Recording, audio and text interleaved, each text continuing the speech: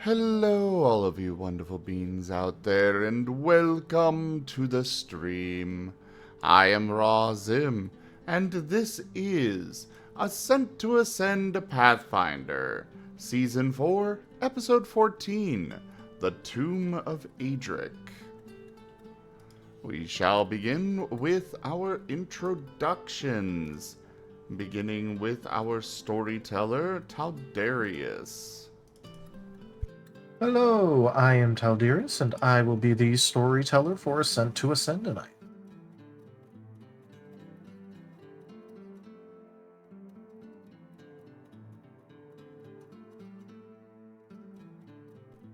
Something is broken, but carry on, Gar.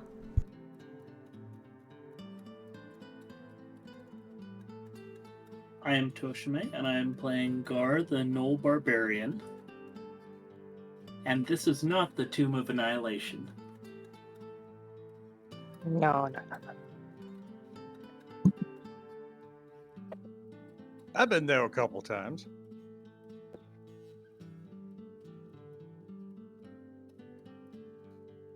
Kerr.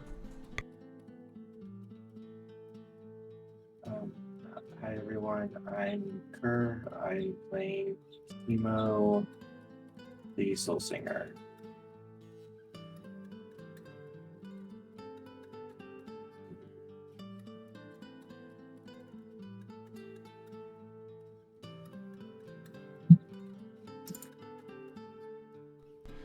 I am Zim, and I am playing as the Marten twins, John and Deer.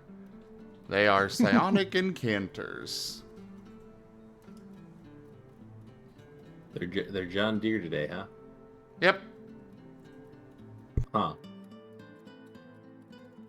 I make parts of them. Anyways, I am the Fox Bard. I'm playing Moriarty, the Fox Bard. Redundant, I know. I am Tanya Sapien. I am playing Rosalia, the necromancer. Just anything necrosis. Anything necrosis? Down bard.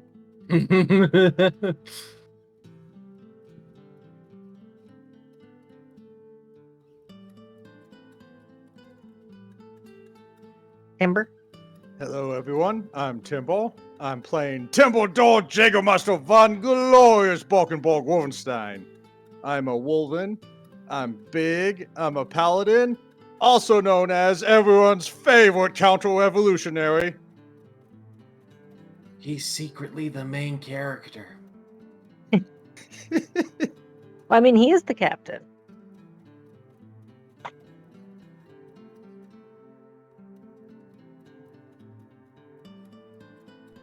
All Well, right. I mean, Tip was supposed to suffer, so that does make sense. We're gonna move over to the recap now. Timber. Alrighty. So, previous episode, we were unmaking camp, ready to go to the tomb of Aedric. So we bury the campfire, start going over there. And then Kemo caught up to us, and I was all like, "Hey, guys, I'm gonna tell everyone about what we're doing, because we're not being watched right now." And then Rosalia told him, "Oh, wait, we're being watched right now." So then Kemo put up this darkness, and we couldn't see for a second, and then we could see again. And then they're all really worried about the crows watching us. And so we started going to the tomb place, and I pushed on the door like I always do, but I guess I was still waking up. But Kemo showed up for this pretty cool thing where he made a hole in the wall. And the cool thing about it was there was a temporary hole in the wall. So everyone went through, including me. I was able to squeeze through with some difficulty, but I made it. And then we went through the place, and there was a bunch of murals. and it was telling us the story of Aedric and Aedric. And then we were making all history checks and trying to figure out what's going on. And then Rosalia's like, Tibble, that is the slowest you ever applied to heresy I ever seen. Well, that's because I was kind of worried about the Marten twins. And then Kemo was like, hey, why are you having a heart-to-heart and stuff? Don't you think that's a bad idea right now? Which is kind of funny because moments later, without hesitation, he starts trying to have a heart-to-heart with me. And I was like, no, why? We're doing a mission. And then he's like, oh, that's because I don't believe honor's a good thing, blah, blah, blah. And so I kind of ignored him for whatever he was saying. Then we went downstairs even more. And then I found a gray torch because apparently Rosalia was telling me there was a different color or whatever. So we go down and everyone's looking around and they can't see anything. So I'm like trying to figure out what to do because they're like trying to infiltrate with their super secret powers and special abilities. And, you know, nothing's really happening. So I go to Moriarty. I'm like, hey, Moriarty, you got booze. Can I have some? So I take a sip because he's a god. He's a whoa. Anyways, I take a sip and I'm reinvigorated. I was able to remove the door pretty easily. Then we went in and apparently my torch of tomb sight could see that things weren't as they appeared. There was everything was old, but when I got close to it with the torch, everything was new. So that didn't make sense.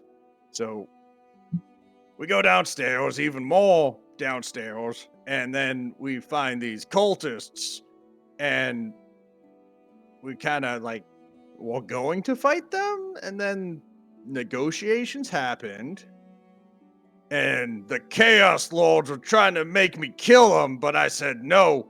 And so I went upstairs, and then I got accidentally hit pretty hard, and my foot kind of hurts. And, yeah. That's about it. Oh, and on the Marten side, they built more stuff, and they met a pretty eccentric guy who would not shut up, and I kind of stopped paying attention after that.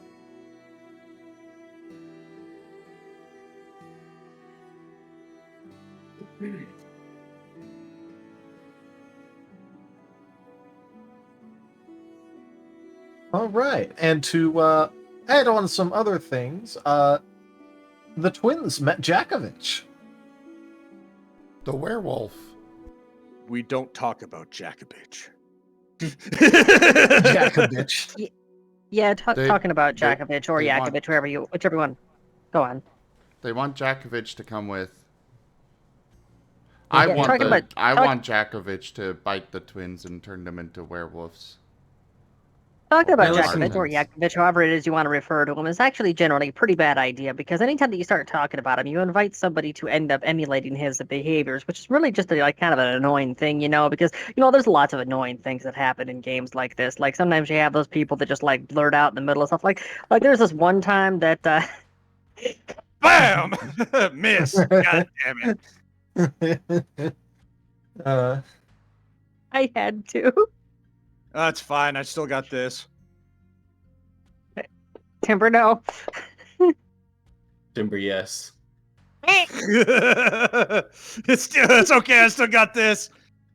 This is a 25 hit Rosalia. Actually, it probably would. My AC is 19, so yes. Roll damage. No. Just for shits and giggles. That's a lot of damage. Well, it's a big bayonet.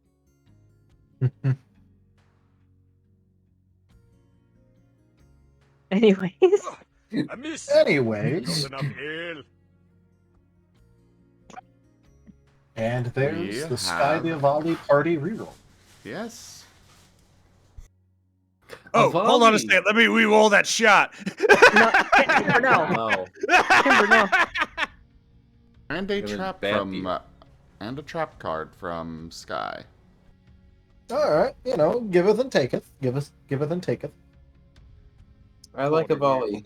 Don't push Uses it. it on the shot. Wait, what if we use the reroll to negate the trap? We can't. Sorry, you That's can't not do how that. it works. You can probably use it to. That's save not how this the works. trap. That's not how any of this works. That's like saying you want to use your tax returns to pay off your taxes. You can't do that, silly. Says you. You guys get tax returns? What is this heresy? Moriarty, I can use my tax returns to pay off my taxes.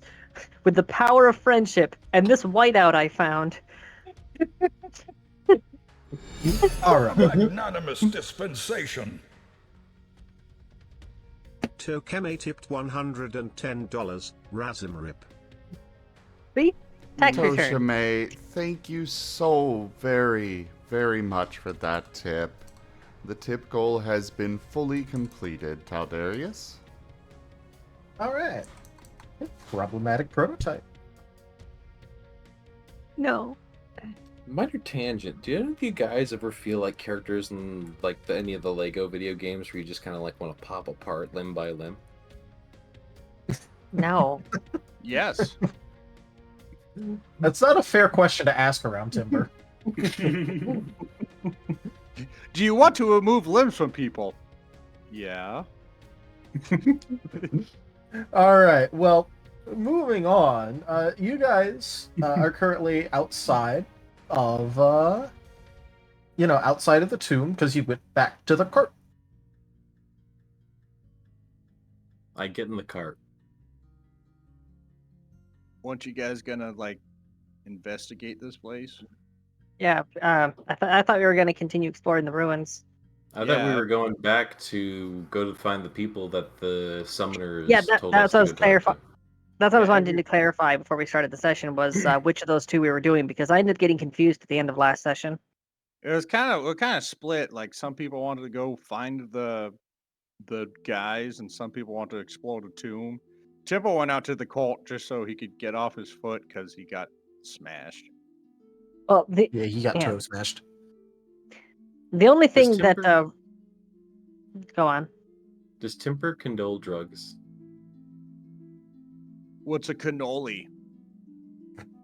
Just condone. You've seen Temple drink alcohol. But does he do drugs? Like if I gave him good kush. I mean, we literally had an episode where Temple accidentally ate a whole bag full of magical weed, so I'm pretty sure that's okay. So, I was just thinking about what Rose could grab for Timber when she goes back to the ship to pick up gunpowder. Bacon. And I just realized we still have a whole bunch of scrolls that we got from the prince that we never identified. Yes, you do, along with some other shit. I can take care of those. How many times Well, do I need to cast Identify? Presumably they'd be labeled. They are labeled. They're all labeled. I just can't read. Cool, because apparently I don't have Identify. Ah, yes, this is a scroll. It Can seems to be a identify scroll of this. some kind. Rolls perception. This is some rather nice parchment. I have Read Magic. Would Read Magic work for scrolls? To be able to see what it does. Yeah. Okay. So, yeah, because if we're gonna be sitting outside of the dungeon for a little bit, or the tomb or whatever, Rose will fly back to the ship to get a few key items. Timber, specifically, what is required when performing any rites to the Empress? Rose would have seen Timber do it plenty of times, so. I'm guessing Typically, he has a giant flag. well, I mean, that's what Temple's cape is. No, I mean, like, you just have a flag and you plant it in the ground and you're like, glory to the Empress. Temple usually just raises his weapon and says really loudly for the Kaiser. So she's never seen him actually like do any rites that require anything special. Well, usually he have like incense or like some sort of weapon or something. Timber has incense? Yeah. Yeah, he has it in his room. Huh. Did Does it go Timber in keep his door particular? locked?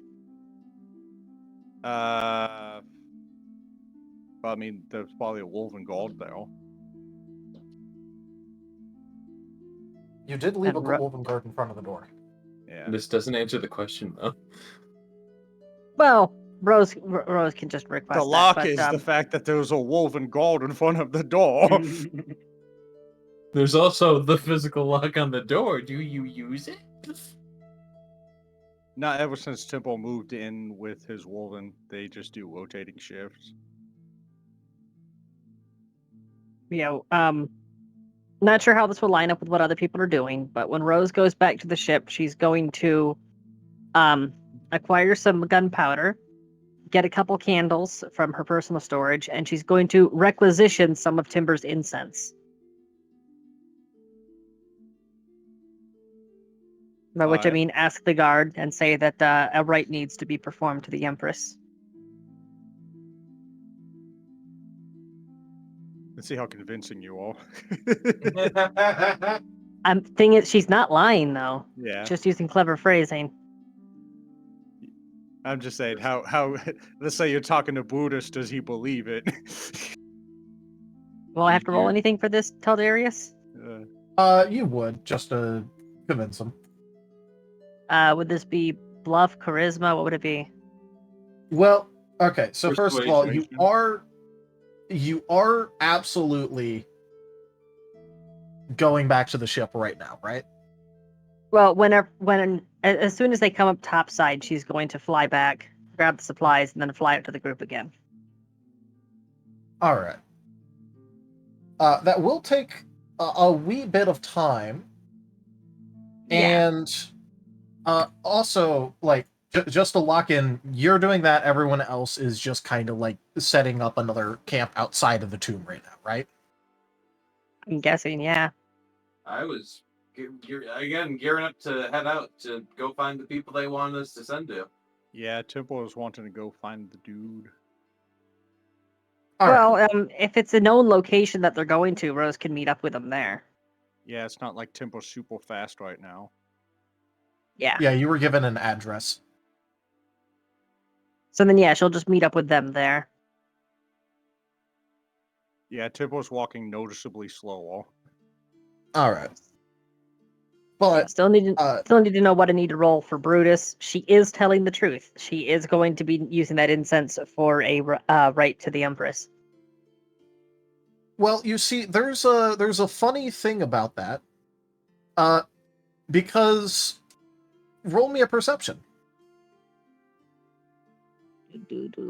Oh, that is.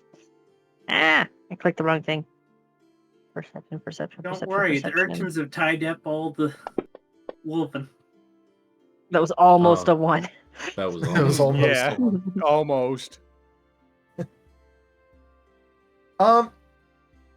As you approach the ship, but before you actually, get on it, you notice a very large and very strange figure, in some rather resplendent armor, currently making use of one wolven's unconscious body as a chair, and the other as a footstool.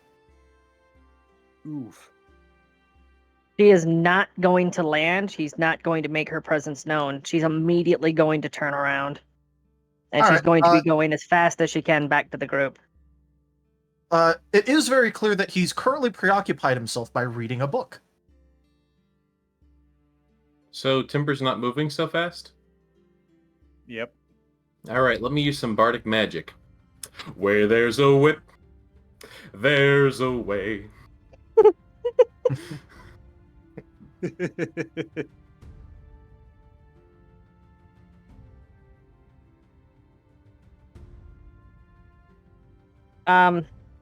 Is there anything I can do to get back at a faster speed? I mean, considering it's not technically her wings doing things like forced march or anything, I don't feel like that would actually have any effect. Yeah, Wasn't it there- really wouldn't. You're already kind of like when you're taking Thorn out, you were already kind of like going to max speed because there's not really a difference. Yeah. So yeah, Isn't she there will like be. a sprinting or chase mechanic or some crap like that? Actually, there's- oh, you know what? While she's flying, since Thorn can focus on staying level, she's actually going to write a note and stuff that into the beak of one of the birds, and then send the bird off with the instruction to meet up with the party, since it's a known location. All right.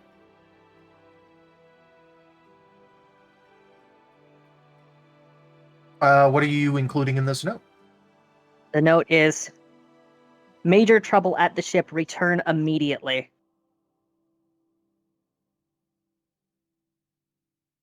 This will be All right. written in both. This will be written in Common, Infernal, and Celestial. Gotcha. Triple threat. As for, Gar, Moriarty, Timber, Kemo, all of you managed to see one of Rose's birds, very insistently holding a letter in its mouth. Moriarty shall take it if no one else shall. Yeah, Timber's kind of dragging the car along. Yeah, Moriarty should take it. All right. You know, To I'll put take it into perspective, you're just outside the city limits right now because obviously Rose moves faster. Yeah. All right, let's see here. Trouble at the ship. Return immediately. All right then. Kemo, if something happened to the children, I'm blaming you.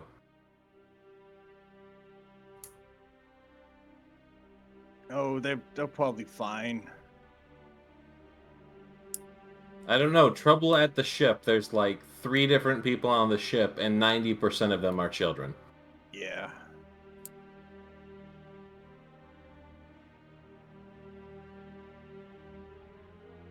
Well, might as well go check it out. They're probably in trouble. Well, that is in fact what the letter says. It doesn't specify. It just says trouble. Timber starts gimping towards the ship. Trying to do the best force march he can, basically, with a fucking busted toe or whatever. All right. A little bit of a bruised foot. Yeah, is that but- can I, like, force myself to march further at, like, a health penalty? You can just go ahead and force yourself to move faster. I'm not gonna. Alright. If you really want to roll something, you could just roll a fortitude save to ignore it. Okay. That is on combat, right? It should be on combat or also on the general page, I think. Skydeep Volley brings up an important question. Kemo, how long does your control undead last?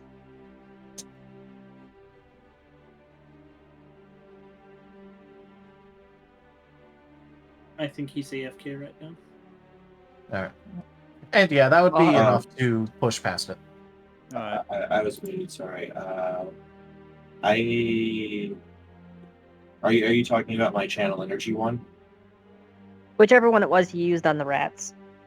Just to know how much longer they'll still be shared custody. Because That's it. she would have left them back with Kemo since she had no reason to bring them with her to the ship. I think it's 1 minute. Uh, Copying the feeds. I have to double check. It's either 1 minute or 1 hour. Since Alright. you were muted, apparently, did you have any response from Moriarty earlier, too? I said, well, maybe we should get back and check it. Agreed.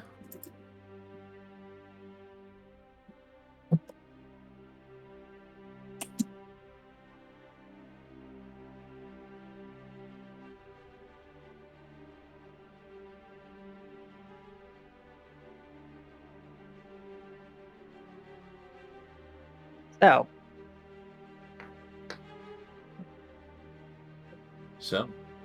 Anything else I was happening while there are?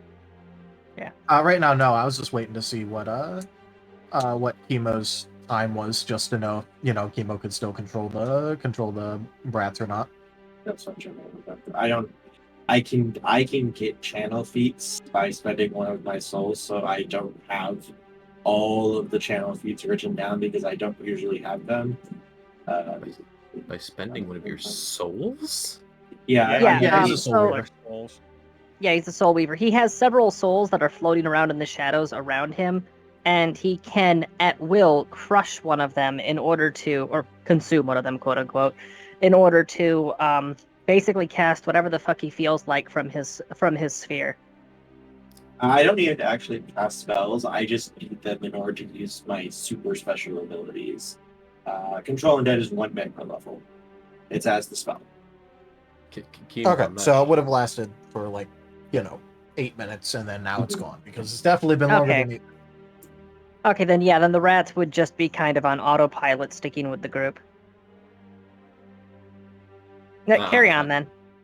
I'm not sure if I'm morally aligned with this casting type. Well, Right, you don't it's know more about just the souls come back after a day. It's powered by the soul of a forsaken child. Well, maybe I didn't use the whole thing. It grows All back.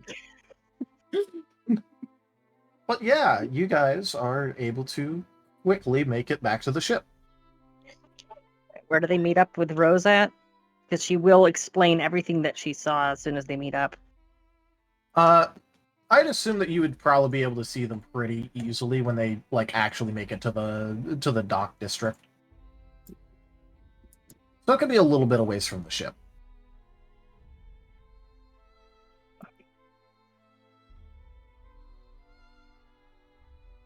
Yeah, I mean, Temple sticks out. Yeah.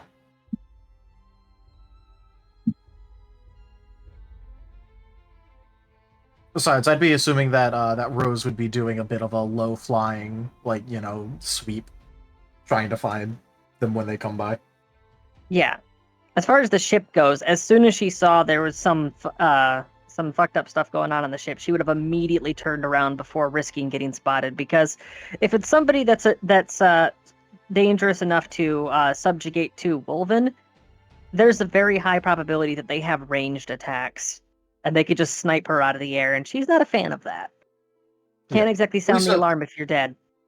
All right, but please note that the Wolven were clearly unconscious. That's a type debatably of worse. subjugation. That's a type of subjugation. I just want to make it clear in case you didn't quite catch that.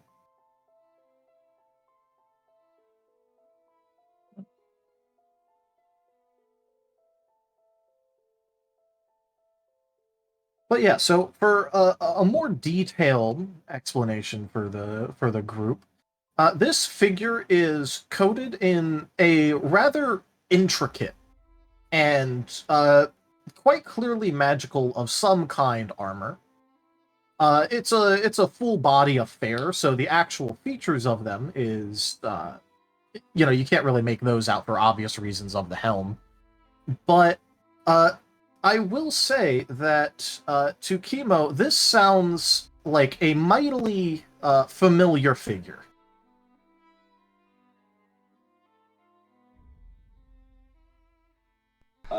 Daddy's home. Is Daddy home?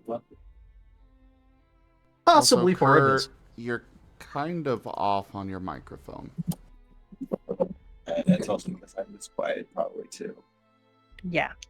That's why I wasn't saying anything. Was it sound like it was just because he was being quiet? Have we caught up with Rosalia? Yeah, that's how I'm you're giving getting the the description. better description. Right. Yeah, that's how you're getting the description. Is that as soon as Rose meets up with the group, she explains, spooky doopy dude, shiny black armor.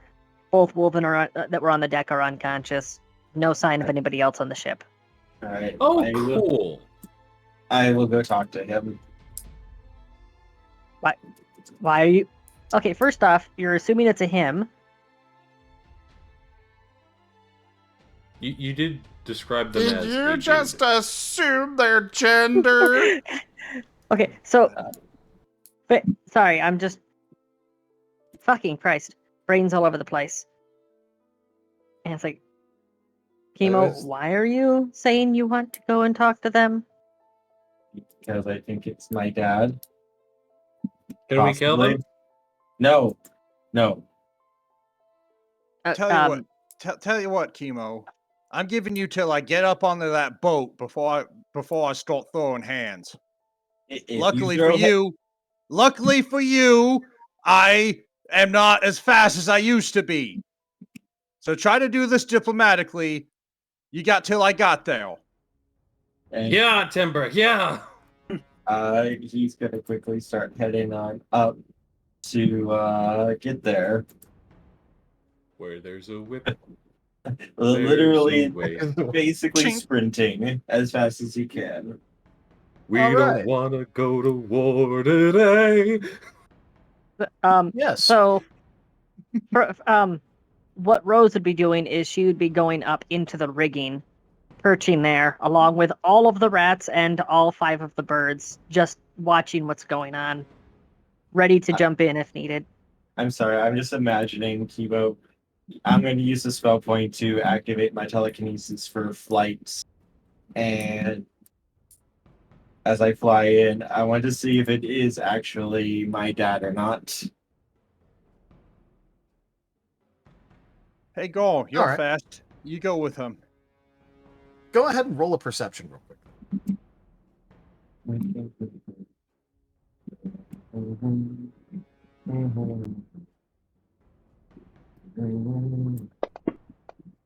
Heroes never die.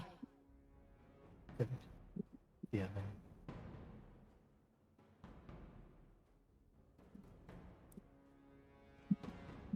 All right, I will make note of this. Did you want this to happen to all of the unconscious women, or just one of them in particular? It can only apply to one. All right. Do you want it to happen to Brutus, Randolph, or Ulf?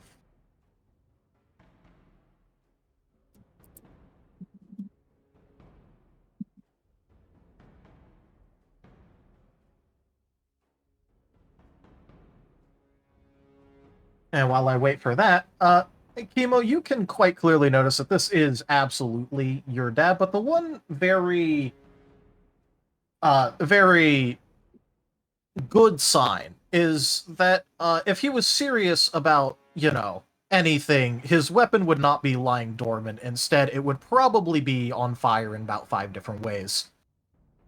Currently, it's just sitting inert, resting up against the mast. He doesn't even have it in his hand. To be fair, he probably doesn't even need it in order to decimate us. Maybe, maybe not, but it is probably a good sign that he isn't actively using it. This is good. This is good. As Kemo literally lands and just looks at him going, Dad, what are you doing here? Yes. Oh, hello. You see, I'm sorry. I meant to visit much earlier than this when the whole fiasco happened. But you know how it is trying to run an organization. That you are welcome back to at any time, I might add. I will not hold your little escapade against you, even if you are with some rather curious friends now. Do we have turn time around when Timber gets there, by the way? Should we roll initiative? Talking is a free action. Talking is a free action. But so is crime. Also, Sky, I will do the. So there's 2 of them that he's actively using. So I'll pick one and have that activate. For the record, it restores them to half of their max. Yep. Or restores And half of their max, rather. Yeah. Look, please don't break my friends. Well, I won't hurt them permanently, even if they do attack first. I mean, look at these 2. Oh, whoops, this one seems... the best and worst part about Wolven is that it doesn't matter how hard you hit him the first time, it's only the second time that matters. And with with a Sabaton foot, he immediately re-knocks out the one Wolven that he's using as a footrest as it began to stir. It shall be done, and done well. Dad, please. Don't break my friends. Again, I promise that it will be nothing permanent, and I'm including death in that even though we both know how non-permanent that is. Mm-hmm. Fair. And I'm talking, I won't hurt, maim, but if they do act up, I reserve the right to make them compliant. That's fair. That's fair. We just have a very hard-headed woman who's on his way currently, and he said he's going to throw hands, and I'd rather not have to clean up the mess. Look, I will do nothing first. It's not you I'm worried about. I know, but you do know that I am technically at war with all of these folk. Yes, I know, Dad. I know.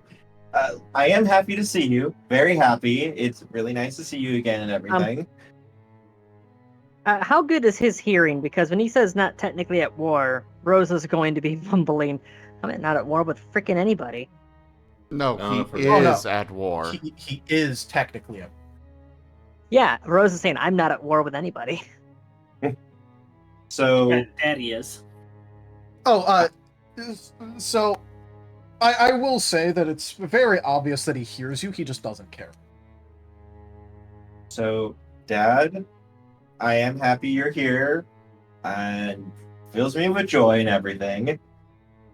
It is nice to see you and actually talk with you again. I'm just really curious, why are you here? What? My only adoptive son couldn't be turned into an undead and I have to come visit? Is that what I'm hearing? I mean, sometimes it feels like you only show up when something world-shattering happens that I do. Look, I'm sorry, but you are welcome to come visit the island whenever you want. I'll even let your friends come. I know, it's just, I've just been busy. You know, there was that whole escapade with the Wolven up north, and that whole shenanigans. By the way, I stole your Yes. children. Come visit. I welcome you on Pleasure Island. Wait a minute. I've seen this movie. I know how it ends. Is there a mini-me fox there? I am kind of trying to figure out either how to fix this or work with it. I'm slowly getting it down, though. Well, I'm glad to hear. You know, I was already a little bit worried when I heard about, the whole situation on Relago here, and that you were getting all mixed up with it. But, I didn't expect you to oppose Aedric. He was going to murder the entire city, basically, and I didn't want the innocent people to get hurt. And there's the bleeding heart. Yes, though I will say in you is immeasurable. I will say I did. Well, okay, maybe I should not be proud of this because yes, he would have been useful and everything, but killing that many innocent people was not okay. I did kind of murder him, and I think I ate him, kind of, sort of. I think he's in here. It's confusing me. I still haven't figured it out. In all fairness, I was on this. In all fairness, I was in the following Aedric camp. I was just acting out orders. Side question. Are we still linked to the Martens? No. No. You mean just one second real quick. My food just got that. I'm going to grab it real quick. Do we even know where the Martens are? Nope. Yes. Well, vaguely. Yeah, Rose would be butting in there, going, yeah, in all fairness, I actually was in favor of Aedric. I just had my orders. Well, you are a necromancer, so it is pretty expected. Racist, but okay. No, it's not racist, it's classist. There is a difference. You see, I could have said that I would have expected nothing less than a jackalope, but I didn't say that. Therefore, it's classist. Well, now you're being classist and racist. No, I was using an example to pose a counterpoint.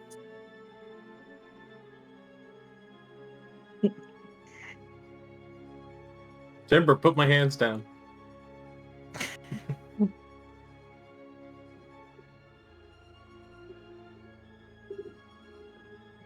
But yes, truly, it is the best and worst quality of Wolvins, that no matter how hard you hit them the first time, it's just never enough. Truly a curious relationship they have with their so-called goddess. Speaking of Are we there curious yet? relationships, You'd be able to see the figure. You're not on board yet. I have been keeping track of it. Can Timber hear him saying this? Probably I mean, not. Timber could try to roll, but he is pretty hard of hearing. Yeah. At any distance, Timber wouldn't be able to hear that. Unless someone's actively yelling stuff to him. I don't know, you might get I'm back. Sorry about that. You might have a moment where the tinnitus isn't ringing. Okay, I'm back. Sorry. Welcome back. All right. Were you able to hear the conversation, or did you have to take your headset off? I had to take my headset off. All right. Basically, there was a small discussion on classist versus racist because he made a necromancer remark. Then, also, yeah, and Rose pointed out that she was technically in favor of Aedric. It's just that she had her orders to follow. and then he remarked that it was the truly the best and worst quality of the Wolven, that no matter how hard you hit him the first time, it's never enough. Thanks to the curious relationship with their so-called goddess. That's making me curious. What happens if you drown them? Kemo. Focus. What? Well, I mean, I'm only using 2 right here. There's a 3rd right over there that we could use as a test dummy. Oh, wait, no, No. we can't. I already popped the chains. Sorry. You could tell that this is the kind of jokes that he normally makes. Yes. Yes, it is. Also, I suppose I should say thanks for the gifts you sent me. Well, it's no problem. I mean, it's the least I could do with having to delay my check-in and all that. And I am I sorry don't know about... why Ibram is being so stubborn. Abram, is that the bear?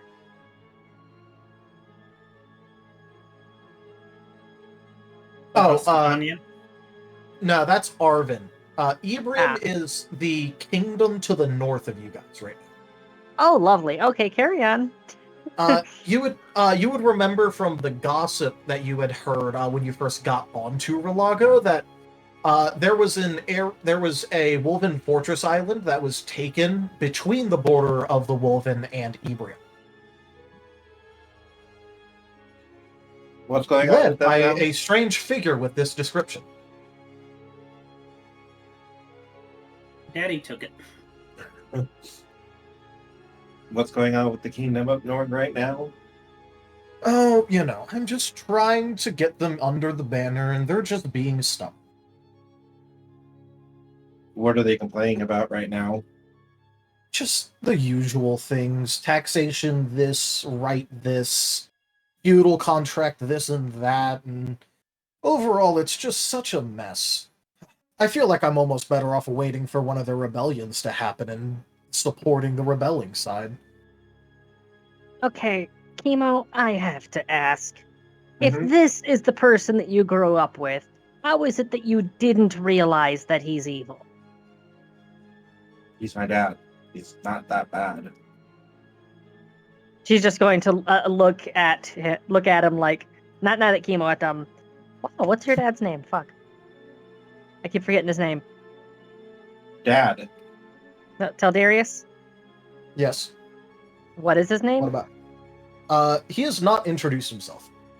Oh, Well, Shadow, she's just going to look at him like, "Are you believing this shit right now?"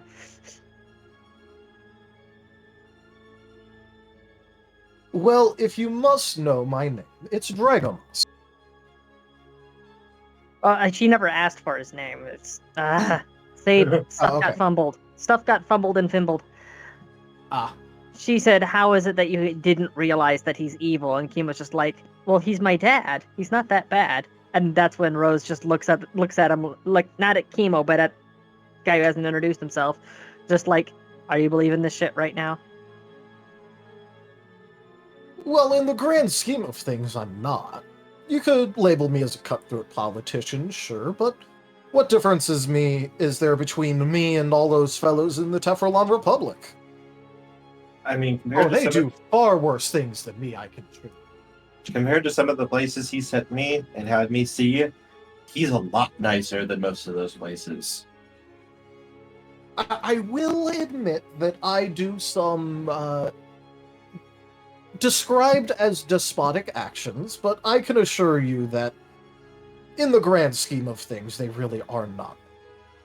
He does offer great healthcare to those who work for him. Healthcare is the number one benefit of working for him. Look, I'm not saying evil in a judgmental fashion. Hell, I'm evil.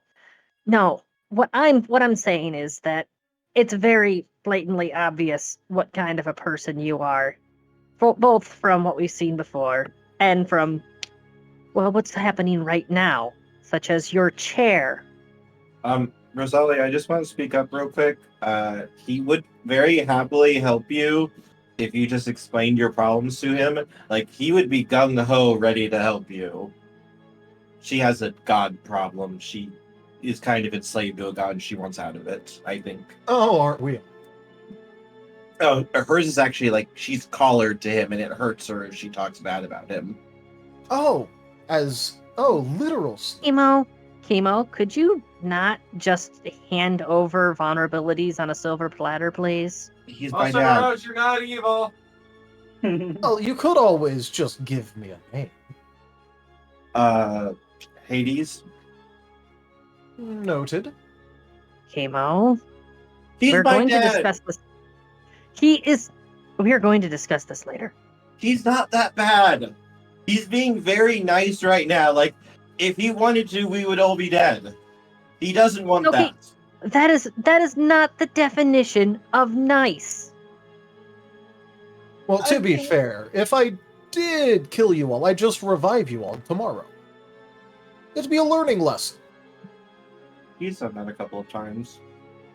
I don't get the lesson. Don't die next time. Where is Moriarty at the moment, and where's Timber? Oh yeah, I was actually about to say that after that comment, the rest of the party is in fact there. Okay, remember that Rose is up in the rigging right now. Wait, how did we get here? Okay, look. This is what we get for Zimboy me splitting the Bob. party. Are they at least, did the twins at least get teleported here with Jakovich? No. Oh my god. No. To kill you. Okay, serious question. Storyteller, can Timber use a lay on hands on him as he's, been watching up to obviously some sort of issue on the boat? Can Timber use lay on hands on what? On himself as he's going all the way to the boat this whole time. That's what I was asking. No. Yeah, you can use lay on hands on yourself. It's a swift action for that for you. Yeah.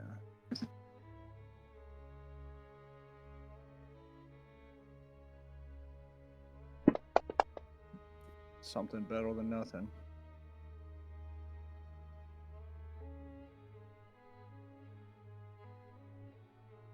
All right, go on.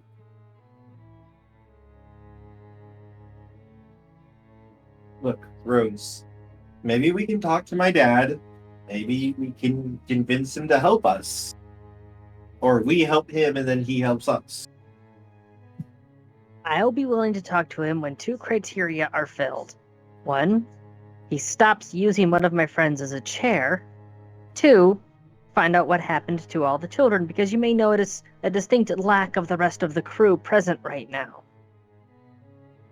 Don't worry too much about that. I just sent them downstairs with Vesk. I did have a question, Do it. Dad. Do you know Vesk at all? I was kind of curious about that when I met him. Well, actually, yes, I do.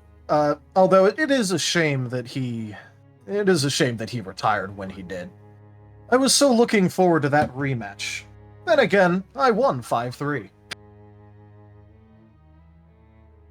Vesk, I know you're eavesdropping right now. We will discuss this later. You just hear Vesk's distant voice from downstairs just yell, "I'm retired, there's no discussing anything." So I'm kind of glad I broke him out now. Apparently this place was just going to murder him. You know, I kind of miss when this was just us going after towers and not dealing with all these fucking politics. Moriarty, we're getting entangled in gods. Politics come part and parcel. There was always going to be politics with this in mind. I mean, Listen, how long have the gods been arguing over whether or not to destroy the world? Listen, There's no becoming a god without the politics. I was under the assumption the politics I'd be dealing with would be greedy churches that were extorting the people that were obvious bastards, or the occasional nice one that's actually helping people, but still has a rather oddly decadent church. We've encountered both of those things.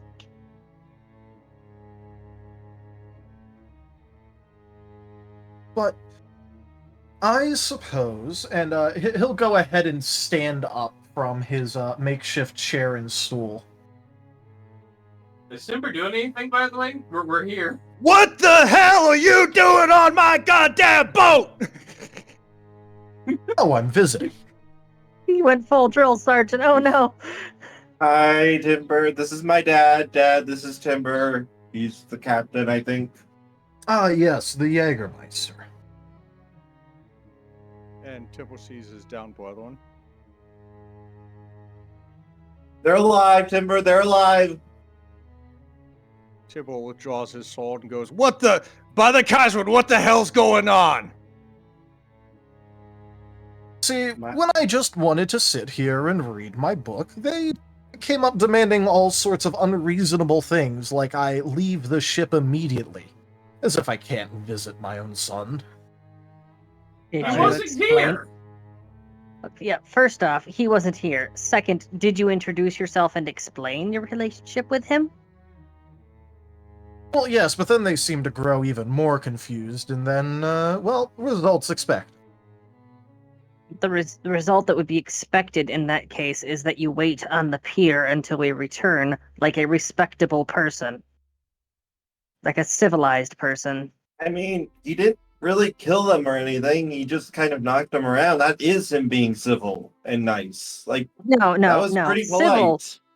Civil is asking the captain's permission before boarding the vessel and before interacting with any of the crew aboard the vessel. Also, I just want to say real quick, out of character, I feel like for like half the party who's seeing this right now, everyone can just look at Kemo going, "Ah, that's the reason he is the way he is." Yeah. This was his father figure. Yep. This is the person who raised him and taught him his values and how he should act. Look, I understand that you have your own idea about civility and all, but the one truth of the matter is that might makes right. How do you think all these rules of civilization and all that came into being in the first place? If you're the strongest, you get to decide the rules.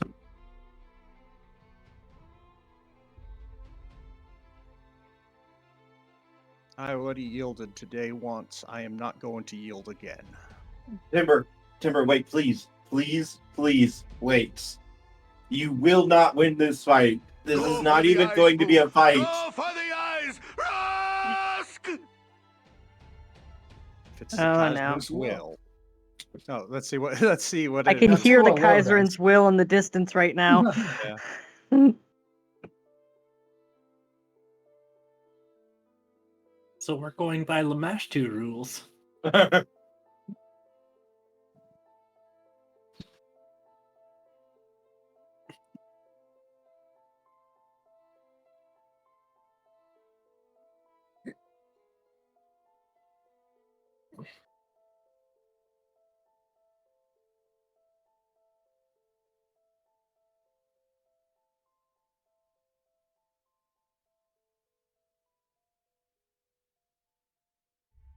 Jeopardy theme ensues. So what was Kemo saying before this all happened? I'm trying to catch up on what happened. Whoa. Timber, don't. Please. You will not win this fight. This is not even really going to be a fight. Please, let's just talk about this and work through this. My dad is just coming to visit. And I'm kind of happy to see him a little bit too, despite everything. Kemo, you should know better than that. Telling him Can I that he go won't below survive deck? is not a deterrent. Kemo, Oh no, he would survive. I mean, look, I can kill a lot of people, but I can't kill my son's new friends. At least permanently. But I already agreed not to kill you at all. Right. So was the game-breaking influence processed, or? I was just gonna. I was actually about to let everyone know that Zim's having trouble bringing it up right now. So Okay. I was just gonna say the line I wanted to say. Some things are worth fighting for, Kemo. Can I go below deck? Sure. All right. Can I find the kids? Oh yeah, I mean, like most of them are pressed up against the ladder going down, trying to listen. When Moriarty goes below decks, the rats are going to follow him on strict defense protocol. Timber, he's If anything attacks Moriarty, the rats are going to swarm it. Timber, he's my dad. He's And like he's- the coolest guy in the world. And he's standing on my brethren. I got off of them. Past tense, present tense. The fact that you are willing to do it says all that he needs to know. He's really not that bad of a guy once you get to know him. Just give him a chance. Kemo, I'm gonna need. There's a book in our library on Stockholm syndrome. I think you need to read it. I mean, we do have our disagreements. He thinks I care too much. I think he doesn't care enough. We literally had like a debate over dinner every day about different discussions and different plans and things. Like, it was honestly really intellectually stimulating and really fun, honestly. I kind of miss that. But, off topic, he's not that bad of a guy, especially compared to like some of the places around here. Like, he actually does care about everyone, just more on like a grand scheme level rather than like the individual person. Like, he really wants to help people. It's just his form of helping and my form of helping. I care more about like the single person usually. He cares more about like civilization and entire species sort of thing. Yep, just like the HKO looks at the big picture, which is why people like, my people are fed to the grinder. Well, more specifically, fed to the gnolls. So, so while all this is going on, Moriarty's talking to the children. All right. Oh boy. So when Moriarty gets down there, he's gonna be like, "All right, kids, do you know the deal? Do you know what's going on?" You're gonna get like a multi-pronged, multi-person answer, where it mostly just devolves down to this guy in gleaming armor. This guy in gleaming armor showed up, and didn't want to leave, and then the Wolven tried to make him leave. So he punched the Wolven really hard, and then they were unconscious. All right, Yeah, that tracks. All right, so kids, listen up. I'm putting 2-to-1 odds on the fact that Timber is about to go up there and he's about to fight the man. Now, if what you're saying is true, there's likely little chance that he's going to win, though he seems to have promised that he's not going to be killing anything, and he seems to believe that might makes right. So, this is a perfect opportunity, I think, for all of you to understand just what the fuck you're getting into. If y'all want to get up there and help your captain protect his boat, I think he'd be mighty proud of you who go up there and fight with him. Moriarty, don't you fucking dare. One moment. Do.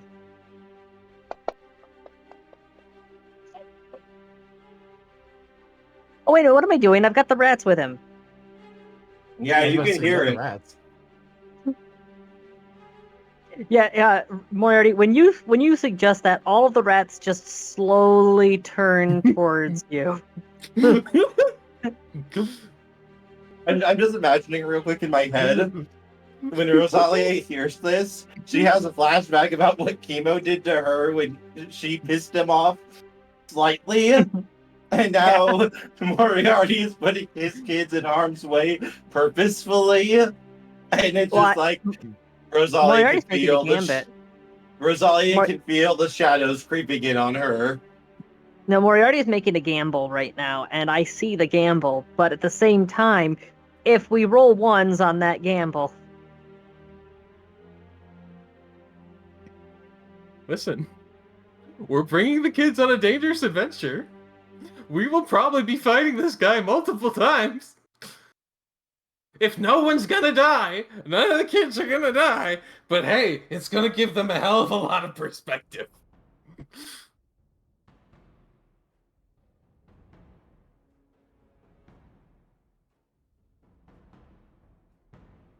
So how did the kids react to this?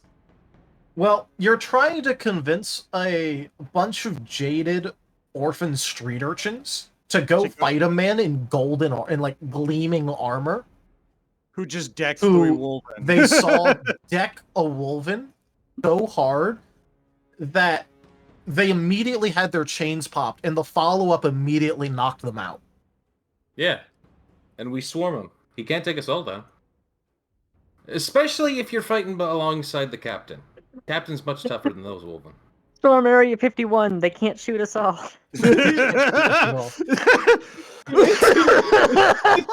Actually, that logic, yes. Look, all I'm gonna say is you're attempting to convince a bunch of jaded street urchin orphans that are already a bit mistrustful of authority and are only coming with you because very rich man came and gave them a lot of fucking money. I would just like to, since I'm bringing up that old reference, my all-time favorite reaction to that, the Area 51 thing, was the clip of the, Storm Area 51, they can't shoot us all, and then it's a jump cut to a Marine. He looks down, camera pans over, it's an M134. Camera pans back up to him. Like, yes, we can. Yeah.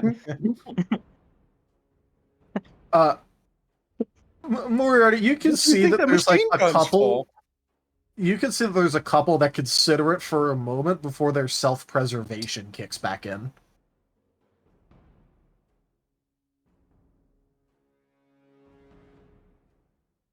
So there's no hands. There's no one willing to go up and fight.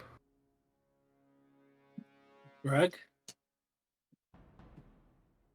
You don't see Grug there. Interesting. Oh no, Falcon Sharp. So just so you kids are aware, this man right here is the kind of thing we're going to be fighting a lot. You're aware of that, right? Like all of you? Like, this man's a common occurrence. And also apparently the father of one of the crewmates. So we're going to be seeing him a lot. Potentially fighting him a lot. Just throwing that out there. Well, if it's a common occurrence, then you can deal with it. Right, but the whole reason you're here is for us to train you how to fight, isn't it?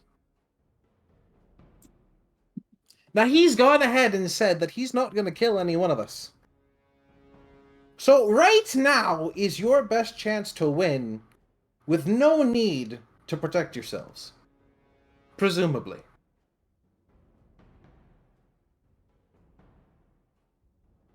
They still are not looking trusting, especially at the won't kill anyone part.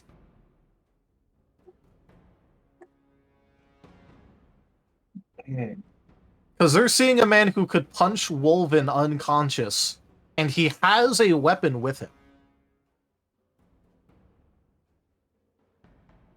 They are not confident in any way about this.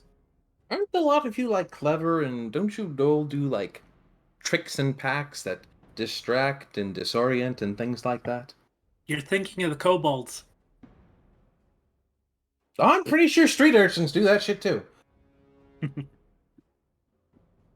I don't know if you've realized this, but I don't think that he's going to be very...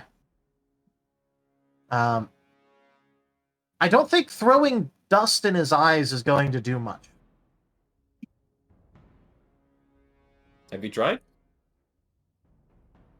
Have you? Not yet. You got dust on you? Let us You know. got pocket dust? You got some pocket sand? If Kemo finds out about this conversation happening, there will not be enough of Moriarty to pack away in a cardboard box. Actually, going back up to the decks, when Rose realizes that tensions are slightly escalating, I can use the portal staff to move items that are inert, right? Yeah. Well, I mean, you have to, like, give, like, let's say you want to, like, move a box with the portal staff, you do have to actually, like, grab the thing. give it, like, a little tap. Alright. So that way it actually goes through. Got it. So I can't, like, put it on the floor underneath the thing?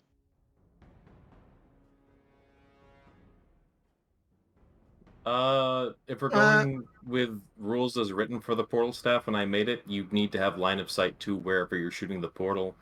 It needs to be a flat surface and large enough for the portal. Yeah, I was about to say, like, you need to be able to technically see it, which, if it's underneath something, you can't. Even if it's, like, right at the edge so the thing just kind of tumbles in? Still a no? I mean, you could try that, but I mean, it kind of, like, really depends about the size of the object. It's fine, it's fine. Never mind then. Yeah, when she hears this, and once Big Bad is away from the two unconscious Wolven, she's going to switch the chromatic armlet to positive energy and fire off her two remaining shots at the two of them. Please note, he did not step away. He just sort of, like, stood up. Oh, never mind then. Fuck. Well, no one asked him to step away. They just said stop using the Wolven as a chair and footstool. So, Timber, look, we can talk about this, and we can work this out. My dad can be very reasonable, and we might even be able to get some help from him, maybe, if we can convince him.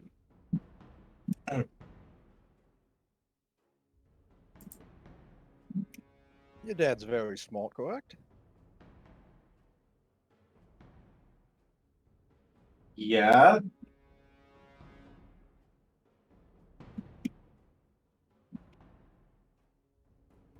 Then he knows I cannot yield.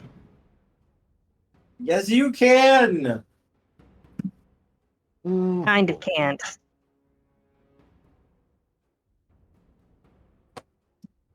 Jägermeister honor. Timber, he's my dad. He didn't actually hurt them that badly. They'll be fine with a little bit of healing. Also, I did already say, I mean, you weren't here for it, so I'll reiterate it.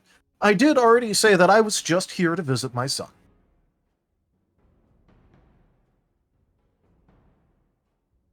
Look, you and I both know that you know how the Wolven work, how they think, what they do.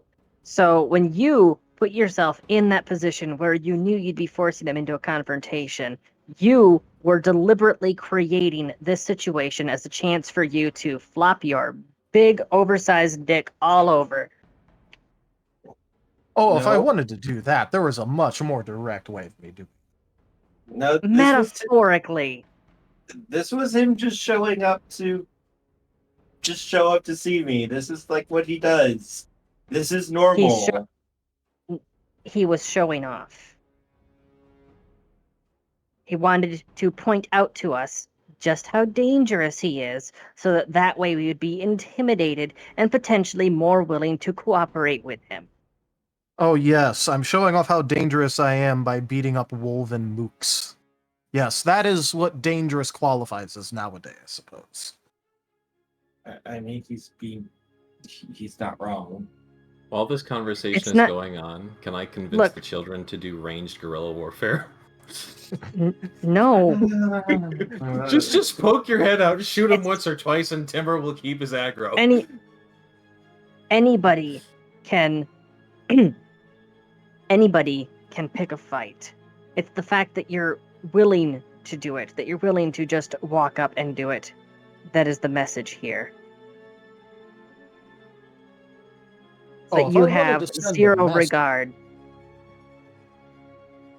If he wanted to send a message, he would have probably just murdered everyone on the ship and left their bodies on display for us to find. I would have revived them tomorrow. I know you would have, but I'm just saying that's what you would have done. Well, either that or I would have just done the same. You're not disproving my point, That's the Kemo. real first impression. I'm just here to visit. Just because the Wolven culturally don't understand it and they constantly want to pick fights with me over it is not my problem. I haven't even killed anyone here. Rosalia, this is him being very reasonable. Like, this is reasonable to him. This is reasonable to most of our organization.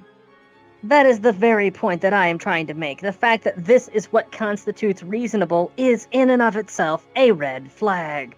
I mean, it's still better than, like, half the countries out there. Oh, yeah. Way better than half of them. I'm not even going to argue that.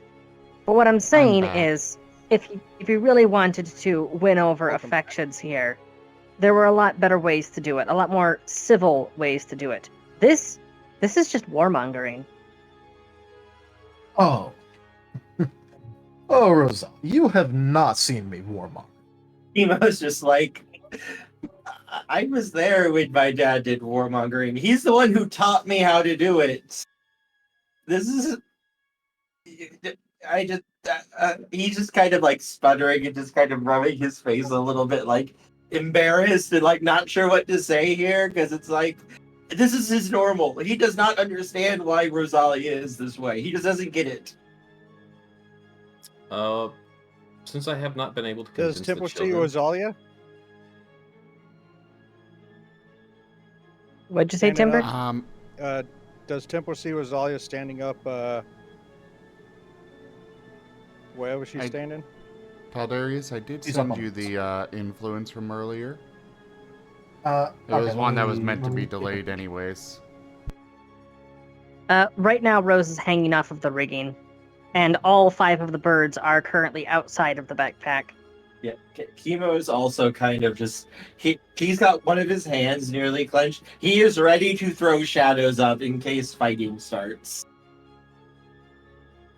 Since I have not convinced the children, I'm going to go ahead and just travel underneath the ship to that hatch that's kind of behind where the captain's quarters is. So I would be behind the guy. That's more towards the front of the ship, but he would be behind it because of how he's positioned with the mast. He's sort of like he was sort of like leaning up against it. I thought you said he was in front of the captain's quarters. Yeah, he is. The water drainage hatch is near the front of the ship. Right, but there should be two hatches, one towards the front and one towards the back, that kind of goes directly up to where the captain's quarters just is. Here, let me just do We have a map. There's a map. Yeah, that's what I'm bringing up right now.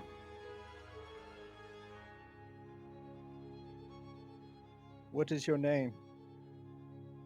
Ezekiel.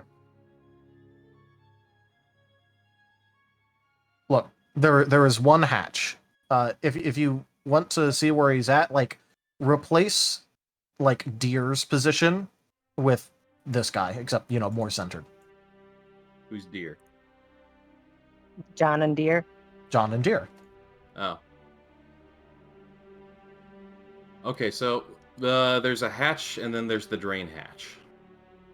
Because there is a hatch right here. Yeah, that's where you went down at.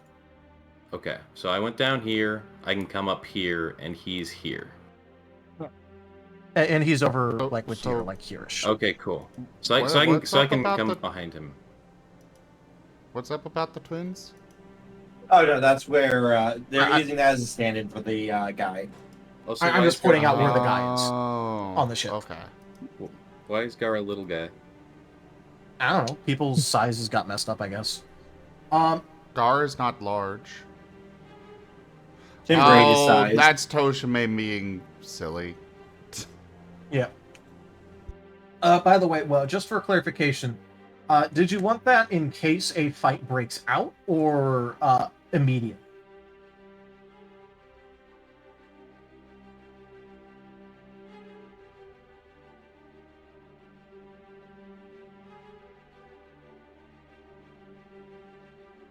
And, while I wait for that, everyone else can continue.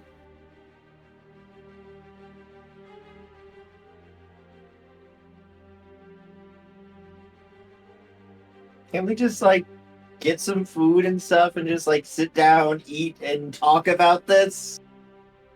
I'm perfectly willing to handle this in a civil fashion, so long as he's willing to handle it in a civil fashion that conforms to the common tropes of civility, not his personal interpretation.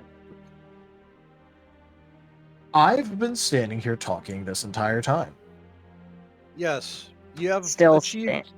You have achieved your goal. You saw Kemo. What's your plans now? Well, I was going to continue my visit, as well as, get the measure of the new friends that he's made. While I don't approve of the company, it's still his decision.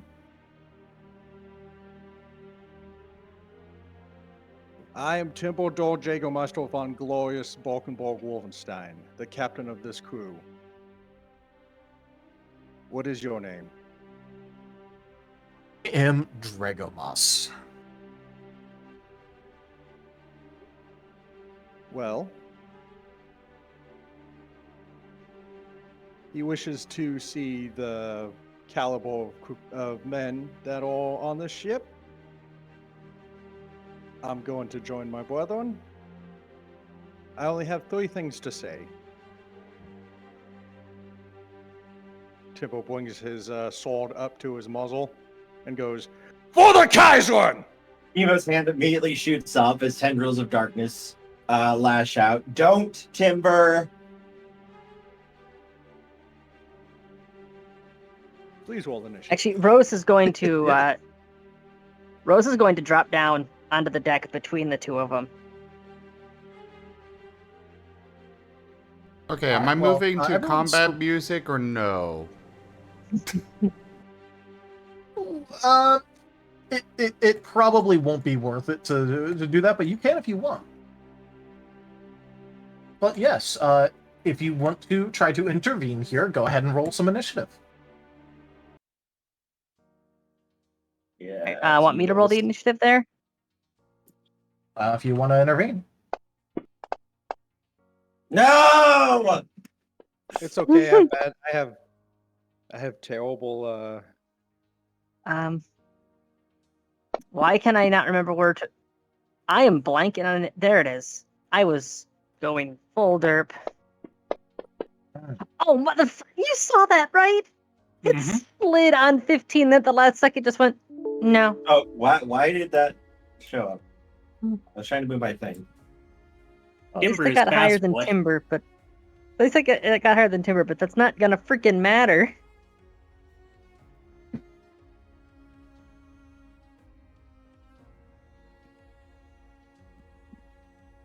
Moriarty, you can act first. I will hold an action to chromatic orb the bad guy until Timber takes a strike at him. Pass turn. All right. Do you want before or after? After Timber strikes him. All right. So is Timber looking like he's literally like charging right now or getting ready to charge? Yep. Who are you charging towards? Well, obviously your father. Okay. Clinging darkness, Stygian immersion. Yeah, Kemo is going to stop this immediately. It's not that he wants to hurt Timber, it's just almost acting on reflex. The moment he sees Timber getting ready to charge at his dad, he just reacts as the darkness beneath Timber comes to life. And Timber, I'm going to need to make a reflex save first. And it's only targeting Temple, correct? Let me double check, because how close is everyone to Timber?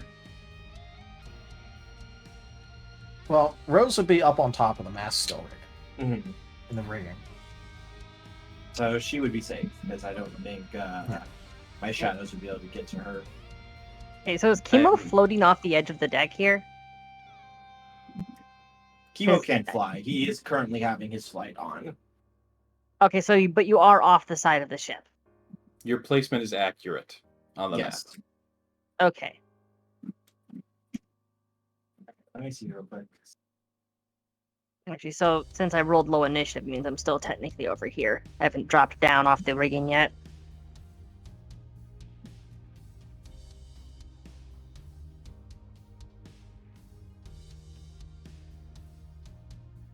Okay, yeah. Timber, you're going to need to make a reflex save to avoid falling into my my darkness pool that I'm creating under your feet using your own shadow. Hold on a second. Make sure I got the right dice. Problem is, I'm targeting a paladin with a save. That is not where you want to be. Yeah. Paladins have really good saves. Also, Temple, since he's a shield master, every time he's doing a reflex save, he can add his shield's AC to that too.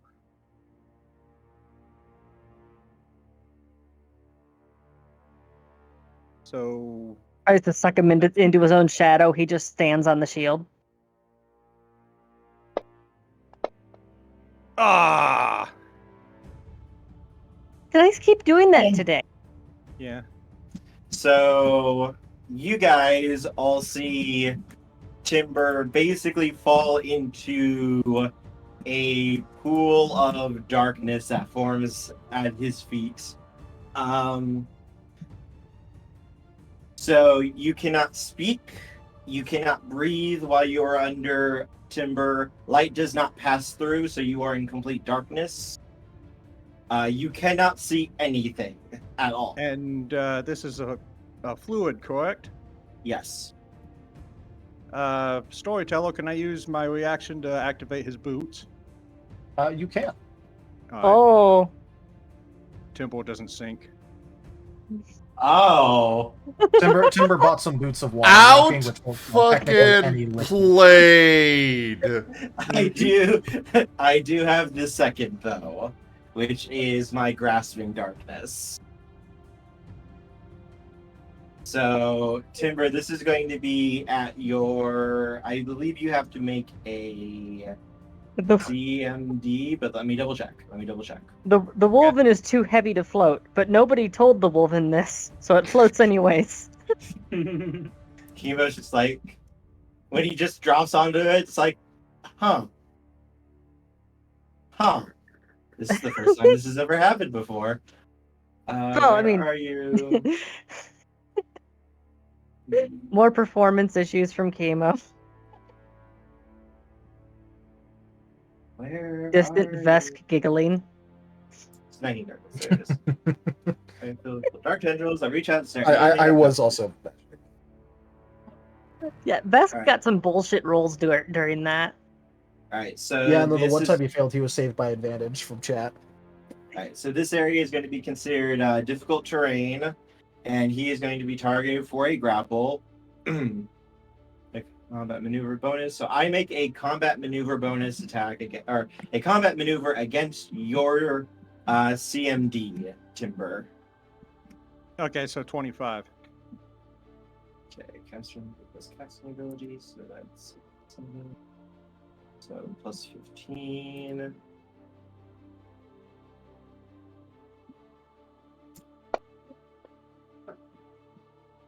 As the tentacles lash out at you, grab you, and start to tighten very tightly around you for 11 damage, and they bind you. You know, son, this is very different from your old power set, but I think you've adapted fairly quickly. I've learned.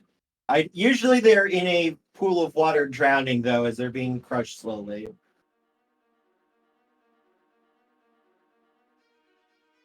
Tib will grunt and go, then treason it is. You're trying to kill my dad! I'm not letting you do that! Wosine, I had originally asked you if you wanted it to take effect immediately, or if he tried to attack, or what signifiers, because it just said for use.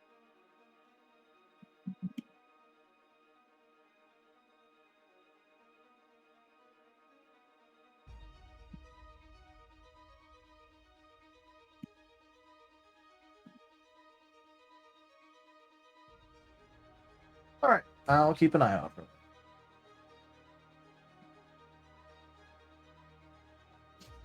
Yeah, he was basically literally going to say, you were just going to try to kill my dad. I am not letting you hurt my dad.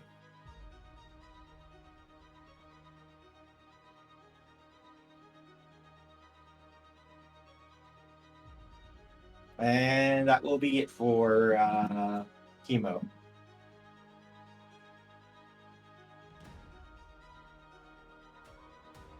So that means it's on to Gar.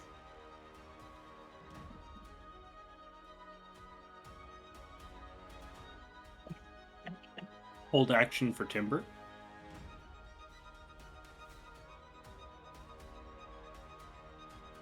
Alright.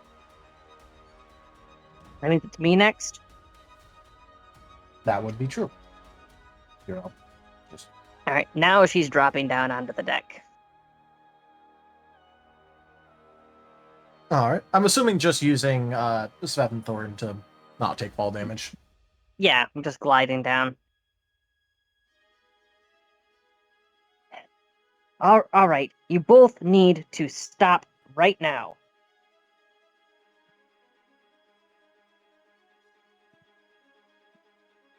Temple's like struggling in the thing.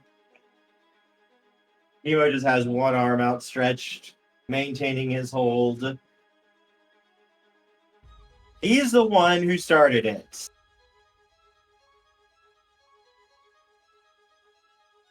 And he looks down at Rose. And she can see that he looks incredibly tired. Timber, fighting him will not fulfill your mission. None shall see me. Though my battle cry may give me away. I sacrificed so much for this crew. Let me have this!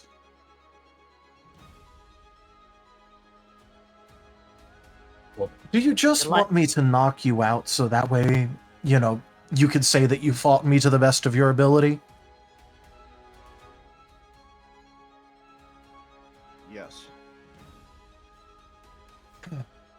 All right.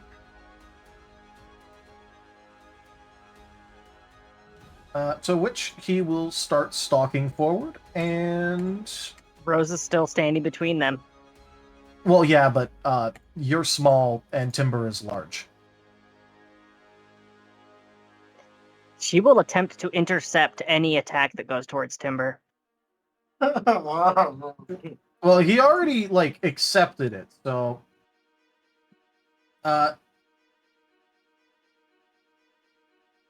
what he's going to do instead, as he stalks forward, are you going to like actually like Look out, Saul. look out, sir? Yeah. Are you actually gonna like posture to block, or are you gonna like try and surprise him with it? Oh no, she is full on standing between them, has Thorn's wings out, she has her arms out, she's just like, no, stop. This has gone far enough. Well, I certainly can't say that you're craven or chickenly. How about this instead? And he twists his ring. And Rose, please make a will saving throw. Add 3 to that. Boop.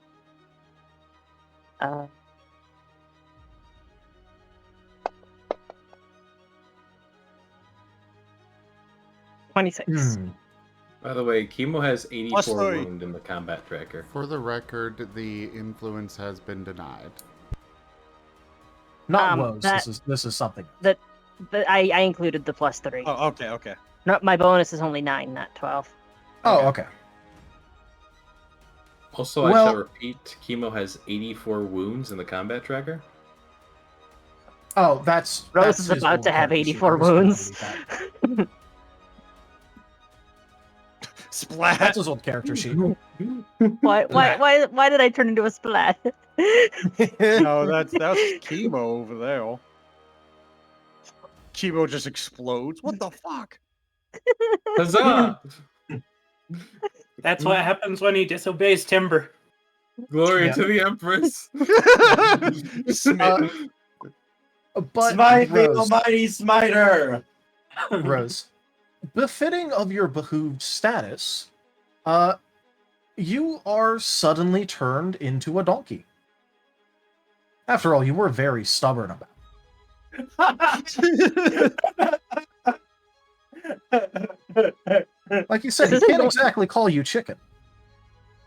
This isn't going to deter her. She'll still be standing in the way. Well, mean, yes. yeehaw! Now you can't really block. She can still kick him in the knee. Which she's you can immediately try going to... If he makes a swing, she's going to try to kick him in the knee when he swings. Yeah. Well, he doesn't have improved unarmed, so you will get a free attack of opportunity when he swings. Nat 20, Nat 20. So, if you do want to swing at him, your current form would confer you a +5 to the kick. Yeah. Isn't just on the off chance we do get a nat 20? Isn't there a nat 20 card that is literally just you kill them? Yes, there is. That would he be goes down, so immediately gets... fucking funny. He goes down, immediately stands back up. Well, that was unexpected. The kick of justice. Get kicked in the jaw.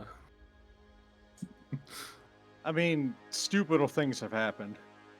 This is true, but people have straight up died to donkeys and or horses kicking them.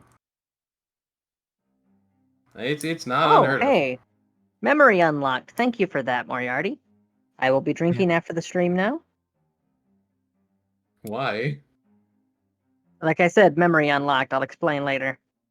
Oh god, did someone you know die like that? Go for the kick, Rosalia. Alright, so what specifically am I rolling? It'd be a +5 for a D8 +2 damage. Okay, So so +5 to hit, +5. so D20. A D20 with +5. Isn't Son of a bitch. Can I? That's Wait, no, almost I'm a burning 19. No, I'm Did burning you a say it point was of with fortune. advantage? I'm burning a point of fortune. No, it's not with advantage. It's an attack of opportunity. I gotcha. Either way, burning the point of fortune. Remember, there was a card of. Yeah, I Nasty. remember. There's a party reroll floating Yeah. about. Yep. I think that the gods are saying this is a no. Oh yeah, third time's the charm. Do you want me to use the party reroll? Why not? Please go note ahead. that That he was- is, in fact, in full enchanted armor, and you're trying to kick him as a donkey. Yeah, I know. It's the effort You, that you, counts. you used your thing. Maybe I need a fucking reroll. I've been rolling like garbage. So Well- yeah, she attempts to kick him in the knee when he goes to swing for timber. To what little All right. effect that has. Well, there is a all-in card in effect, so this would result in a crit fail of Yes. melee blunt. Yes, it would. Okay. Which, actually, if it keeps him from getting a crit success on timber, because technically mine came first. So you know what? I'm Yeah. okay with this. That is pretty good. Here's an interesting question, Mr. DM. Would Yeah, Rosalia, sure. even with a +5 in this, even have a chance to hit this guy? Nat 20. Well, there's always a chance with a nat 20. Yeah. Right, That's there's a the only way. chance, but like that's the thing though. It's like even if you roll a nat 20, that's 25. Does Oh, no, a nat 20 25? Nat 20 Oh, automatically okay. hits. Okay, good to know. Good to know. Yeah, nat 20 always hits, even if you technically can't, quote unquote, hit them. Right. So if he had an AC of 26 and you roll nat 20, you still hit him. He probably has an AC around 40 to 50 would be my guess.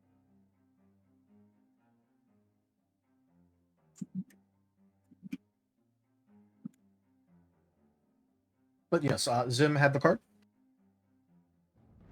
Yes. Tender. You deal half damage for 1d4 plus 1 rounds.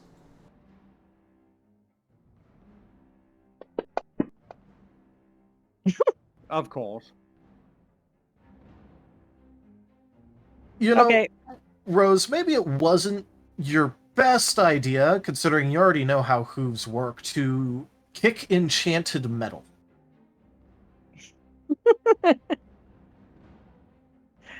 It's the principle of the thing.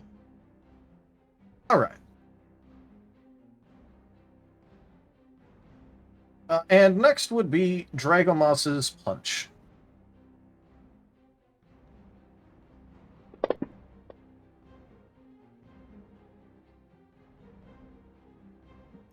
Oh me, oh my. Crit fail. Crit fail. Crit fail. Oh me, oh my. Timber, does a total of 54 hit you? No, I don't think so. Yeah, you're getting hit anyways. Does that number is that bigger than it? Ah, fuck! That's a made-up number. Ow. Hey, he did exactly 69 damage. Oof. Nice. Timber, according to the combat tracker, that would knock you out. You can stay to not use your chains because it is a willful action. So he gets down, but it's not enough to pop his chains, which I feel like Yeah. would actually confer a little bit of respect from him. Like, oh wow, you actually are kind of tough. Yeah. This was non-lethal damage, effectively.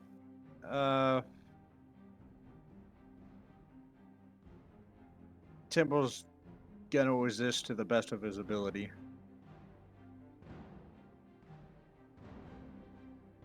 So yeah. All right. So I will set you to 79. In which case you have your chains popped. To which he's going to sigh and shake out his hand a little bit and go, the Wolven's best and worst quality.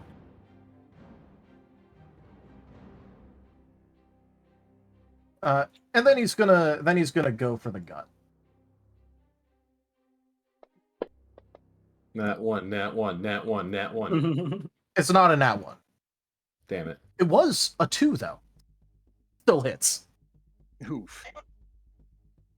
And this is non-lethal damage, so you're gonna go really fucking low, but it won't matter. Because it's non-lethal.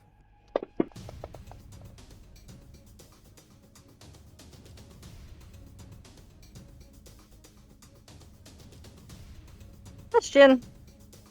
Timber goes down. That means he falls over. Does that mean the boots are no longer working? Oh, he's being held by the shadows anyways. The tendrils can pull you under. They're part of the water. Just wanted to double check that.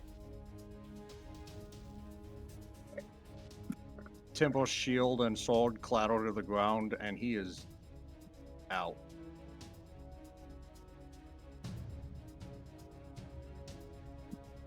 You know, this is why wolves are so hard.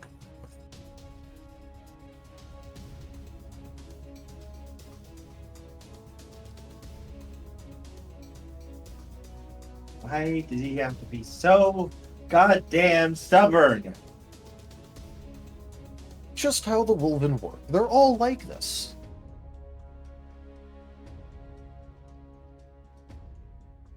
Well, despite my personal misgivings about their Empress certainly is good at the indoctrination part. I'll give her that. So glad that all the Wolven are unconscious while he's saying this. To be fair, he'd say it if they were. Yeah, I know. What I'm saying is that I'm glad they're unconscious because they'd be compelled to act if they weren't. Kima's gonna wave his hand as the tendrils are going to move over and gently set Timber down. It still sounds like They're not letting go of him. They're just setting him down. You set him down gently, but it still makes that sound effect. And here comes Timber back. Timber just got ethereal restoration. Yes. Sorry. God damn it, Timber, just stay down. Please. Considering the card was made for 5th edition where you can't actually go into the negatives, I'm going to say that it will restore you to half of your maximum HP if you are unconscious.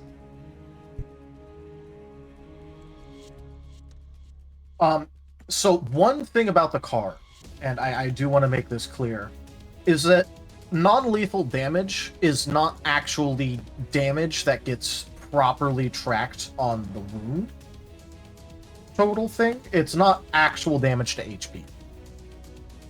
It's pseudo damage. Yeah, to be fair, I think the whole reason the person played the card is for Timber to get back up. Yeah, I do just want to make it. I do just want to point that out. So, yeah, basically it's just, in spite of everything, Timber somehow immediately regains consciousness. Yeah. This hear would be no like the bell. equivalent of when someone gets KO'd in the ring and then wakes up like immediately after. Yeah, I didn't hear no bell, like Moriarty Like, just said. so clearly, like, passed out, went down, you know. And Kemo set Timber down. I lowered him down, but I did not let go of him.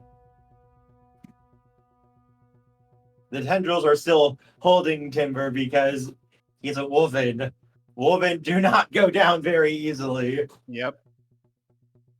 So I'm guessing it's Timber's turn, correct? Yep. So Then it he's- would be Timber's turn, yes. Yeah, he's prone and grappled. Yes. Prone Okay. grapple, yep.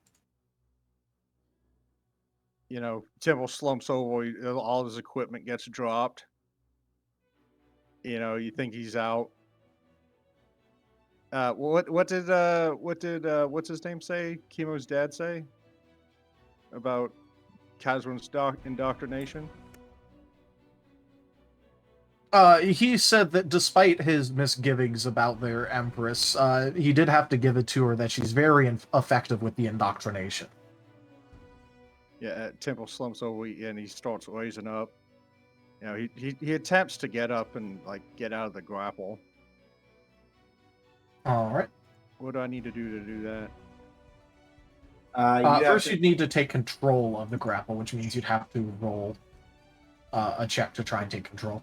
How do I do that? That's it. That's going to be a combat maneuver roll that you have to make. I'm looking for it on the sheet for where I can point you to for that.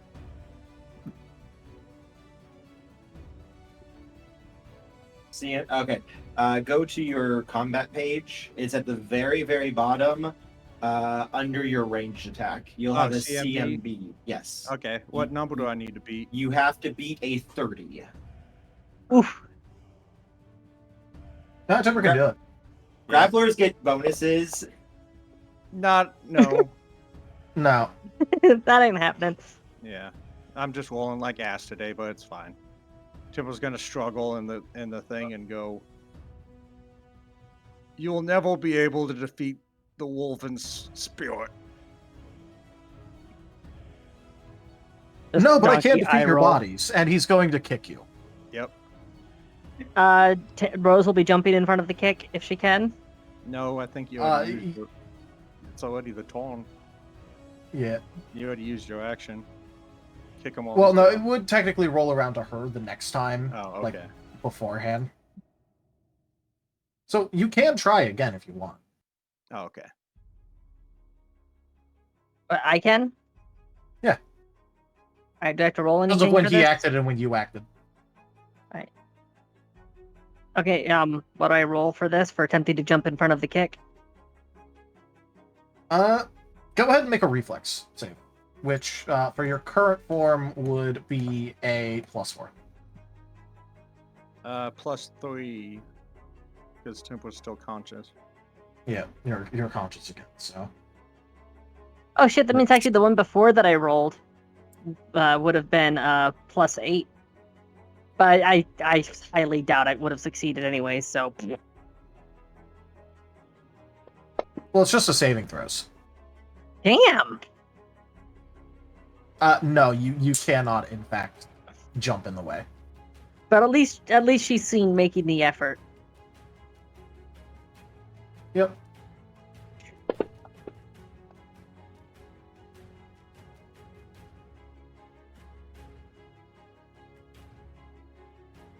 Oh, wait, first, let's set you to 40 here.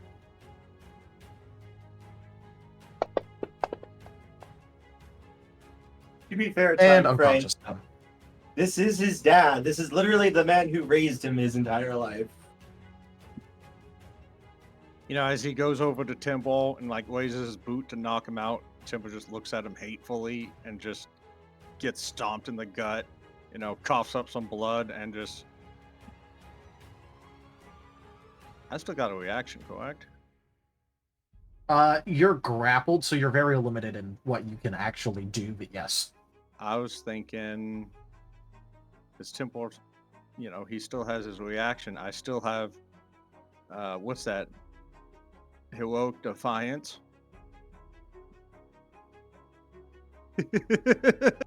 What does Heroic Defiance do? It allows him to lay on hands. Lay on hands when he's going unconscious. We're in the 3rd health bar now. Timber does not go down easy.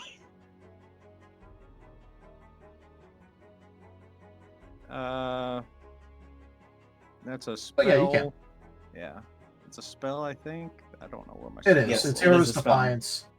As an immediate action, so your reaction. Okay. I was just asking if the- I can use it. Yeah, you can. Okay. It technically you shouldn't be able to, but I'll let you use it. Because again, the thing about non-lethal damage is it doesn't actually lower your hit points. So right now you'd be just knocked unconscious, but for the scene, I'll let you use it. Alright. Ooh, not enough to pick you up. Yeah, so Temple, you know, he gets kicked, you know, and he tries to raise again and just can't.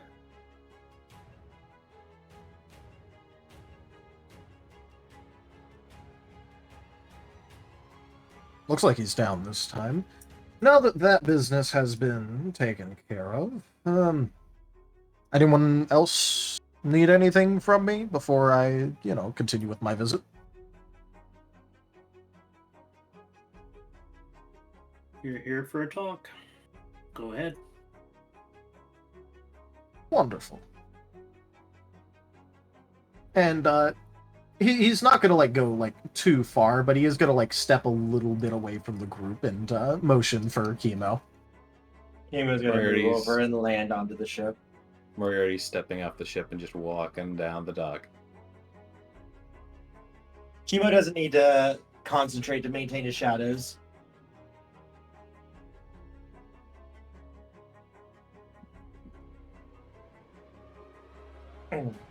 Yes, Kemo's going to land and just kind of sigh and shake his head as he glances at Timber's body. God damn it, why did he have to do that? I didn't want to hurt him. Well, Wolven are very particularly and notably some. It's for the same reason that I effectively had to do the same thing to the rest of the Wolven crew. They feel religiously obligated to not back down from a fight, especially with a heretic like me.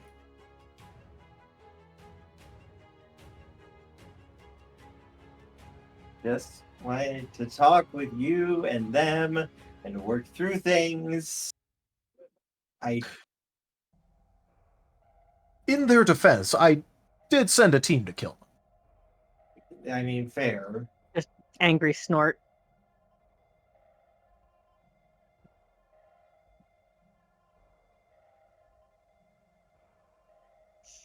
Still a donkey.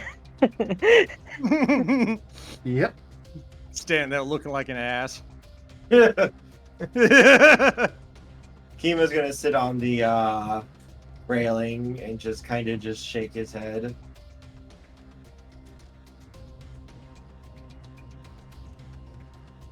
So, did you know Aedric by chance? Oh, no, he was from a much farther time ago than I've ever been alive. I thought he was, but... I've always done research into notable figures, especially ones that have done the sort of thing that he had.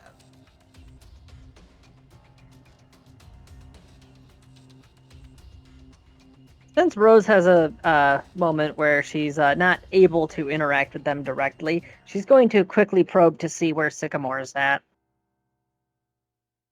All right. As for Sycamore, he is currently below decks. She had left him the instruction to make sure that the kids were being taken care of, so I take it he's with them then? Below decks. Yeah. Okay. Alright. Just checking in on him. And of course the rats are still below decks. Because Moriarty left, but the kids are still down there, so she's keeping the rats with them. Yep. So I suppose I should ask, since you're here too. Am I stuck this way, or... Okay. You should know by now that death and undeath are not exactly a permanent thing. Due to your unique situation, it's probably going to be a little bit stickier to deal with than any other individual, but there's always a way.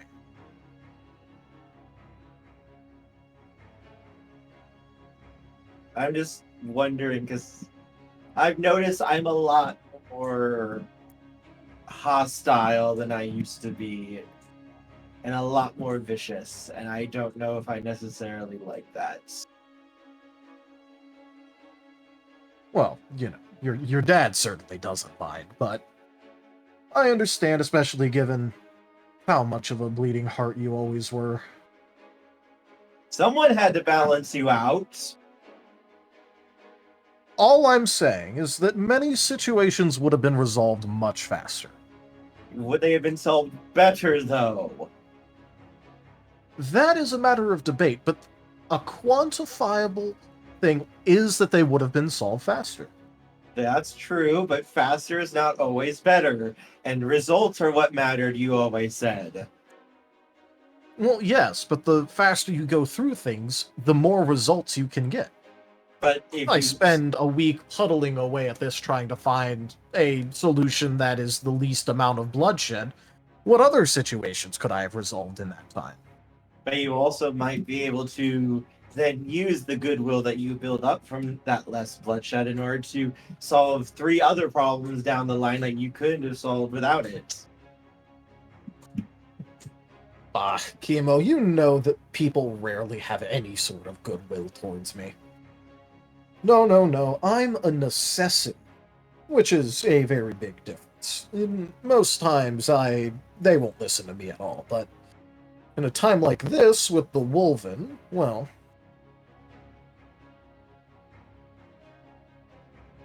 I'm just saying, maybe building up some good PR could help you out in everything, and stop things like this from happening. Kemo, I could have been the nicest person around. And me being on the ship still would have resulted in me having to knock out these wolves. Yeah, I mean, you're probably not wrong there. I And can't deny that.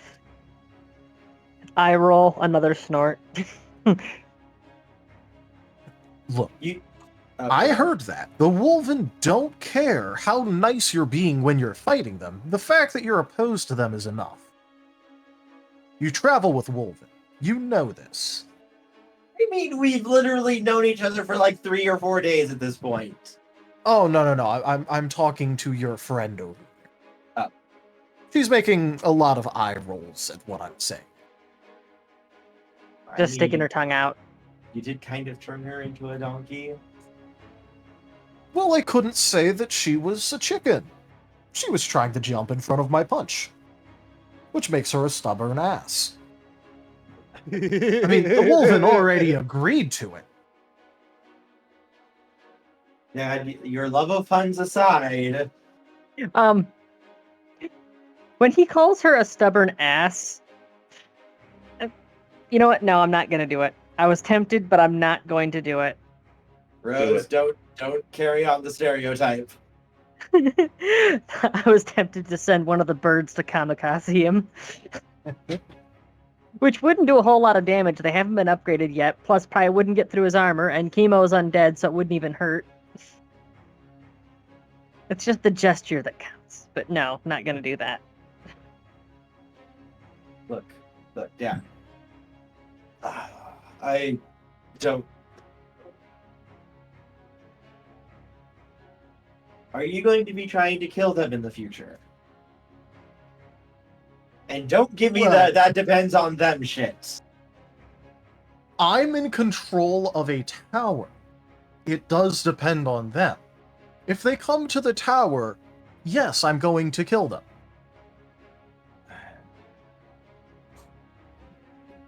I don't suppose you would tell me what tower you're at so that we don't have to go there? The island. Now, again, you're allowed to visit. But if they try to climb the tower, I will forcibly re-educate them in the error of their way. AKA Now we know which tower to do. Yeah, now we know which tower to do last. Also, how's everyone doing? Is everyone doing okay since I left? Well, Hunan was rather angry. I mean, not with you, I mean with, your new friends. Has been muttering something to himself the past few days about having a certain plan, this or that. Like him. Arvin was a wee bit upset, but Audible, you know, audible he always giggling. cared a lot. You just hear horse laughter as he's saying that. Yes.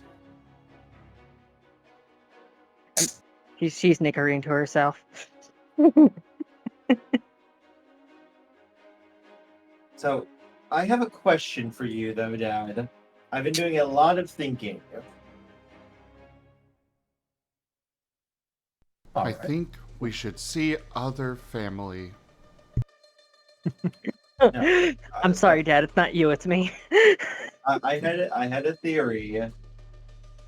what if we killed all of the gods and then took all of that power and gave it to one person to fix everything? And then Well, once we things already were fixed- discussed that. You know, we already discussed that. Putting all the power into one person so that way there's only one god to kill.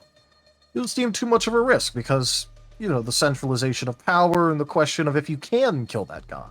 Well, I mean, the killing of gods is always such a very strange affair with them trying to reincarnate and all that. But Slow I mean, eyebrow raise. but what if after the person, say, we get the one god, they can fix everything in the world, make it better, make it good for everyone, change the rules basically of the game, and then once that's done, they get rid of the power. Use the stones to destroy the stones. Now, Kemo. The problem is that once someone becomes of God, they lose the mortal experience, and that's the important part. How long would it take someone with as much power as that, and the infinite immortality and other such boons and bonuses, the control of a domain with the snap of a finger, how long would it take for one of those to lose their sense of touch about the mortal experience? Emo raises a hand. I volunteer. I'm glad you're getting more in tune with your power hunger side nowadays, but still, I cannot condone you trying to become a god. I just want to make this world better with all of the fuckers out there who keep wrecking everything with their constant wars, their constant fighting, their greed, and everything else that gets all those people hurt. The shadows notably come alive when he starts ranting. Now, Kemo, I understand. And one of Rose's skeletons just goes over and does the Will Smith presenting things towards Kemo when he says that. Rose innocently whistling. Meanwhile, the twins over, building a road to settle a dispute between two people, doing a very good public service for both of them and the city as a whole. Moriarty is looking for the twins, by the way. Oh, that's where he went? That makes sense. All right. Yeah.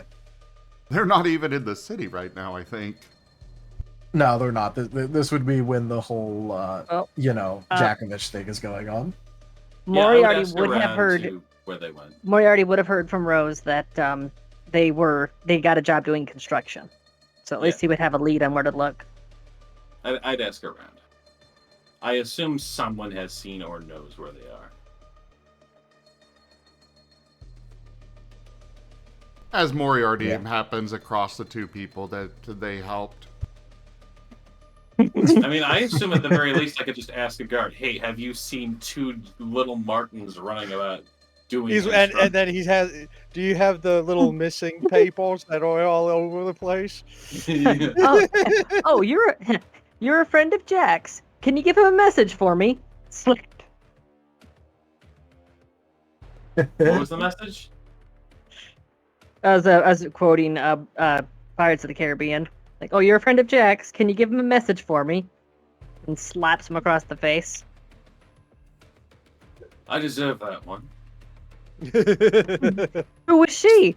Slap. Not sure if I deserve that one. I think no, the first one is like he said, I'm not sure if I deserve that. And then the second one he's like, nope, that one I deserved.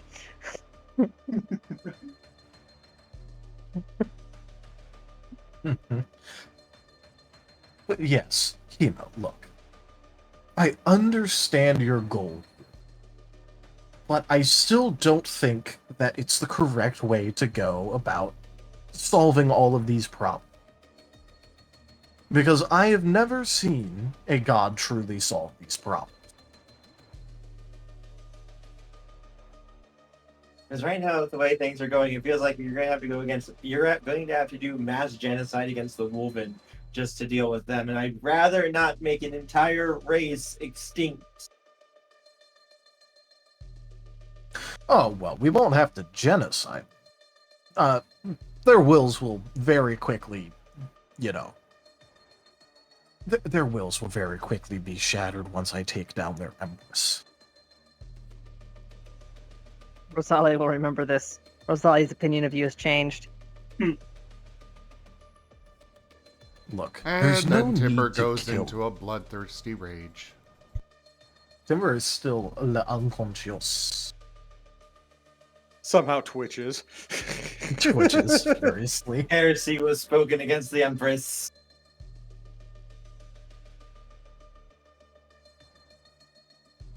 So, Yeah, I'm not out to genocide all. No, taking out their main figurehead would more than suffice to break them.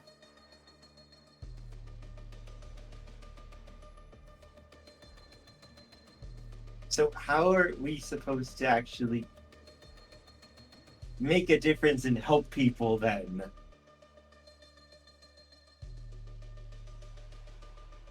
Well, here's the unfortunate truth. No one person can solve all. I know that by me getting rid of the gods, that it won't magically solve all of the problems that mortals have. But it'll stop a fair few from cropping up again and again and again. I mean, how long has this mess between the HKO and the VUF been going on for? More than 1,000 years, and all because some gods decided that they didn't like how the world was, and wanted to hit the Great Reset button. And then on the other hand, there's a bunch of other gods who go, no, we want to keep this. But what do they do in actually trying to fix anything? They don't. They just want to preserve it how it is. So on one side, you have a bunch of maniacs trying to destroy everything to go to a second paradise that somehow the gods won't mess up this time. And on the other hand, you have a bunch of people bunch of gods dragging in their heels and going, no, don't do that. Neither side's actually trying to solve any problems, and meanwhile all of their followers are just stuck believing that their gods are going to actually fix things. It's the same thing with politics and a wedge issue. Those never get fixed. Ah, damn it. My headset just died. I missed the last sentence you said there. Oh, he said that it was similar to politics and wedge issues, and those never get fixed. Yeah. They're like basically, Willy Wonka. he's insinuating. Stop, don't come back. Basically, he's insinuating that the gods are doing nothing to solve any of these problems because it drives more followers to them. Yeah, given the gold-plated temples, I'm kind of inclined to agree.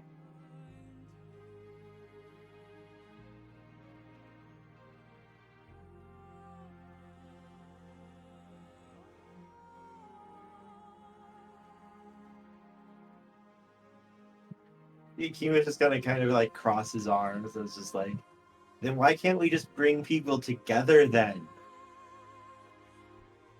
And make the fighting stop?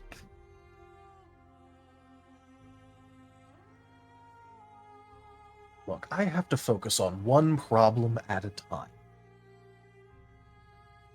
Because, unfortunately, in the world that we live in, there's no such thing as an isolated, peaceful society. I mean, just look at the history of things. And I'm talking about before the Wolvens started their whole omnidirectional expansion for their Empress. Ebrium with their constant civil wars and incursions into the HKO lands, that eternal war between the HKO and the VUF, the Husqvarnians going around raiding everything. The Martens lived in a peaceful society. Yeah, which now no longer exists. Well, yeah, but that's outside of that was outside of their control and stuff. But yeah, Rose lived in a very peaceful society until the raiding started. By gnolls. Yeah, so his point is just that there's no extended peace that's possible without solving this or that problem first. To be fair, the twins, the Martens also weren't known by anybody, really. Yeah. The rabbits were known by anybody with a cookbook.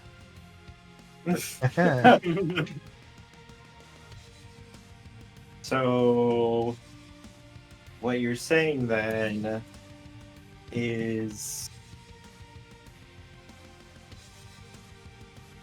basically it's power, power, and power. Well, just look at Lesmiatharia. Two mortal enemies, absolutely going for each other's throats. And the moment that an outside force came in and started causing too many problems, they unify, and now they're trying to get along.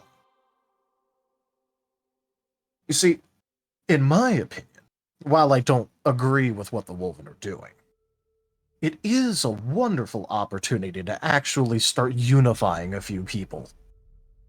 I mean, unfortunately, it's in the name of war, but again, look at Lesmiatharia. Because nothing brings people together like a common threat. Kazun was correct. Dab, dab, dab, dead.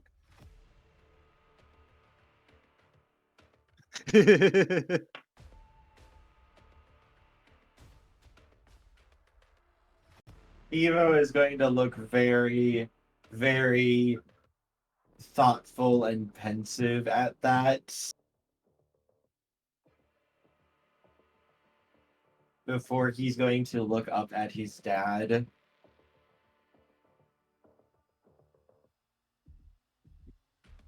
Trying to think exactly like how he would say this.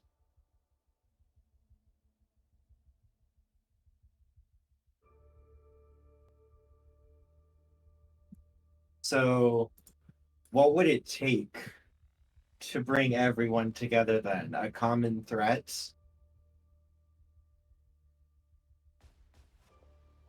Something that would force them to have to work together and unite?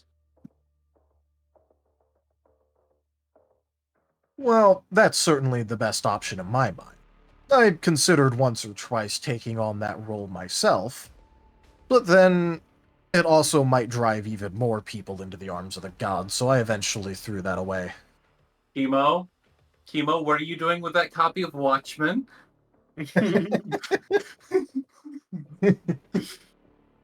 Oh, it's okay. This guy's just proving the Kazun was right. I just want to administrate them. I just want to administrate them.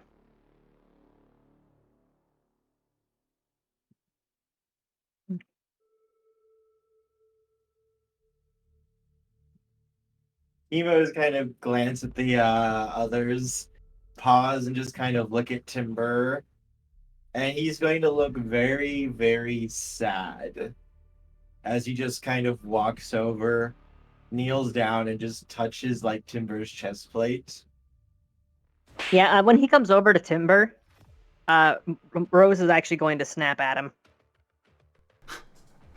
I love the slap sound that came up when he said he was touching Timber. He touches Timber. Flat! Slap. No, that was Rose's teeth snapping shut. Yeah, you can see Timber, his visor's actually up now, just from the impact. You can actually see what he looks like. Though, as you look at him, you can see he's got a big unconscious smile.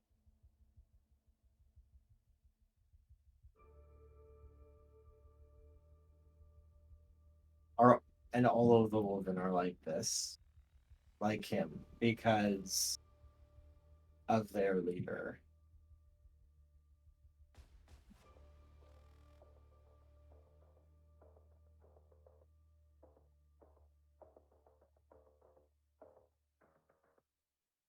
Well, she has had a lot of generations to go through an indoctrination process. Again, I don't like her, but I must admit her efficiency.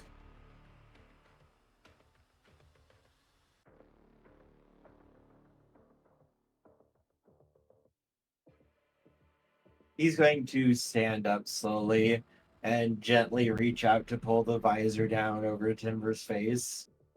Before remember, is Rosalia going to try to bite him?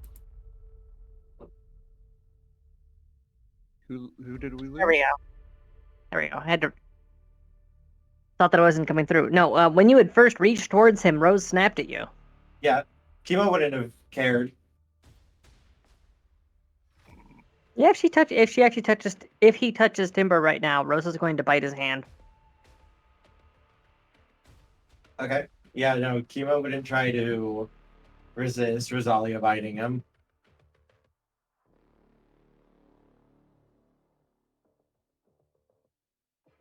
How much damage does the donkey bite do? 1d8 plus D6 2. plus 2. Oh, The you kick is a can't hurt D8. him. The bite is a D6. You can't hurt him. You can't get through his DR. Rosalia. D6 plus 2 plus rabies. He's undead. He's immune.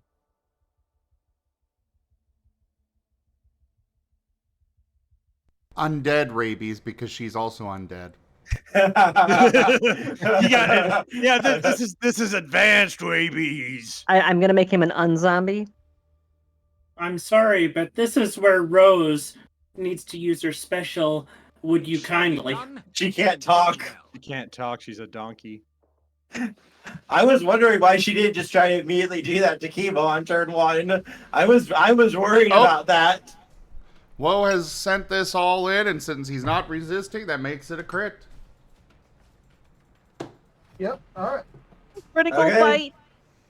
Does this count as crushing damage? Piercing? What is it? I don't know. Bludgeoning. Natural. Flat, so bludgeoning. As you roll the card that automatically kills.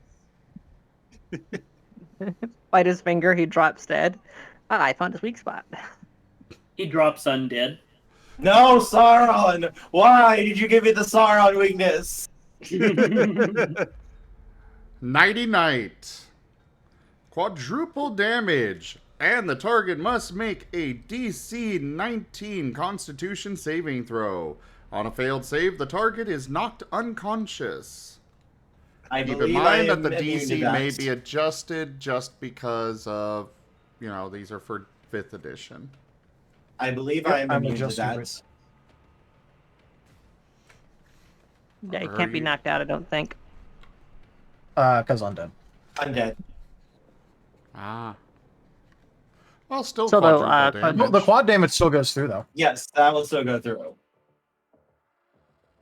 So it was 1d6 straight or 1d6 plus something else? 1d6 plus 1d6 2. plus 2.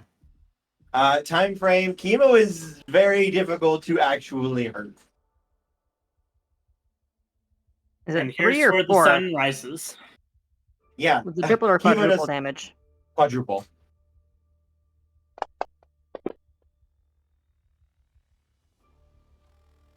It's the thought that counts, Rosalia. That was actually a really high roll for this die pool, though. Yeah, that is. You can't buy loyalty. Well, I mean, if you go to certain areas of the world, you definitely can. Temple, It just immediately bites. You can rent it. You can't buy it. You can only rent it. Just immediately bites Kemo's hand and starts thrashing.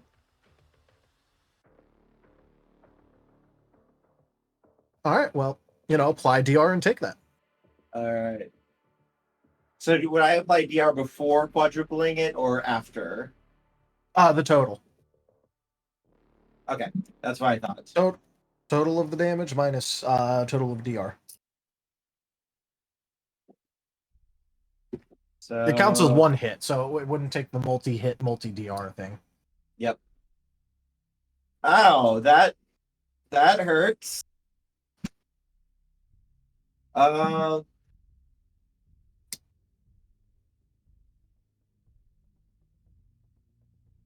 That's 58 damage. Ow. No. Right, no, the Wait, 17 no, is it's already been approval. quadded. Oh, it already has been? Okay, sorry, Yeah, sorry. the 17 is the final damage. Just Okay. bite his hand clean off. He starts bleeding out. Yeah.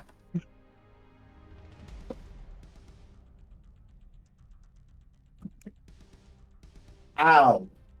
That hurts.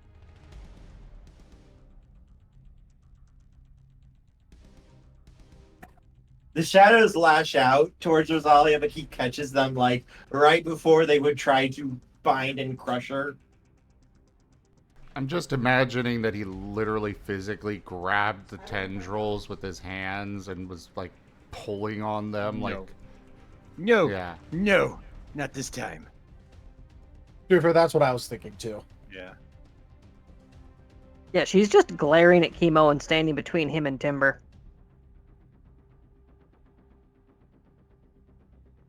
He's going to stand up.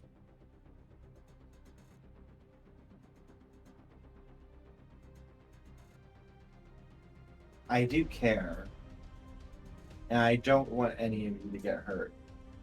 And he's going to turn and start walking over towards his dad. Dad, can I talk to you privately? Sure. and thus he knocks everybody else around unconscious. Yeah, sure. Yeah, I mean, monkey's paw here. Except for Gaul, he's fast. And he outruns the AoE. We don't know how, he just did.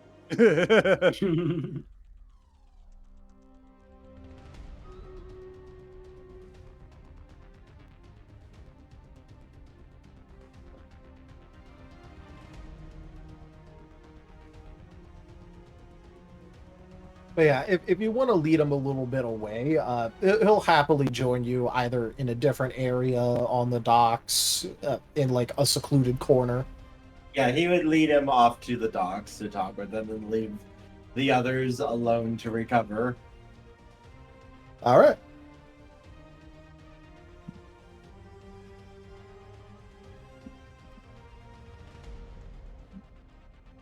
She's going. Well, they're having the conversation. She's gonna have Sycamore come up above decks and help her. Well, by help I mean do it for her. Tend to the Wolven.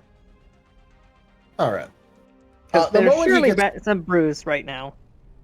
The moment he gets far enough away, your dogification does in fact reverse itself. Oh, good. So yeah, she's gonna be tending to their wounds. Rude.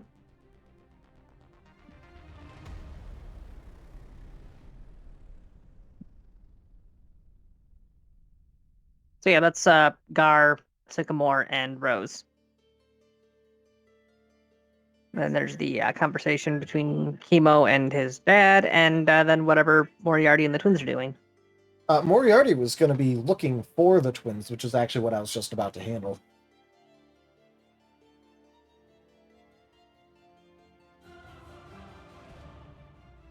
So, Moriarty, who do you want to talk to in an attempt to figure out where the twins are? First, I start with some guards. Guards are the people who patrol around and see the most stuff, so there's some of the people who might know the most.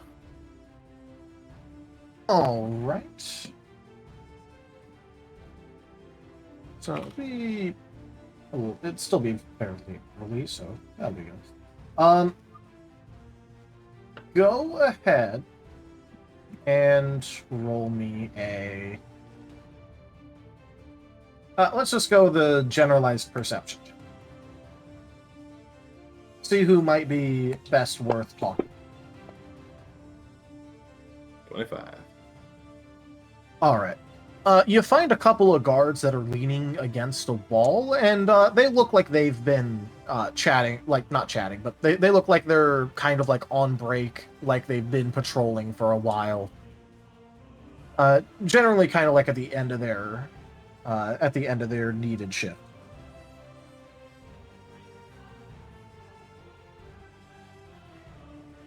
Approach them. Yes. Hello there, citizen. What can we do for you? Good day to you. Have you happened to know any construction that's going on around nearby? Potentially, if you've seen two Martens running around doing it? Well, there's tons of construction. I mean, we just got done with a siege, but one of my buddies at the guardhouse that's leading out towards the quarry said that he saw a couple of those, on a cart heading out somewhere. You wouldn't happen to have known which way they went, would he? I don't know. You'd have to ask him. You should still be at the Western Guardhouse right now. All right. That's one in the upper quarter, right? It would be fairly near to it. All right. I'll go say hello to them. What's your name? I'll tell them you sent me. Oh, well, you can call me Johnny. All right, Johnny, Not the most interesting name, but it's mine. Most people have common names. My name's only Moriarty. Can't say it's what I would have called you, but if that's your name, that's your name.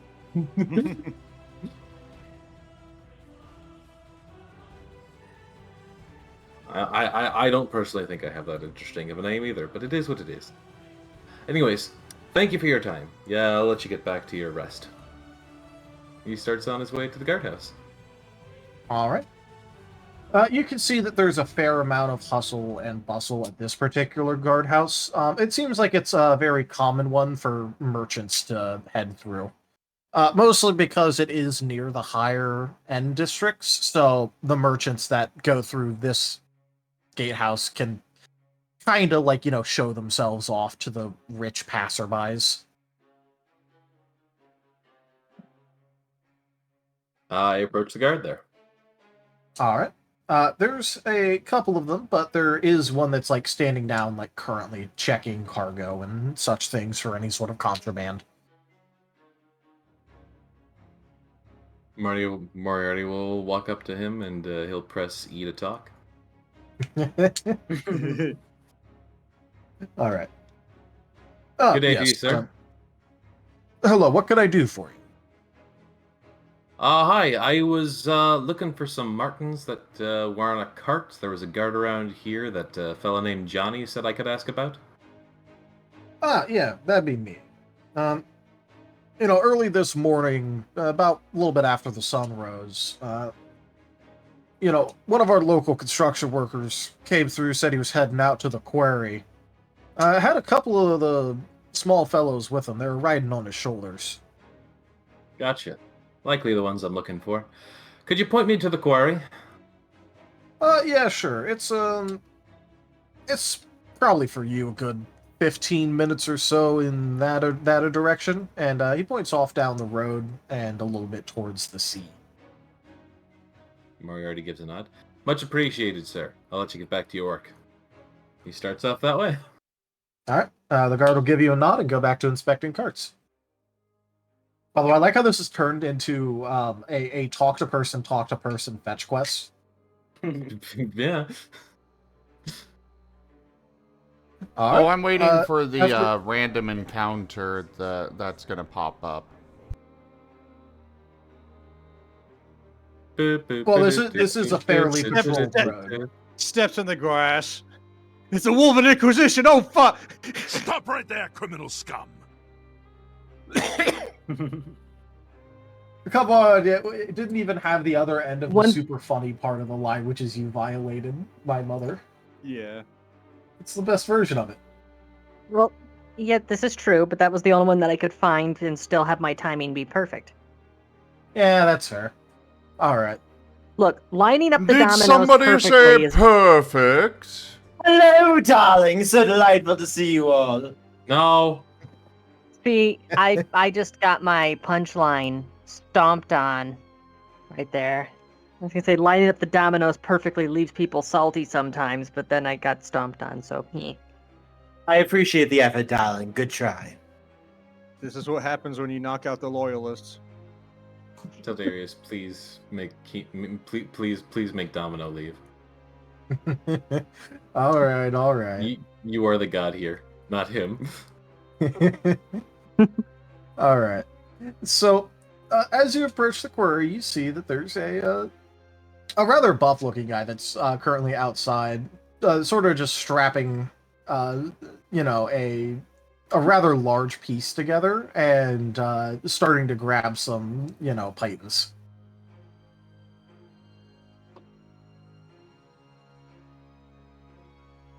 So here's an interesting question. If the last time I knew the Martens' names were Jits and Jats, and now they're John and Deere, do I remember them as Jits and Jats? If you don't give me something to do, I'll have to amuse myself, and no one wants that. I did not click that. Zim? What? Anyways. It's feeling quite naughty, apparently. If I remember the Marten twins as a different name than what they currently are, do I remember them as their current name, or do I remember them as that name until I interact with them again? Zim? I mean, I like the idea of the world just rewriting, and thus their new name is the one that everyone remembers, but I'm leaving that decision up to you, Taldarius. That might be slightly a little too godlike. But it's fun. I mean, to be fair, the whole thing of your name constantly changes and no one remembers the previous one was already kind of weird. Well, that's easily explained by the fact that they are psionic. So what I think how's this? Every time they interact with somebody, they just kind of subtly upload an entire year's worth of names that they plan to go by, and so when the day ticks over, it's, the new name. What the fuck? Or what if their name is just a name that's like in the language of the universe, and then that name's meaning itself keeps changing? What? You know what? This is getting far too complicated. I'm just going to declare that the twins' name are a bit of a mimetic hazard and thus can travel from person to person. Okay, cool. I'm going to walk up to the guy saying I'm looking for John and Deere. So cute.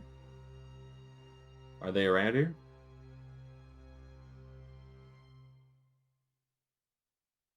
Well, I had a couple strange little fellows come by earlier. Well, today and yesterday with those names. I think they mentioned that they're heading out to Jakovich's place. Where's that place? Are you sure you want to know? Yes, I need to find these two and inform them of what's going on. Okay, look. I'm gonna do you a solid here. I feel like you're new around here. Are you sure you want to go visit Jakovich? Is that where the two Martens are? Assumedly, yes. Then that's the whole reason I came out here. Damn, this man has a reputation. Alright, well.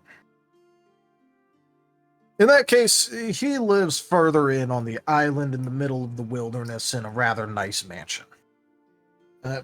If you go down the road there, take a turn in a couple miles. You should see a rather gnarled tree when you do that. And then follow that in for a fair ways until the road starts looking unkempt and choppy.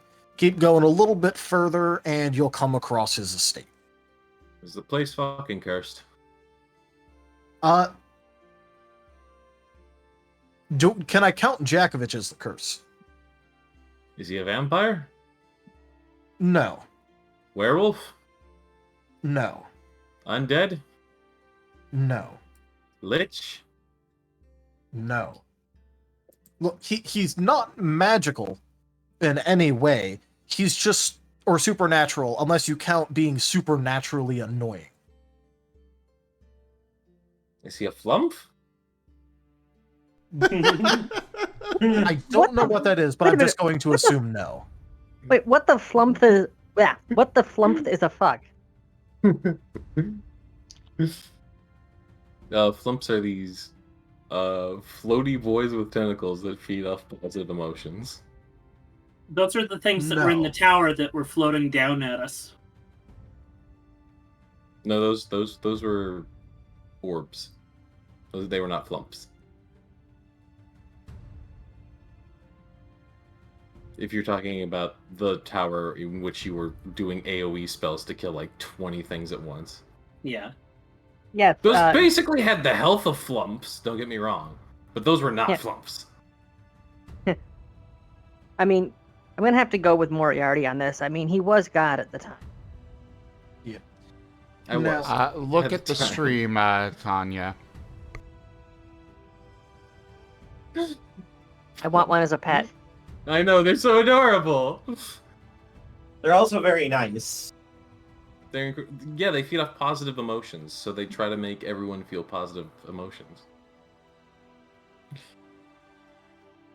All right. Anyways. So, look, I'm just going to say that if you're going to visit him, I recommend finding a pair of earbuds that fit. Do you have earbuds here? No. Don't you mean earplugs? Can you fashion some earbuds? I do mean that, but you know, I'm. Blah, blah, blah. Is there any cork here?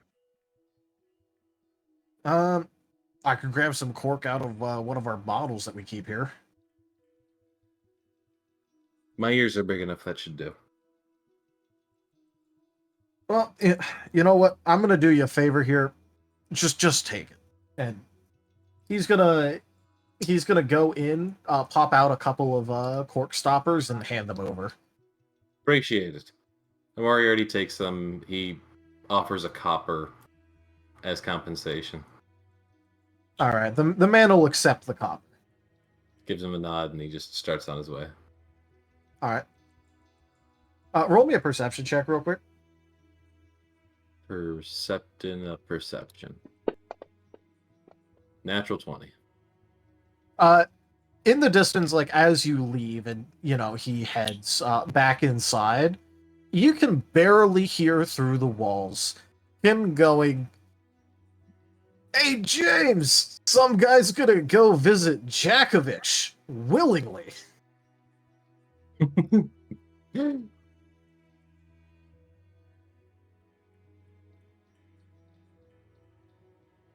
Moriarty just gives the long sigh and keeps walking that way.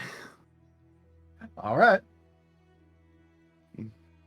So, timeframe 00 in chat apparently hasn't met Jakovich, which is a really interesting thing because he doesn't understand exactly why it is that Jakovich is super annoying. I figured maybe we could like explain to him, you know, what it is about Jakovich, because you know, annoying characters do tend to crop up every so often, and they can be a bit of a problem, like edgy rogues. Like there was this one time there was this edgy rogue that I had to deal with, but you know, we could explain it to him for him, or you could just let Moriarty visit. Let me take 5 more steps down the path, and I'll be there. Just down the road. Bold of you to assume you can do that with Jakovich around. But just continue. down the road. All right. Just down the road. But yeah, so, you know, it is a rather long walk. But it's not exactly the most difficult thing, barring, you know, having to watch out for the occasional puddle. And eventually you come across a rather nice-looking estate that looks like it's in the middle of being repaired. Or, you know, there's been, like, a lot of new construction. And it's rather apparent that a lot of it is like extremely fresh.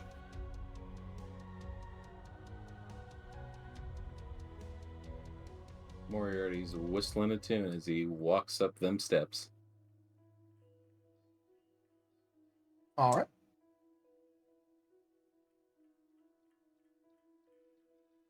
right.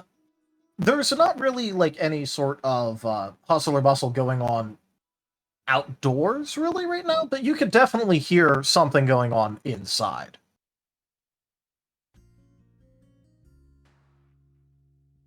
Moriarty approaches the front door, knocks, and then puts in the corks. All right. Roll me a sleight of hand to see how well you put in them corks. Sleight of hand, you say? Sleight of hand, yep. You piece of shit. Oh. Well, how do I do with a 16? The cork is rather unwieldy. It seems that, trying to use something that was literally used as a bottle stopper to properly stuff your ears is not exactly as easy as just straight up like smashing it in. But there's enough of it, and it shoves itself in well enough that it certainly muffles the area around you. Moriarty's gonna make a note to himself to carve these later. And after a few seconds of waiting, the door opens, and you are greeted to the sight of what looks like a rather large and intimidating mountain man who has a very large grin on his face. I got more visitors. I mean, it's not every day you get visitors around here. I mean, getting this many in one day. I mean, I already got their worker that's helping out, and then those two little Marten guys, and now I got this guy. So what do you want? I mean, I got meat, I got skins, what do you want? I mean, it's not every day that I get. What are you, a door-to-door salesman? I haven't had one of those here in quite a long time. I mean, the door-to-door salesman. I mean, it's such a shame that they stopped coming this way. I mean, I don't know why. I have so many things that I could sell. I mean, it's a bit harder now because, a lot of my ancestral valuables just got smashed up in a scuffle, but many of them are still probably good. I mean, what do you got? I mean, because I could always, there's a little bit of bargaining that could happen. I could just sell some off. I mean, I got to pay for all these repairs somehow, so... Yeah. Moriarty's mouth just, keeps opening to say something. Because he's just waiting to get a word in edgewise before he's like, so those you said there were Martens here? Oh yeah, I got two little guys here. I mean, they're really brilliant little guys. I mean, they could pick up very large things and put it right into place, and it's really helping speed along the reconstruction, which is a real big. Yeah. It's a real big help because there was a lot of furniture, and then there's the ceilings and the walls and all those holes. I mean, they got to cut out they got to cut out all the area around the hole to make it nice and square for the replacement boards. Yeah. Could you point me to them? Oh yeah, they're upstairs right now. I tried talking to them a little bit. There's walking up the stairs.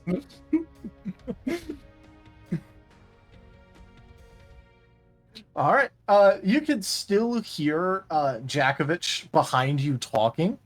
But luckily, because you're hurrying so much, it's just far enough away that it's unintelligible babble instead of actually hearing what he's saying for now.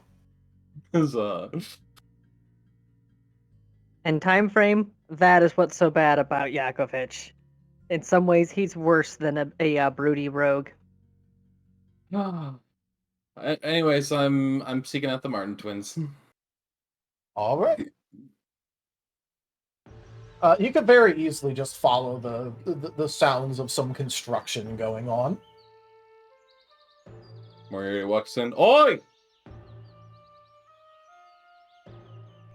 Oh, Moriarty, it's great to see you. We've been out here working on this house here with our good friend Randy here, and then we've also been having some good time talking to Jakovich. He's got a lot to say, and he does some interesting things. Also, we think that he got attacked by something, and there's been a whole lot of stuff going on over here. But we've got a job. Oh, yeah, we also made we built a new road called Marten Way. It's really cool. You should go see it in town. It's really awesome. We helped out some people with their dispute over property. They were really happy with it, we think. But it made a new way from the commercial district to something else. We don't really know, but it's a new Marten way, and so we got that built in there. And now we're out here helping Randy with building up the.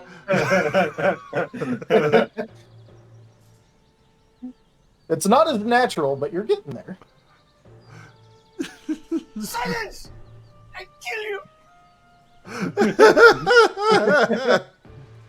Looks like we lost Timber. Meanwhile, as you're having this little conversation, what? I mean, this will really be cool. I mean, how'd you get this done so fast? I mean, You're a little far away. No, that's the point, because Jakovich is, like, looking at something far away. Oh, okay. That was just to say that he has not stopped talking. He just stopped to look at something pretty far away, and so the cork is mostly working. All right, lads, listen. We've had a bit of an encounter back at the ship. As far as things are going right now, we're probably going to need to pack our things and figure out a new way of going about our shit.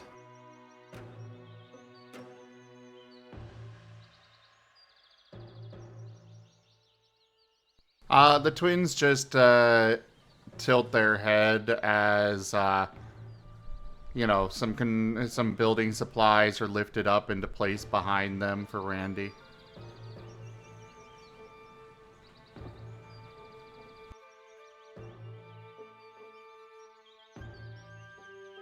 Yep, and Randy's just going to keep on working away.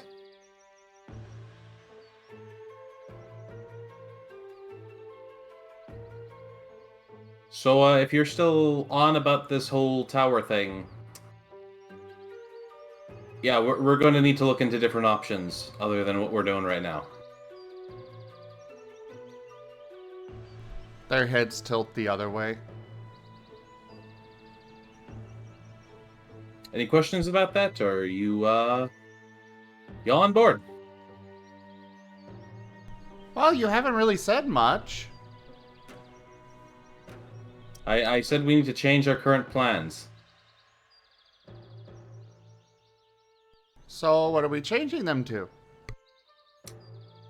Something that probably doesn't involve going out to sea with a boat full of children and with the son of a tyrant who is constantly guarding one of the current towers, who wants to become a god and destroy all the other gods. And you know what? I'm kind of just getting to the point where I'm dropping my morals so far down that I can't keep doing this with these folks. And you are, so far as I know, the only people who agree with me as much as this much.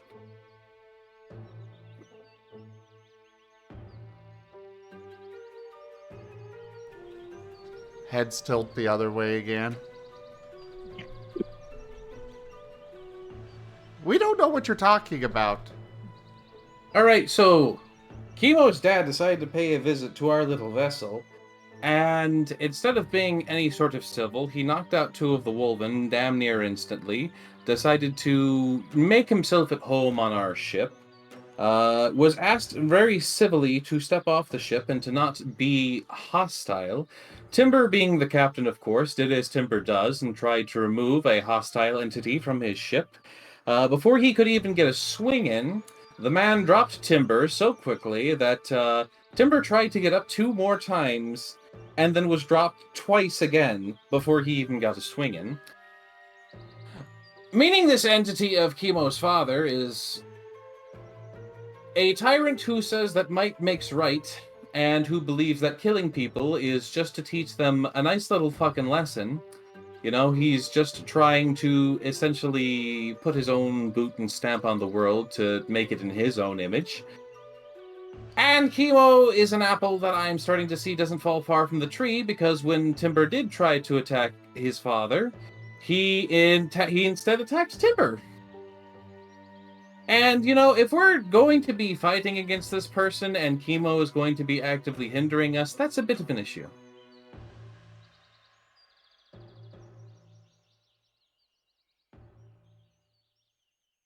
So, are you saying that we're you want to leave the crew, the others? Not necessarily. I'd like to Oh, try to okay. bring Tanya with Randy, us. he needs some tools. Who, me? Is there?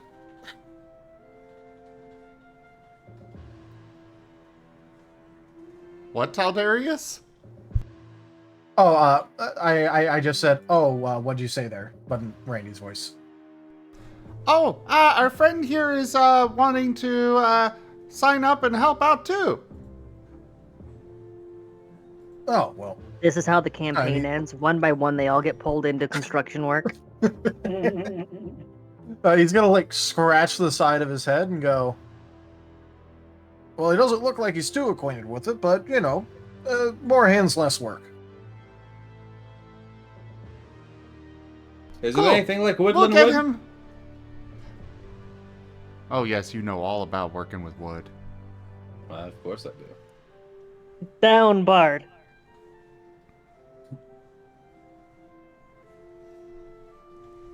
Anyways, Moriarty is taking off his undead pendant and he's getting to work.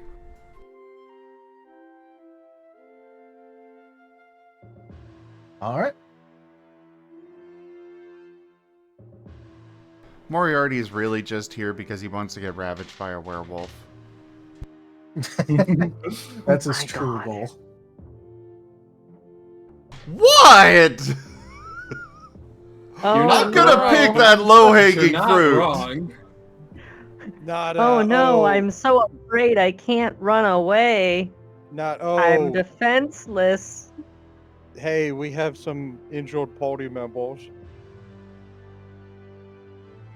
Rose is tending to timber. Can she? She's a donkey right now. She turned back. No. I turned back as soon as he left casting range. Okay. Yeah. And I didn't know if I it may was not true polymorph or not. This guy's got a plus 30 to his fucking rolls. I don't know what he's capable of. This is fair. Well, it's not permanent, technically plus 30. Actually, on that note, what would be the thing that I would roll for? Oh, right there, heal.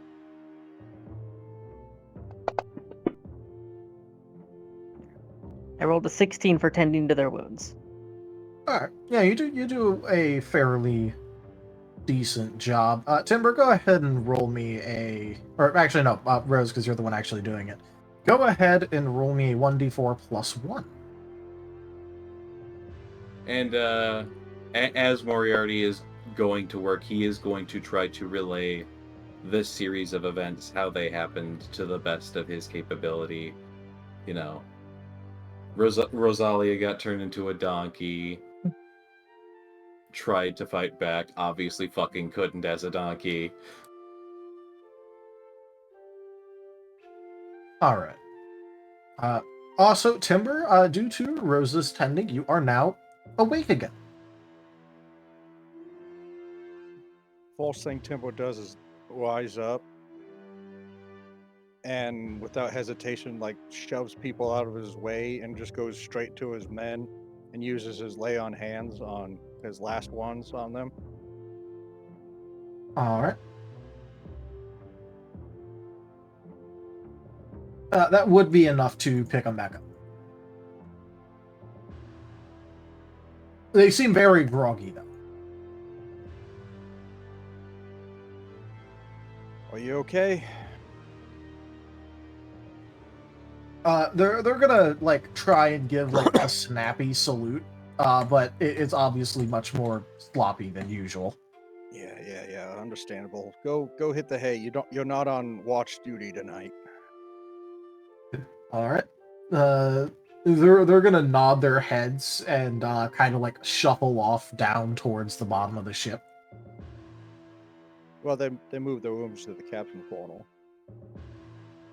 Oh yeah. I forgot that was like official instead Yeah. of just like with the thing. Yeah, okay. They'll instead filter in there and like, you know, go to their own little areas that they've staked out.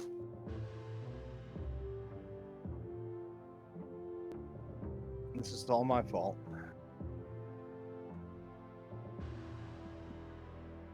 Timber, you're not the warlord that decided that he's going to, let's say, flavorfully interpret civility. Oh, no, not that. I yielded. This is my punishment.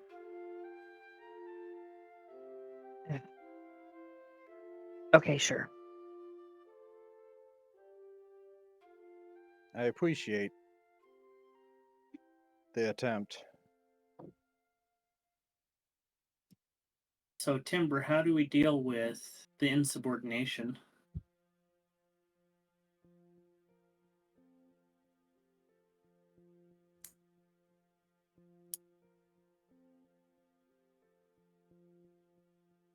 Well,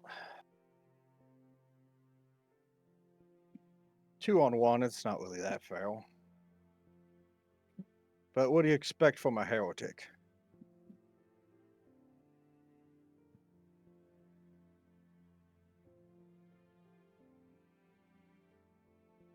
Yeah. 2-on-1. You were the only one there. Rosalia, I don't count you being a donkey as... The attempt was correct, but... You know what I mean. Thank you. Temple does a little head pat.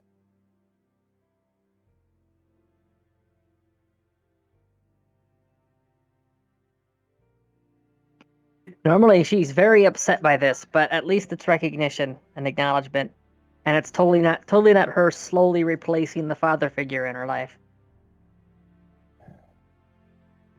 Gaul, thanks for not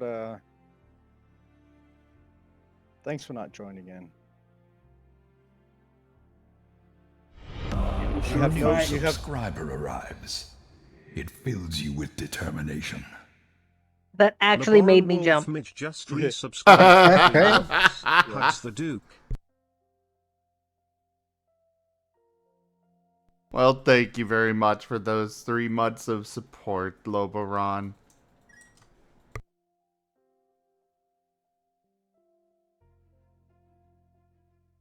But yeah, Gaul, I'm just glad you didn't get dragged into my honor duel. It was your fight. Thank you. That really does mean a lot to me.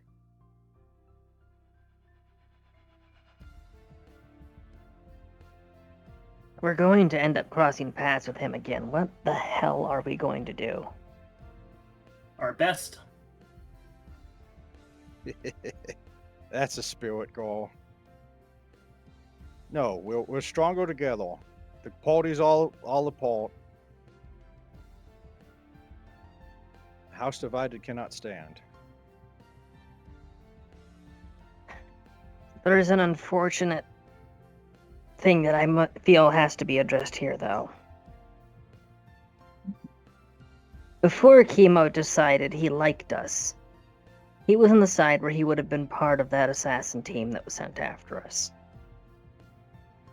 His dad is going to keep trying to step in our path constantly. The only one of us that he has any reason not to use what would be generously described as war crimes against is Kemo. Our best bet for keeping him at arm's length is to keep Kemo around.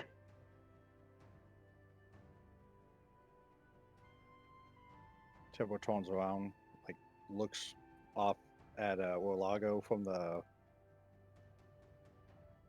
boat, and just goes, "You know where my loyalty stands. He's going to have to choose a side."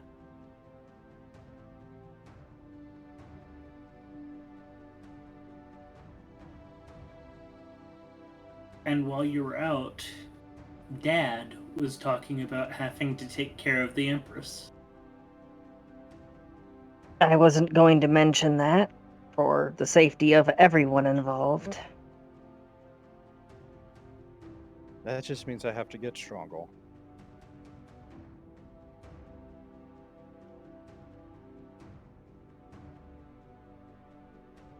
It's better I that have Timber knows. I have some things I need to attend to. I figured a person like him would think he can do such a thing. So Rose is heading down below decks, but she is going to slip into the captain's quarters to grab some of that incense. I'm assuming that the woman will take notice of that. Yeah. They're groaning. Will they make any effort to stop her when she retrieves the incense? Probably if you ask him. Yeah, she would just explain that it's needed for a ritual to the Empress. Oh. Then in that case, you know, they definitely, wouldn't. should. Yeah, 100%. Yeah, do it. We need more of that. Ow. You're turning the heretic. Oop.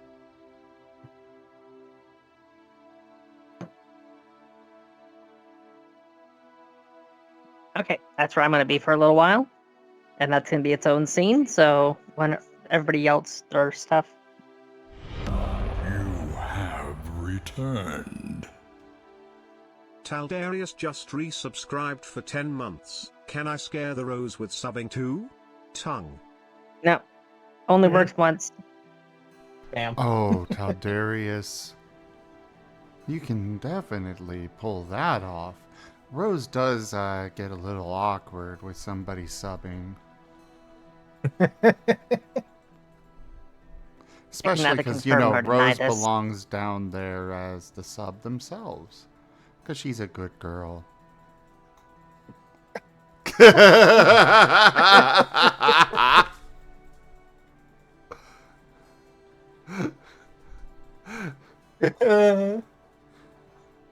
suppose Get it's back a in particularly here. good thing. I suppose it's a particularly good thing Moriarty's a switch. I've said it before, I will say it again. Caddy is the only one allowed to say that. Well, go. Hey, Rose, could I talk to Caddy real quick, please? He's currently asleep, so no. Okay. Hey, go. Yes, Timber? Go get some rest. Got a long day tomorrow. I got watch tonight.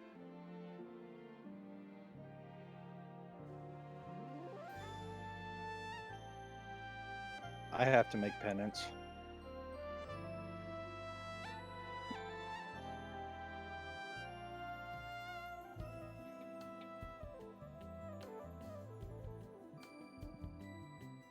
Beep, beep, beep, beep. All right. And like that, he's just gone. All right. So, in that case, let's shuffle on over to the scene with Kemo and his dad.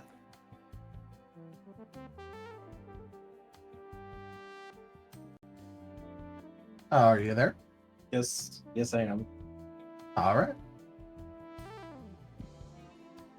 So, where do you wanna lead him? Somewhere private, just probably not super far away, but just a way where he could know that they could have privacy. All right. So basically, just on an unoccupied docking berth or something. Basically, yeah. All right. I don't know. I like the idea of him just instantly knocking out everybody.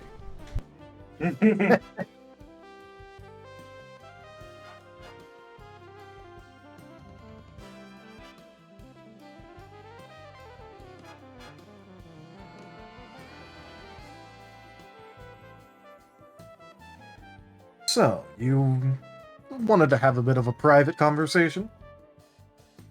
Kemo's going to nod his head slowly.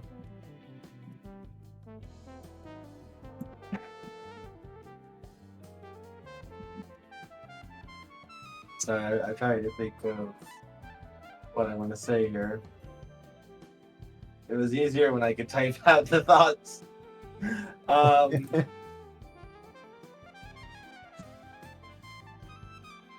This is why notes are useful. I sent Taldarius like a 3-paragraph thing. Yes, which means you have it right there. Yeah, so I try to think of like how I put it into words, like how he would phrase it.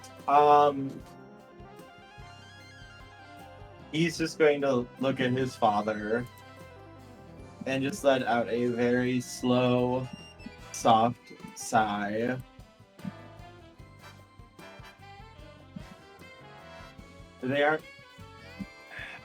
He's gonna pause and just kind of shake his head a little bit.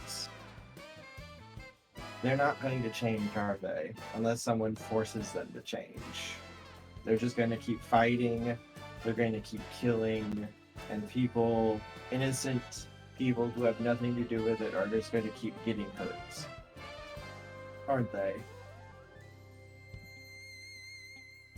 Well, in my experience, yes. I mean, there's not exactly too many instances of sudden, spontaneous getting along.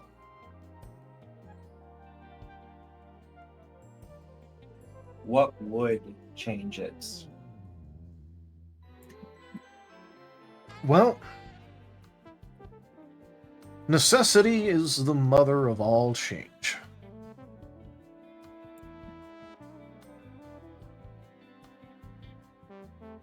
It's the same thing with nature. Evolution, for example.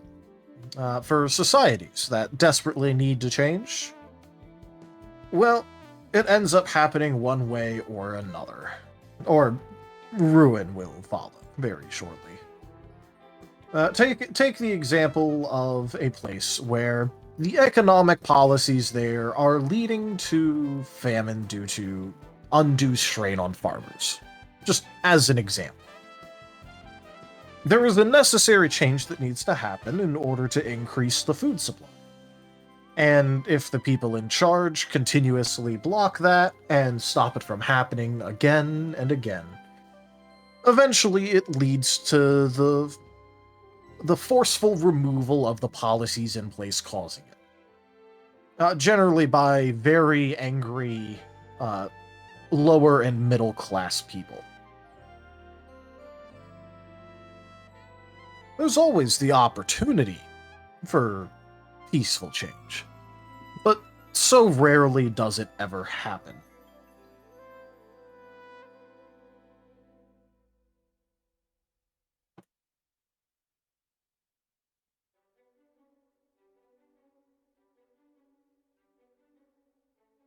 Kemo is going to let out a slow sigh, just looking down at his hands. So they need someone to force them to not do that. Yes, and like I said earlier, the Wolven are doing a fairly good job of it right now.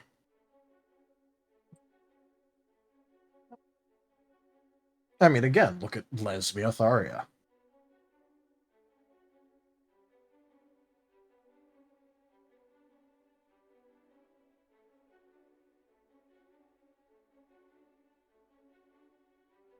They get too many innocent people killed, though, once they take over things. Well, those they view as criminals, yes. The Wolven Imperium isn't exactly known for its rehabilitative prison system.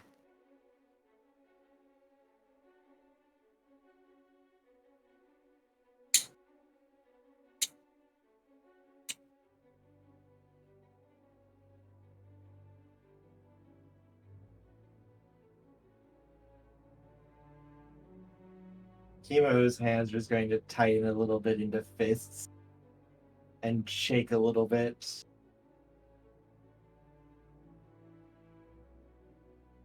And all of your focus is just on taking out the gods rather than on dealing with the corruption here in the world right now. Because they're so... how dangerous the gods can be. Well, like I said, one problem at a time. If my plans do come into fruition in the way that I think they will, Somewhere down the line, I believe I'll be able to dedicate myself to such issues. But unfortunately, it's more of a luxury to me to focus on such things compared to trying to fix the matters of the gods.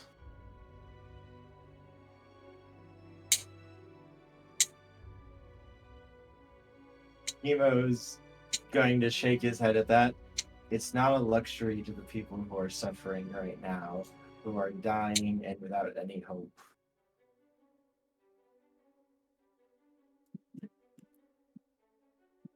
And he's going to look up at his dad.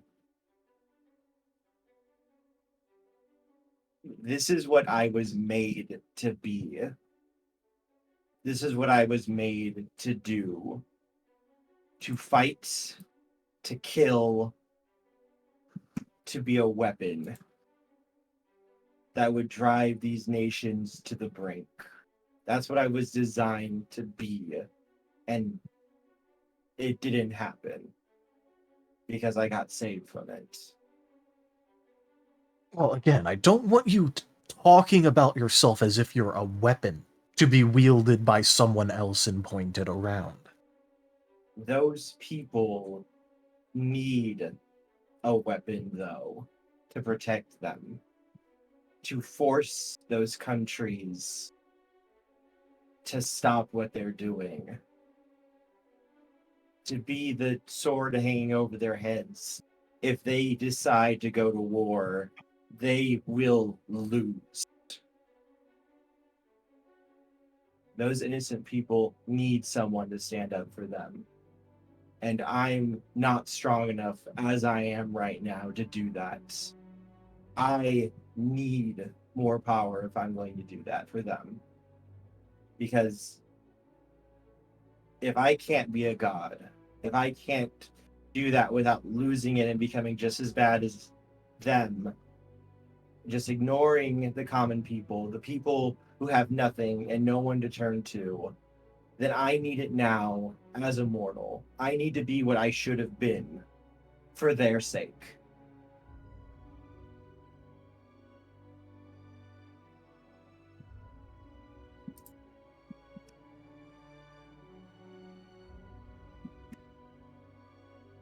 Well, what you're talking about is a rather friendless road, and, well, to be frank, Kemo, I don't know if you are really made for that. You've always been the one that's been more concerned about, making your friends, protecting them. All that bleeding heart nonsense.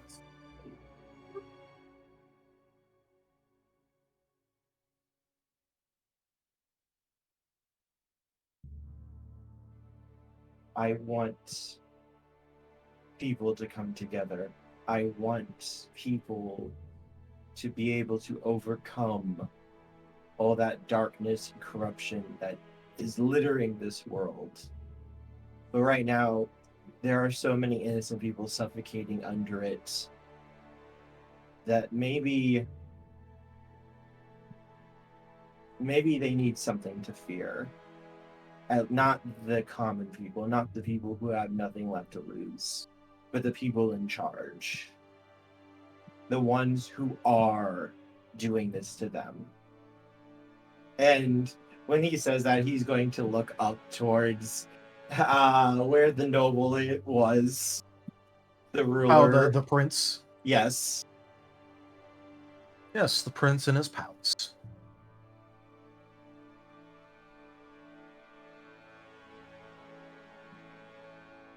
If that means that I have to become a monster that has to be put down someday, once things are better, once I'm not needed, I can accept that.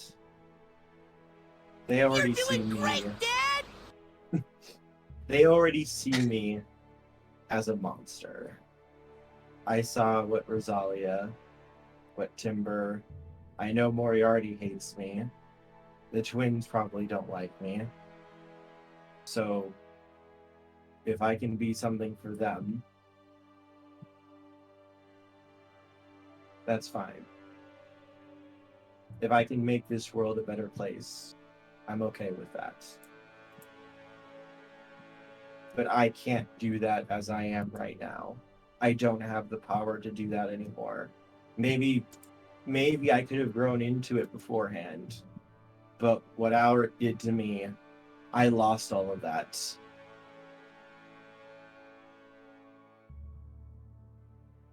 Everything that you taught me and trained me in, all those skills, I don't have those anymore. I can't use them anymore. And these new powers, I don't know if they're up to snuff for that.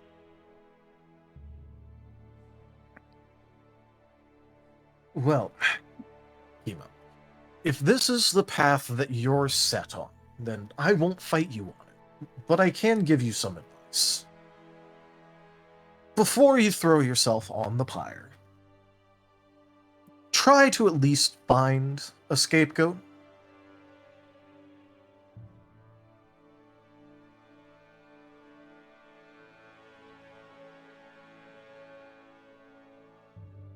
Look, the people in power already absolutely losing their minds over the Wolven Imperium, for example.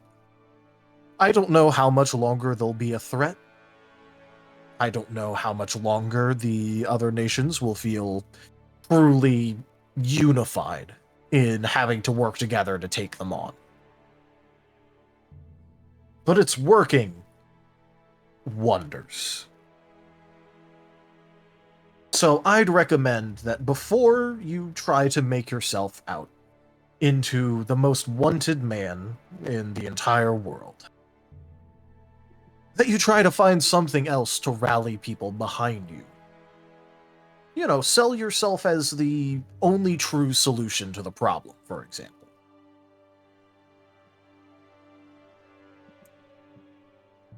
I just don't want you to throw yourself on the pyre as your first option.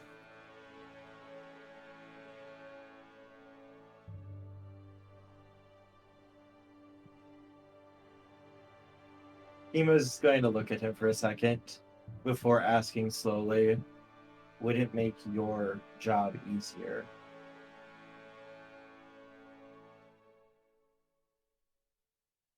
Kemo, it's never that simple with politics. On the face of things, maybe.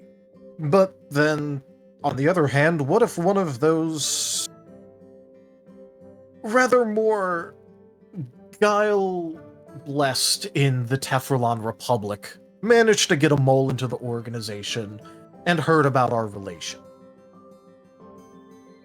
I mean, then it would absolutely sink my efforts, because they would either use that to blackmail me, threaten you, or would just leak it everywhere, so that way I would lose my grip on whatever I managed to claw together of the other nations.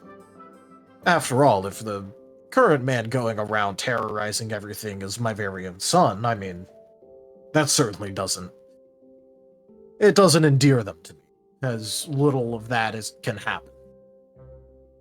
So, there's the possibility it makes my job easier. There's the possibility it sinks the entire ship, to use a phrase.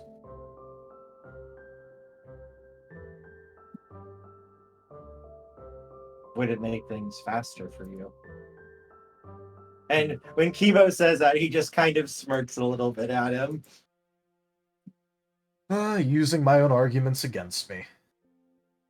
I learned from the best, didn't I? Well, so long as you're not caught, then yes, it would make it much faster. But again, I would highly recommend finding a different scapegoat or a cause to line people up behind.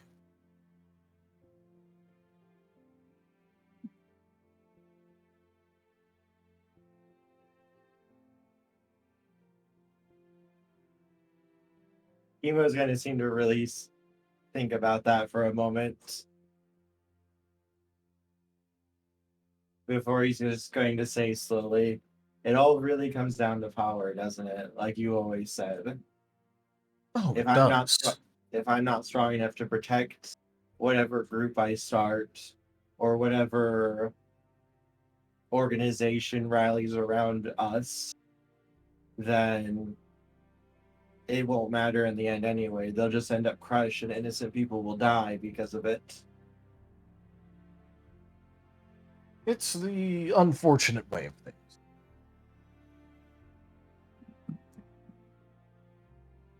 One of the lessons that I learned, possibly a bit too late, was that making it so that way people will give you power willingly is the most sustainable way of obtaining it. Because I remember a time when I was all gung-ho about, taking any last scrap that I could scrounge up and win from someone else. There's horrifying echoes of real-world politics here. But, well, more recently, I've certainly come to see the other side of making it that way other people want to give me.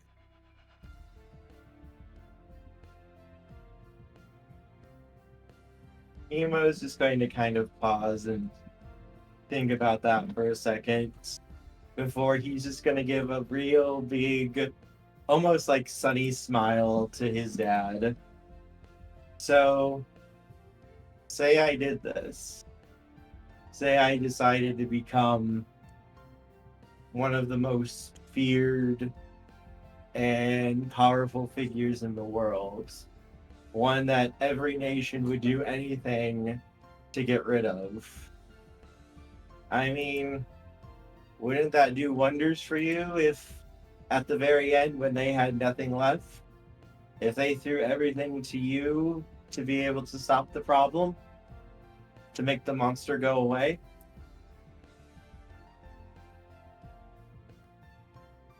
Oh, it most certainly would.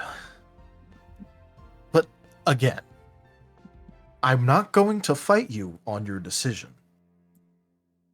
But, I do want you to at least tell me that you're going to look for a scapegoat first. Or at least some way to make it so that way you, as Kemo, are not associated with this.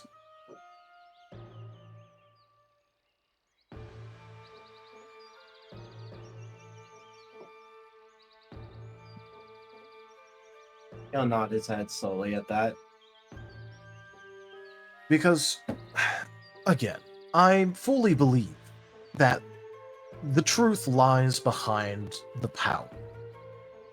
But you can't be one-dimensional in obtaining it. After all, there's hard power and soft power. And it'd be a fool to ignore either one of those. It is the fool who believes solely in the power of influence, believing it will save them from the barbaric raiders somehow. And on the other side, the barbarians are also fools, for they believe that despite everything, they can sustain this, ruling only by hard power. I want to obtain both. And I want to make sure that you can also obtain both. And if you become the big enemy, you'll be relying solely on your hard power that you can bring to bear. And if you do go down that route, I just want you to understand that once you commit, once you do it, there will not be a way for you to ever really turn back. Burning bridges tends to have that effect, unfortunately. There's a room where the light won't find you, holding hands while the walls come tumbling down. He's going to just look at his dad and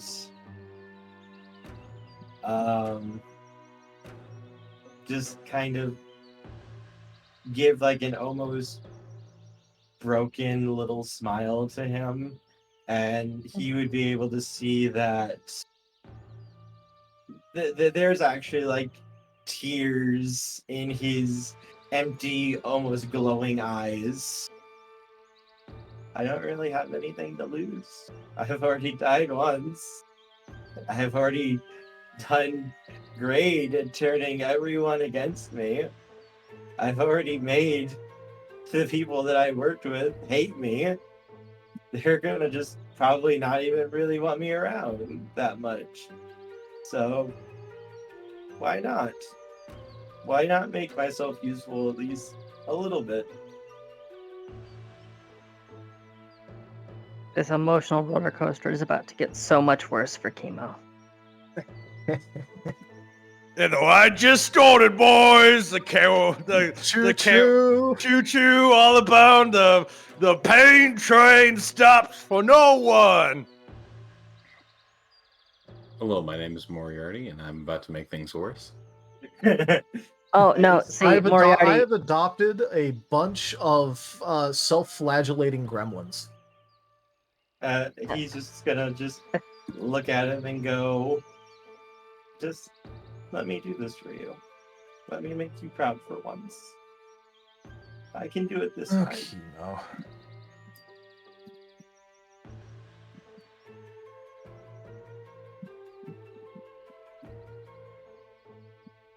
I'm not going to fight you on it. But I am serious that I want you to at least look for another option before you jump.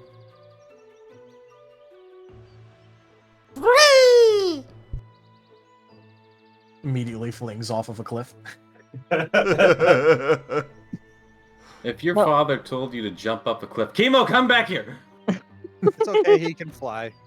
Well, to be fair, his father mind is when- telling him not to right now. The thing that came to mind when Zim made that noise was actually Banjo and Kazooie, and then I just realized, oh no, Rose has Kazooie. Dun, dun, dun, dun, dun, dun, Only dun, Kazooie dun, is the dun. backpack. Exactly. I'll try to find something to take the heat. All right. Oh, and Kemo,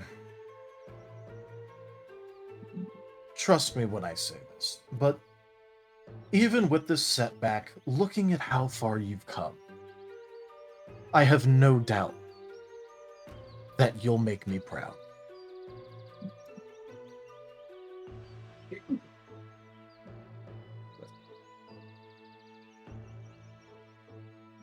Kemo is just going to nod but not say anything.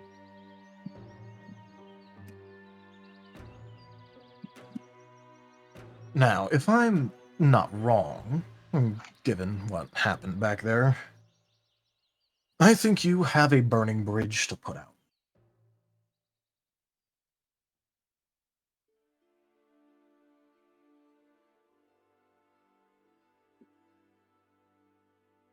Actually, this would go in. This would,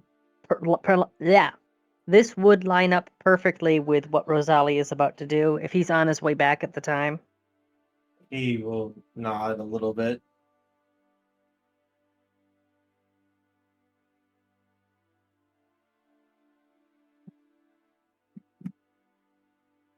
Now, it may be a bit of a trip, and even if I am busy at the time, you do know where to find me.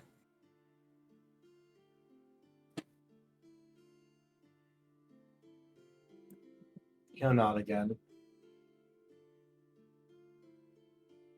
All right. And he'll reach into one of his bags and just go ahead and tap something once or twice, and then quickly just fade away. Presumably back to the island. And then quickly jump into the water.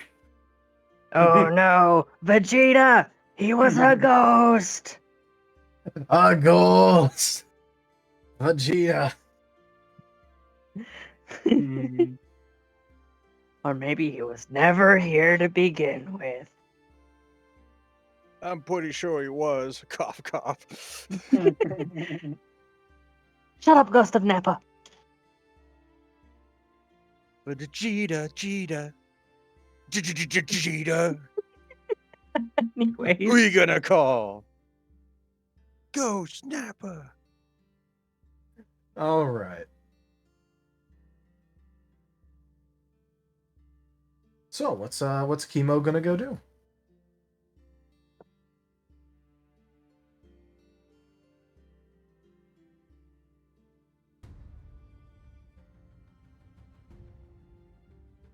He is going to start Chemo's walking gonna back go towards the brood. boat.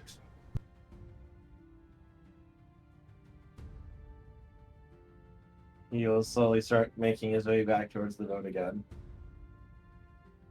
All right. As for anyone still on the deck, you can see that Kemo is coming back sans his father. Yeah, Temple's just standing gold post.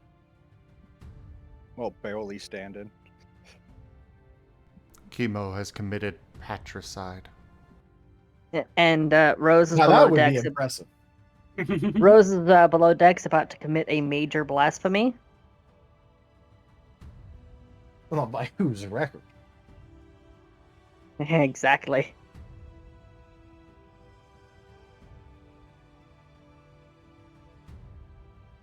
And Kemo's just going to kind of head up to the front of the boat because he needs to think right now, and he's kind of too terrified to talk to anyone right now.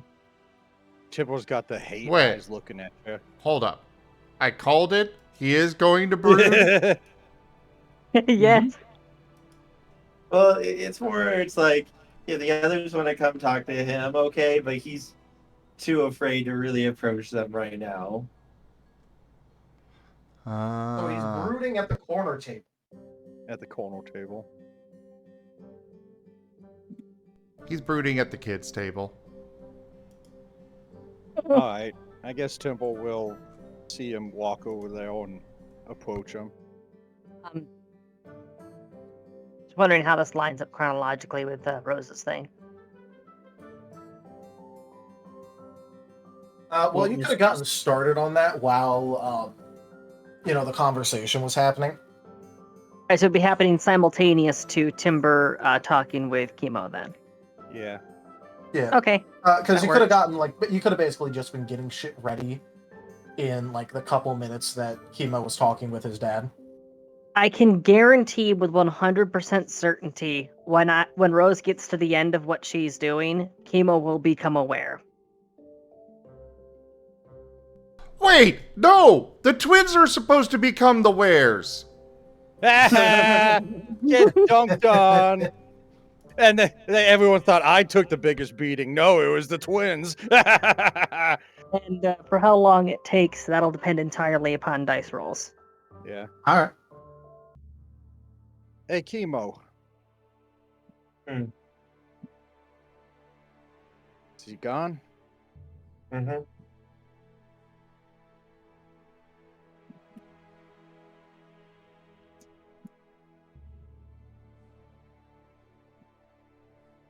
So, what now? He's gonna give a very small shrug.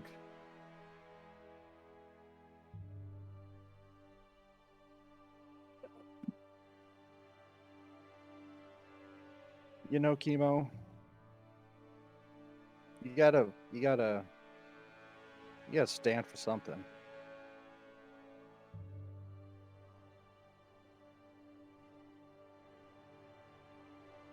So that's why we woven fight so hard.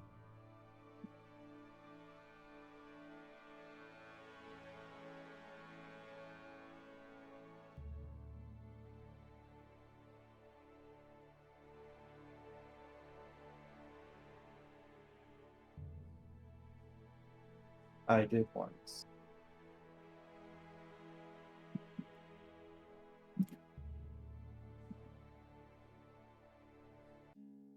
Everyone fights for something, Kemo. Say what you want about the Imperium, but I've shown nothing but tolerance towards you, despite you calling me an idiot, insulting my nation, and speaking blasphemies against the Kaiser. Just remember that every time you say that. Because all this hatred you have for something, I represent that. And yet, I've shown many tolerances. Maybe you're wrong maybe you're wrong about the Imperium, Kemo. Timber goes back to his post. Now Rose's turn. So, Kaboom! yeah, ow, loud.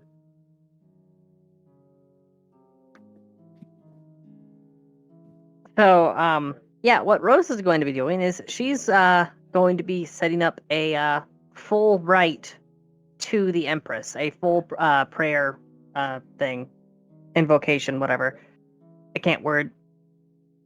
All right. So yeah, she's going to set up the incense, any iconography or anything that needs to be laid out. Going to be kneeling. Takes a few slow, steady breaths, then takes a deep breath and holds it and starts silently praying in Celestial to the Kaiserin, asking for guidance, help, and for some sort of intervention to show Timber that he is actually on the right path. Some sort of sign for him. And she's just going to keep repeating that prayer as long as it takes. All right. For setting up the ceremony in the first place, go ahead and give me a knowledge religion.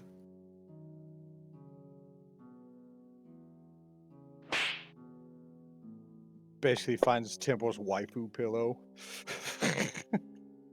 The only thing she has. All right. I think this is something she knows what she's doing.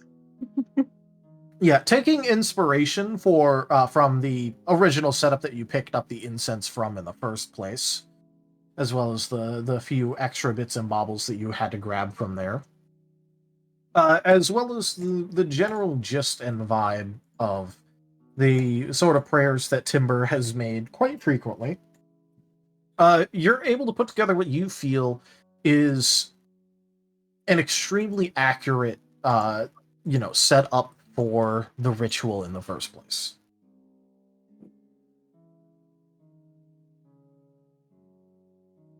With the crayons and everything. You must bring an offering of crayons, otherwise Chesty Puller will not manifest. Good night, Chesty, wherever you are.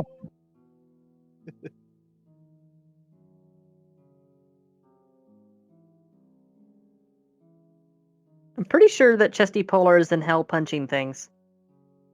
He was in heaven, but then he got kicked out.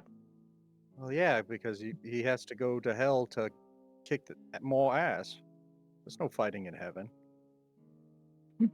Anyways. Well, if he's in hell, he'd be surrounded, Moriarty, which would simplify his problem.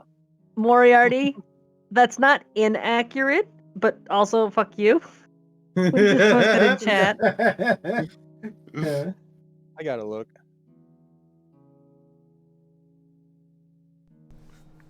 Sweet mother, send your child unto me, for the sins of the unworthy must be baptized in blood and fear. All right, now where's the human heart? Sweet mother, Don't worry, we have plenty of children that you can use for that. So, Taldarius,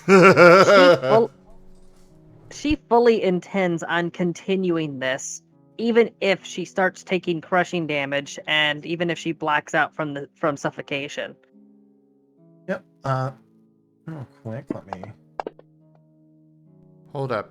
She needs to breathe? Yes. She is she's air quotations undead. Yeah. She's diet undead. Dying. Yeah. I'm undying. Wait, no, that's something else. Later on, she won't, but right now. Oh my god. No. I'm trans dead.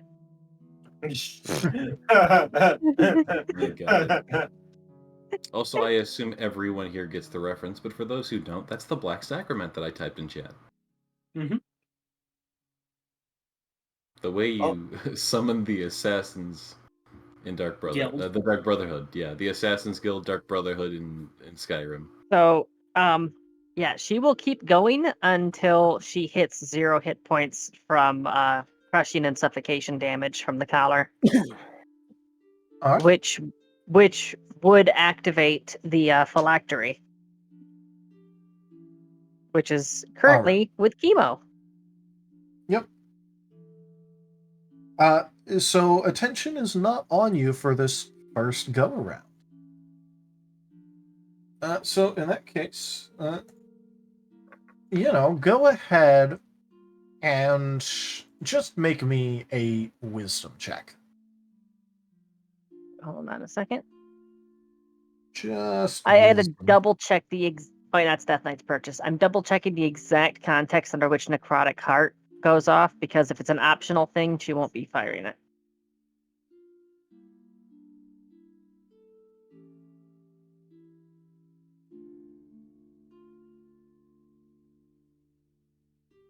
Okay, you may spend a spell point, so it is willing. So yeah, she's not doing that.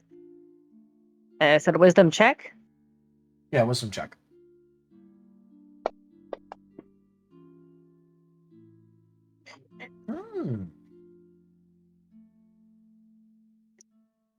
Did I hit the DC exactly again? No. But you did exceed it because it was a DC 15. So your bonus has saved you.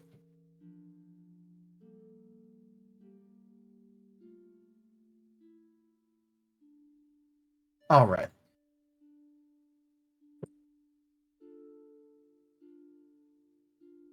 So included as a part of the ritual, especially given that you kind of cannibalized part of Timber's shrine for this. Included in the shrine is a sword and a shield. And to your eyes, just barely, you notice a very faint, very low-key shimmer appear around the shield after after you complete your prayer.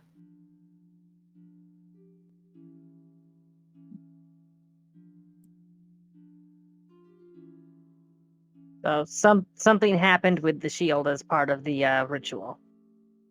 Yes. Upon inspecting it just with a cursory glance, it looks a little bit more shiny and polished than it did before.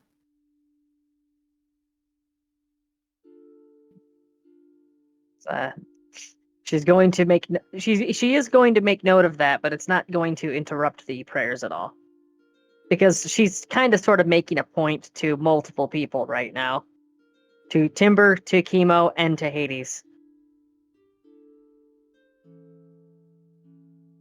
All right. Effort maximization.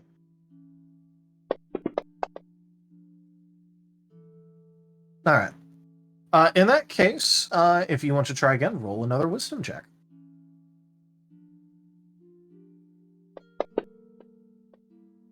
Oh, almost got a nat 20. Yep. Unfortunately, this time, as you start up your prayer, it's with a really nice cadence, the same one you had before. But unexpectedly, partway through a word, your collar suddenly constricts itself, choking out the middle of what you're going to say and interrupting the prayer. Oh, okay. I did specify it was mental, but I suppose it was like a sudden jerking action that would knock her off of the. Yeah, I didn't mean that it literally stopped you from talking. I meant more oh boy, choking. Broke concentration. Yeah. Yeah.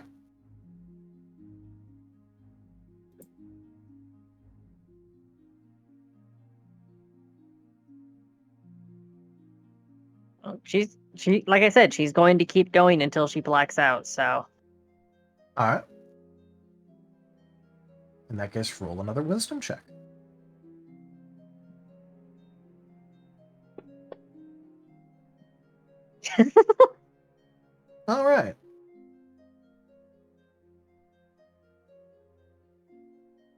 All right.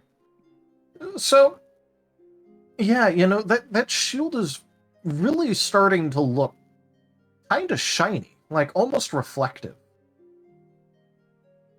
All the weapons and gear that Timber had as a part of the shrine were fairly well cared for, but this is obviously like a level beyond what some casual buffing will do.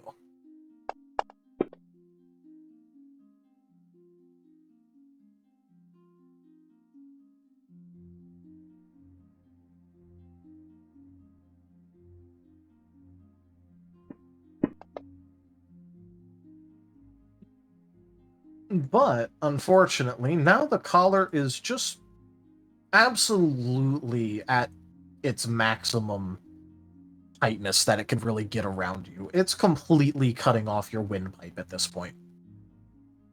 Is this interrupting blood flow, and is she taking any crushing damage from this?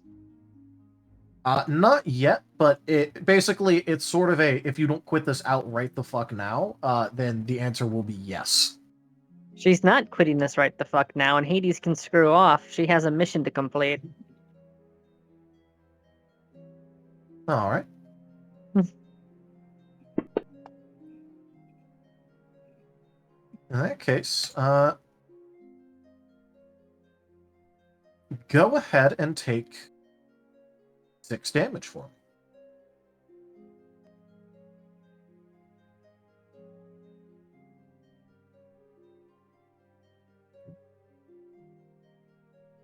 Okay, still going. All right.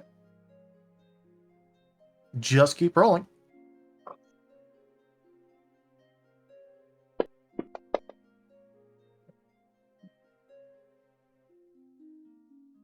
All right.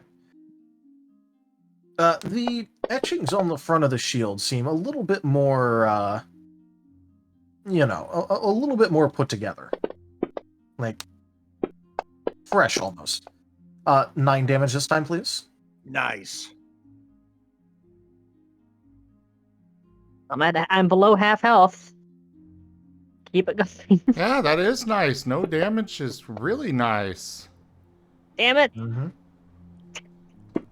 It's almost as if having your neck being crushed is a little distracting. 10 damage this time. Next round is probably going to finish her off. Damn it. You know what? I'm going to burn a point of fortune on this. Okay.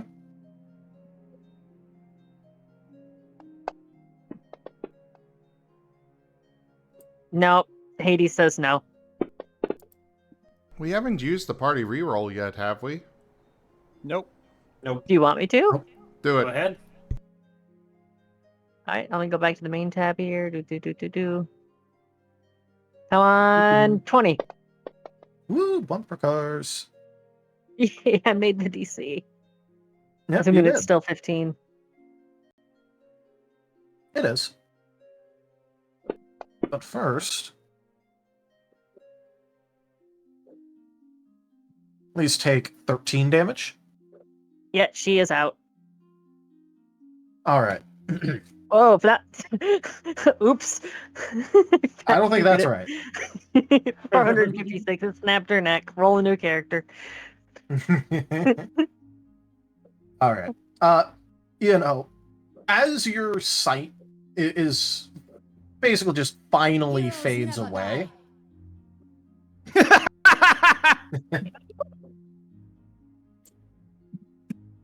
I exist to suffer. The Kaiser is pleased.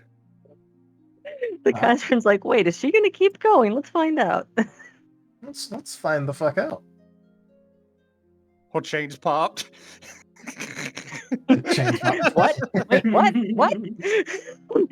Nah, but as the edges of your vision begin to darken,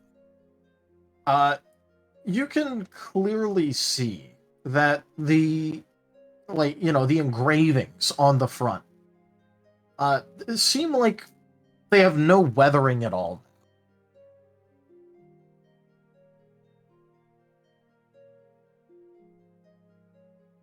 Here's the thing.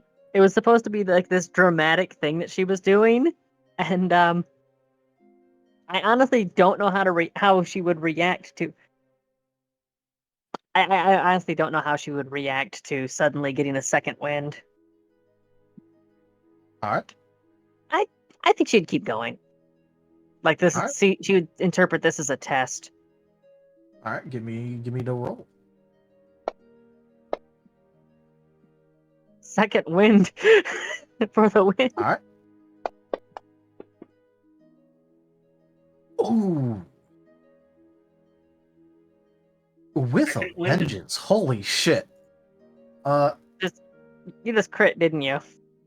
No, because there's no attack roll, it's just damage.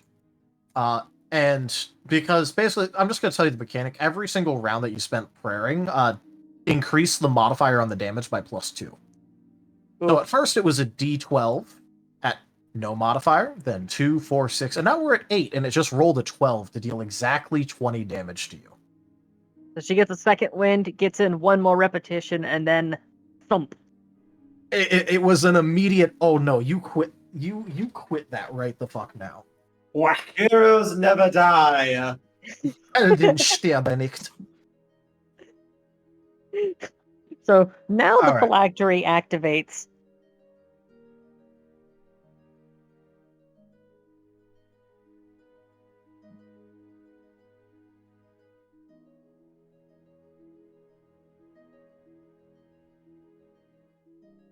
What's that like?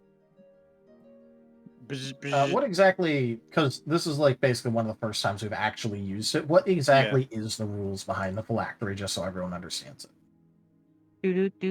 Do. I will have to look it up. I believe it triggers if you die, usually. It does. In this case, though, when she blacks out, she's still being actively suffocated, so... Basically, the phylactery will store your soul, and if your body gets any healing within the time to raise your health above you being dead, your soul's able to jump back into your body. Yeah. Yep. Do. Except that, it's like, what, like 5 or 6 minutes at this point for Rose? It's either minutes or hours because of how many feet she has. It's minutes. I know it changes from rounds to minutes. Okay, yeah, in minutes then.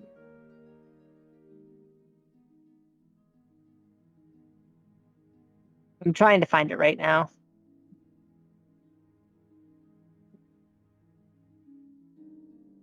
You know, like it vibrates.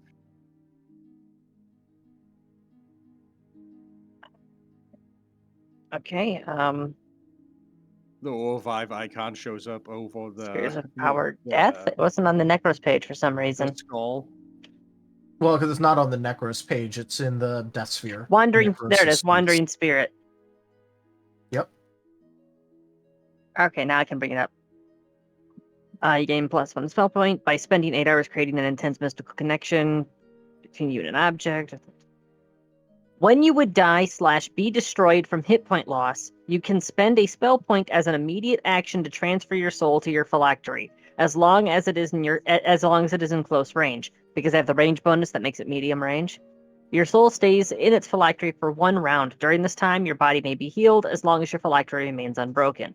If your new hit point total is greater than a negative amount equal to your Constitution score, or greater than 0, if you are undead, then you come back to life and stabilizes at your new hit point total. You otherwise remain dead. If you are brought back to life in this manner, you gain a temporary negative level. For each necrosis feat you possess beyond this one, your soul remains in its phylactery. For 1 additional round, your phylactery has a number of hit points and break DC equal to 6 times... the number of hit points and break DC equal to 5 times the number of necrosis feats you possess, and a hardness equal to triple your necrosis feats. At 4 necrosis feats, your soul stays in its phylactery for up to 1 minute per necrosis feat, and your phylactery functions as long as it is within long range. Oh, so it works in long range. All right, cool. 1 minute per necrosis feat, and I have 5 necrosis feats. All right, yeah. So, you can in fact use this if you die. The thing is that now that you've stopped praying, it has stopped attempting to strangle you to death. Well, she's still, so she's just knocked unconscious. Get the exact threshold then. Yep. All right, well then she's just sitting there unconscious, and the incense is still burning.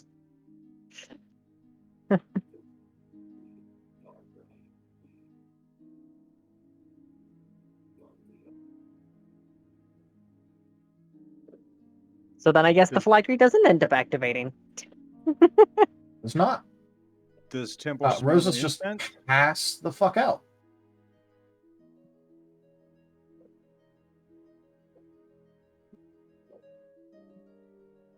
Does Temple smell the incense? Roll a perception check. And for once, he doesn't have a debuff because it's No, smell, he not doesn't. He also sound. doesn't have a debuff if it's sight. Let's see. Where's perception at? Skills, right? Yep.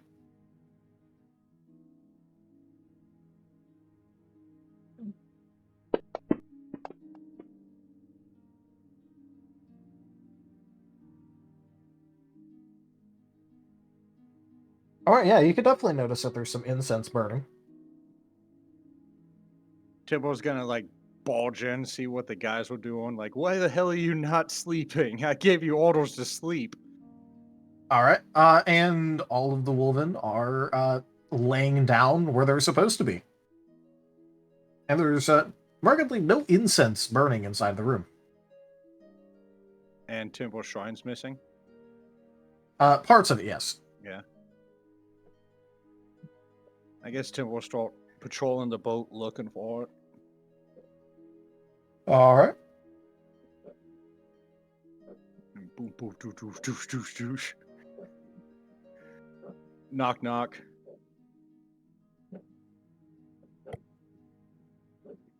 You up, Gar? Hey, I'm laying down in here like you told me. Okay, you. No incense. Okay. Rose is laying down like you told her. Pushes open the door, looks in. Marten's room. No incense. Closes it. Opens the door, looks at Moriarty's room. Actually, the Marten's room is completely cleaned out. Oh, yeah. Okay, so obviously no incense in there. Looks in,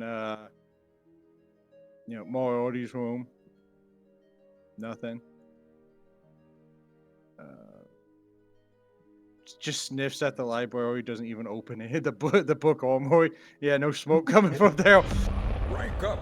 He squeezes his way, This through hamlet there. shall not fall.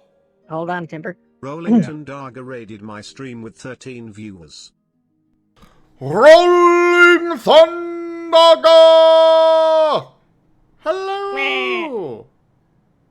Hey, a name like that, I have to make it loud. It has to be in a spectacle. Loud. I mean, look, they are. It is clearly all about thunder. Gotta be loud. Right, Thundaga? Right? It's gotta be loud. Gotta greet you properly with all the thunder that my voice can muster. I actually could muster a lot more, but, I'm being at least somewhat respectable to my, Anyways, hello there. Thank you so much for that raid. Welcome in, everybody. I am Razim. We do all sorts of things here. Right now, we are doing our Ascent to Ascend Pathfinder game. I will be in the chat, but thank you so much for sharing your community with me, Thundaga.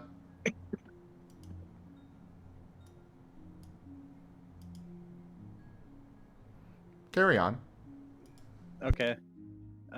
Is Rosenhall little lockout place room?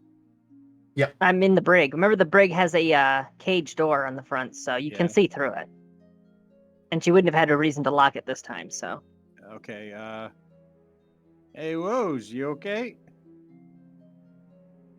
She is completely... Taldarius can describe it. Yeah. Yep. You can see that Rose is laying down, like actually like laying down, like side slumped in front of a shrine to the Kaiserin that's, utilizing a lot of your bits and baubles that were missing from the thing, from your room. And she is like, you can kind of tell that there's like a small amount of flittering between conscious and unconscious, but it's more of the latter than the former. Timbo's like gonna do the thing where he just reaches his arm in and like grabs all. You okay? Shake, shake. Yeah, there is no higher function response. Hold on a second. I'm gonna do an intelligence check. All right. See if Timbo remembers that healing is not good for Oh no! Kemo, you might be up anyways.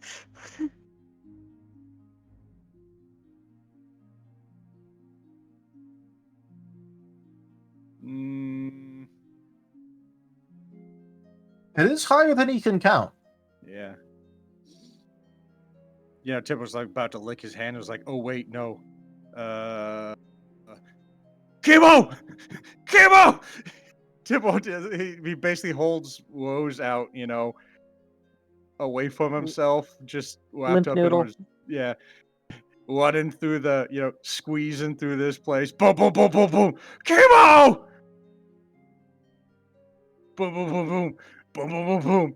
God, He runs outside. This Squeezing through the doors. Kemo! This is really bad because I have to run real quick, you guys. I need to run over to the airport real quick, but I'll be back in like 45 minutes. All right, well, Tipple, one's up to you. She needs heals! Kemo Okay, can actually heal. He That's can why he's actually looking, heal. yeah.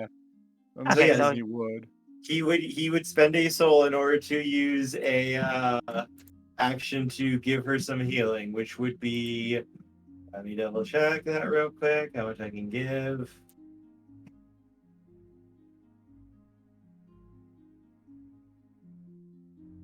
Wait a second, never mind. Wait, no, yes.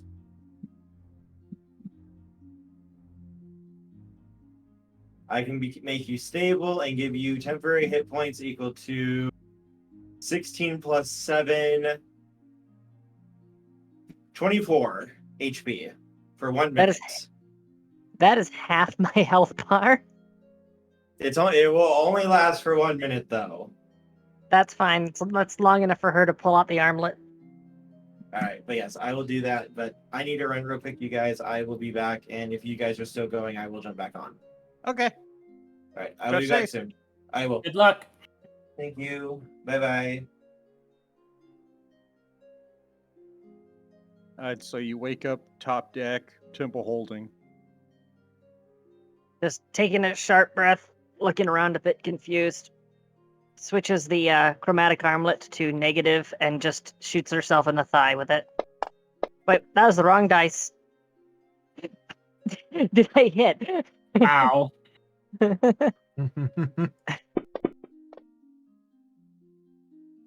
It's 18.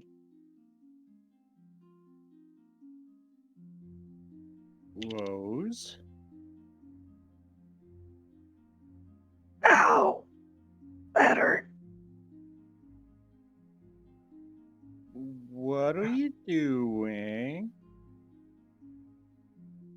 Trying to help. Oh, I mean, what are you doing with my stuff? Trying to help.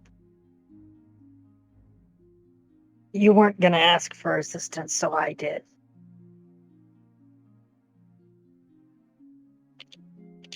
Yeah, you just get this like, Timbo like pokes up a bit, and his eyes get big, and he's like, "Wait, no."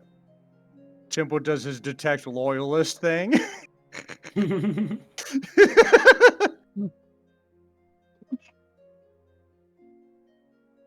mean the detect disobedience? No, he has detect loyalist as a spell. Oh. That's how he finds his brethren. It's detect the faithful or something like that. Let me look. I remember I was like, how am I going to I think find that's a the right name. wolven? Yeah. You know how you can have a light switch that's like perfectly at the line between on and off, and the light's just kind of like buzzing and flickering? That would be the reading that you'd be getting. Oh, you becoming a loyalist? Don't insult me like that.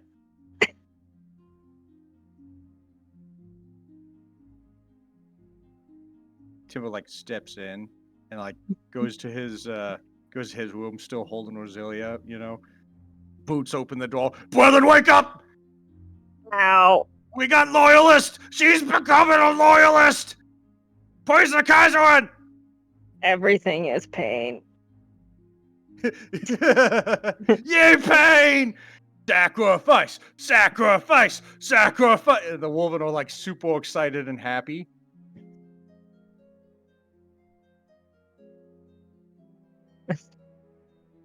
Like they were all beat up, but and then at the news of a new converted person of the crew, they're like, ah!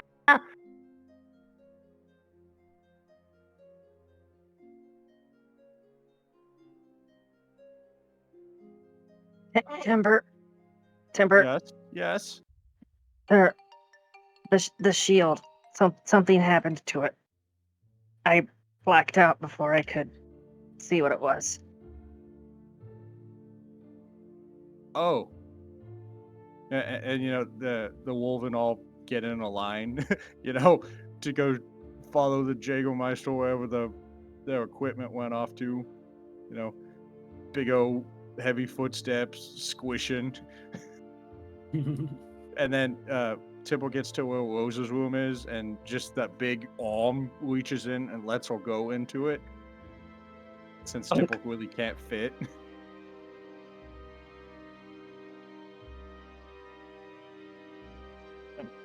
She is going to retrieve the shield. Alright. You are able to pick up the shield with no issue.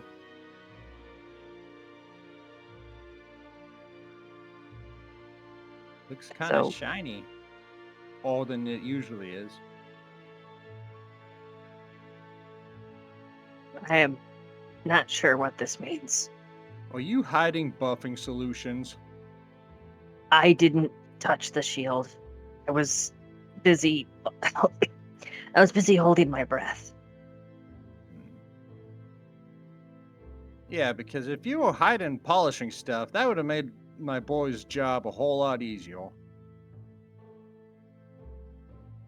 The closest thing that I have to polishing solution is tallow. Yeah, but that's too delicious.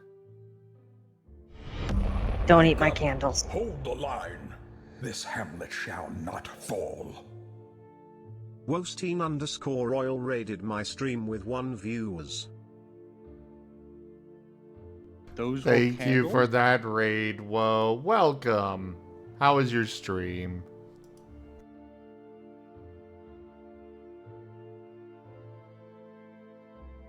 Go ahead and carry on, guys. Timber looks back to his men and goes, apparently those were candles. Should I remove some candles from my inventory? Yes. Oh, I had 10. How many did you eat? 3. There, I now have 7 candles. Temple spoils his men. Alright, guys, go back to bed. This is just the medieval version of eating crayons. Yeah, it is. So the shield, is it just like the cleanest that it's ever been? The shiniest and most polished it's ever been? As far as you can tell right now, yeah.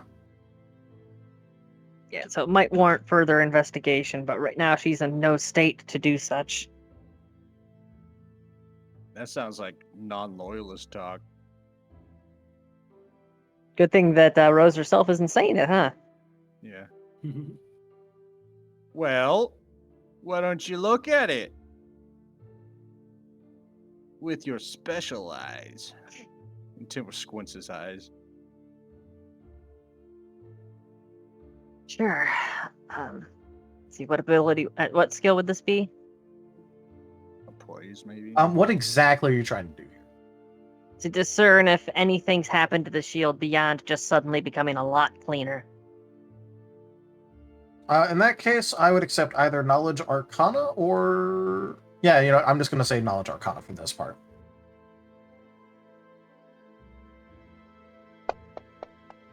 I have 1 point of fortune left, and I am using it. The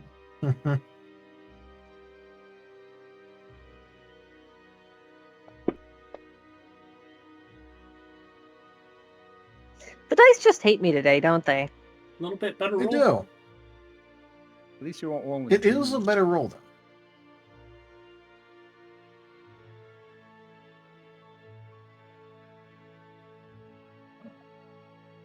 All right. So you think that, well, obviously there's something fucky that's gone on here, but you're not really able to pinpoint what. Can Timber roll a religion on it? Sure. Roll me that knowledge religion. Knowledge religion.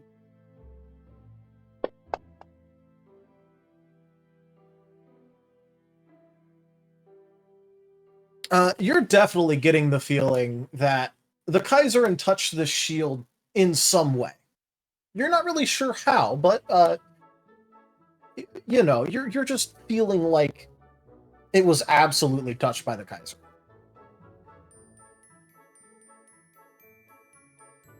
Timber's got like his paws on the grates or whatever, the balls, and it starts leaning in a lot more. And Timber goes, "It's been touched by the Kaiserin." Yay! Q murmuring from behind.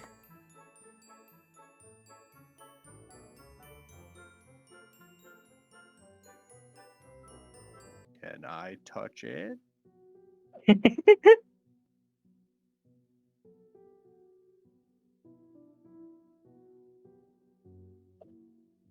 I can try taking a second look at it later when I'm not seeing double. Rosalia, you just gotta realize the Kaiserin's giving you more enemies, and you should thank her for it. That's like twice to be the fair, Heretics might. To be fair, the only new enemy we encountered today is one that we already had. It's just that he decided to reveal himself. Well, he did say, honor doesn't exist and blah blah. I'm not surprised. Yeah, it's easy to see where Kemo gets it. He could definitely use someone to wake him up to the indoctrination. Yeah, because why would anyone need to indoctrinate someone that way? Just slow head turn.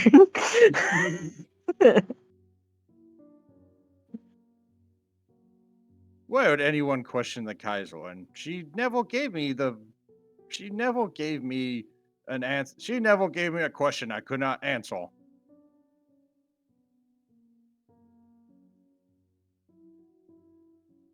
And then guard just comes in. Ooh, here's where my nightlight was. Disable a device. Goes back to bed.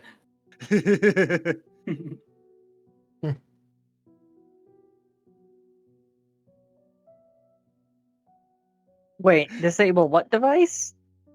The shield. Oh. Click, click. Yeah. Click, click. Fucking Lamash too. But yeah, so Rose, are you handing the shield over? Or? Oh, I already would have. Yeah. Okay. She would have done that In that immediately. case, all right. In that case, Timber, you have the shield. Temple kind of like bounces his way through the squeezing through, making a whole bunch of ruckus as he goes upstairs, so he can actually get up to the sky and hold it above his head because the roof was too short, but now it's over his head. Da da da da. You know, all that way just for a Zelda reference. Yeah. All right. So, what are you like? Are you inspecting it, or are you just like, what Yeah. are you doing with this thing? Temple wants to know more about this.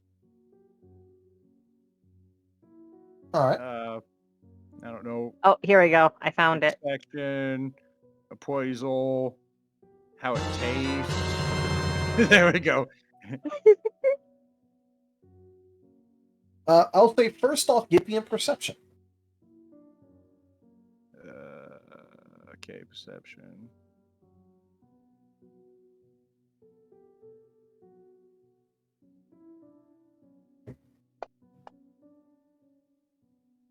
Oh, it's so shiny. Go for the eyes, Boo! Go for the eyes! Rusk! All right. Well, Tip was too game break. awestruck. Oh. I sincerely hope that it's autographed. I sincerely hope that's what Wostein is redeeming. Wostein, that is far too high of a redemption level. I'm gonna reject it. If you would like to redeem it, do it at a moderate or minor. Probably minor. Wait, did he seriously? Overspend. No, not the overspend. Did he seriously? I was joking about the autograph. well, first let's actually see what he put. Yeah, I know.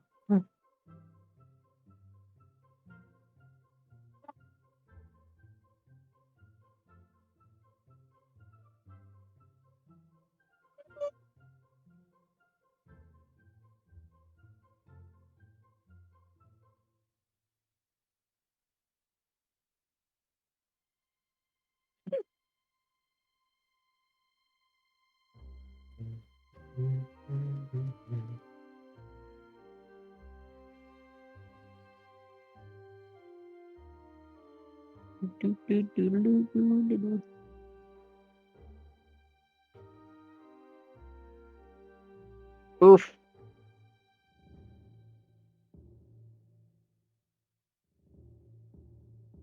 I'm not sure that it's going to be relevant right now, what the redeem was. So I'd say carry on, and if he redeems it... Okay. I was thinking that was probably something relating to the shield, but all right. That's what I was too. Yeah. All right. In that case, after your perception check, go ahead and roll me an appraisal. Oh, okay. It is very shiny.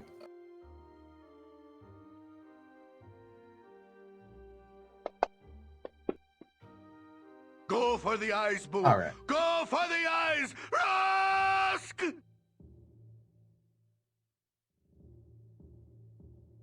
There's another game breaking. As for the appraisal check,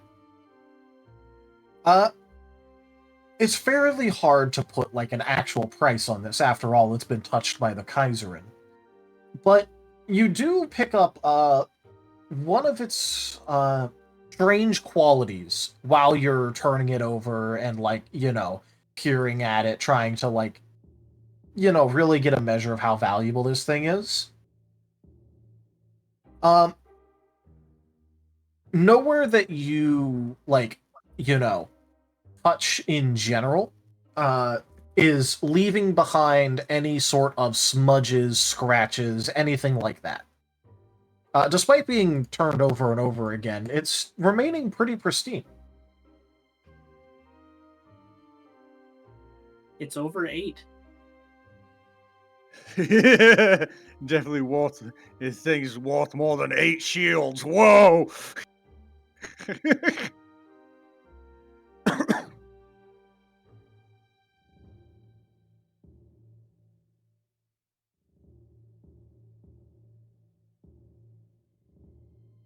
Well, I guess we can. Rosalia, we need to talk. And now's the best time to do it.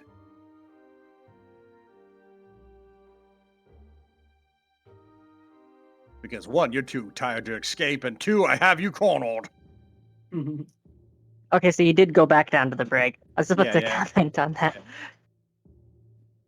Tibble just went up, held it up, did a little spinny thing, came back down. There we go.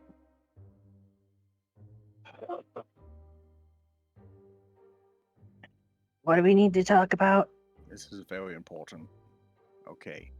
Now that you're a captive audience, I've been hearing some things. Such as? That you and Moriarty tolerate each other. Can Tibble, like, squeeze into the room somehow? Oh yeah, you can squeeze. Yeah, get. I've determined. You can squeeze. Yeah. I've determined that I just got completely choked to death, and because I already visited once before, they just skipped the boat ride, and I'm in my personal hell now. Tibble puts a paw behind her back. It's okay.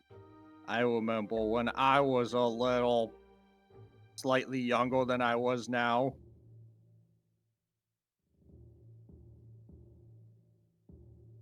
Well, when one loyalist tolerates another loyalist very greatly, Tibble reaches into his backpack and pulls out this broken fucking sledgehammer, warhammer.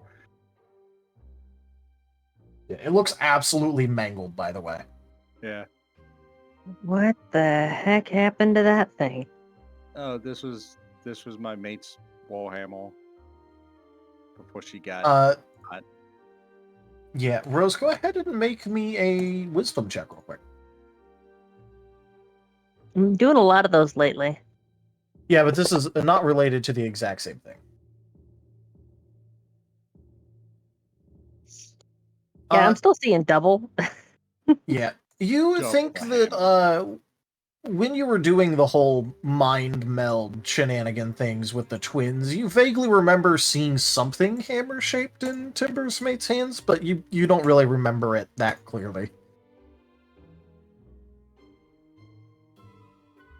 Well, when one loyalist tolerates another loyalist very greatly, I want you to do...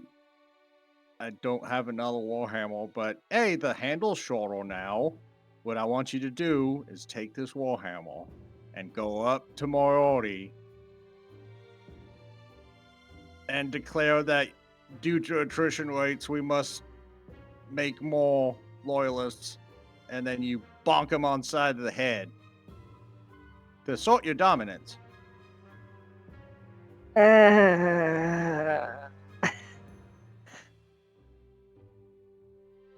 Okay, Timber, Yes? we're not... So because of species, It's okay, Rosalia. I know it's very awkward talking to your Jägermeister about how puppies are made. In my case, it would be kittens, but sure. Or whatever happens when a loyalist and a heathen decides to contribute to the Kaiser's legions. It wouldn't be the first time, but anyways, yeah, you declare that due to attrition rates, you have to make more kittens, and then you bop them over the head with this sort dominance. Okay, look, yes, there is a relationship between me and Moriarty. No, it has Alright. not progressed to that point yet, and even if it did, I'm pretty sure that we wouldn't be able to do that. Oh, Rose. As a Jägermeister, I always make sure that my troops are ready for the fight ahead and to achieve victory. What I'm telling you is not to do it right now because he's obviously gone. It would be impossible to bop him over the head with a mallet if he's gone. But what you do is, when you're really ready, and the Kaiser demands more legions, you bonk him on the head so freaking hard. Temple hands all the warhammer. It's awfully heavy. I'll make sure to take good care of this. And in the case, if there's ever a situation in which I need to beat Moriarty over the head, I'll remember where it's at. Well, I mean, I was just letting you hold it. It's kind of important to me. When you're ready, Oh, okay. tell I me thought you were. so I can watch. Oh, okay. Timber, to say that I had my neck cracked in an uncomfortable way is an understatement. I am very exhausted. I need some rest. Rosalia, can you do something for me? What? Can you take that warhammer and hit me upside the head with it? It's been so long.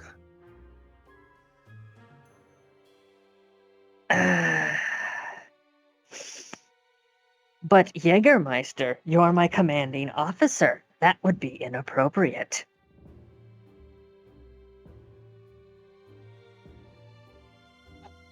I don't know. I think he gave you an order. I think the order supersedes the. I don't know. Mist was higher ranking than me because she was in the church.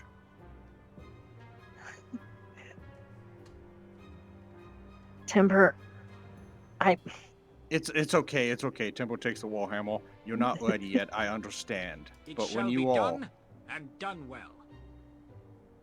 when you are, it shall be done and done well. God damn.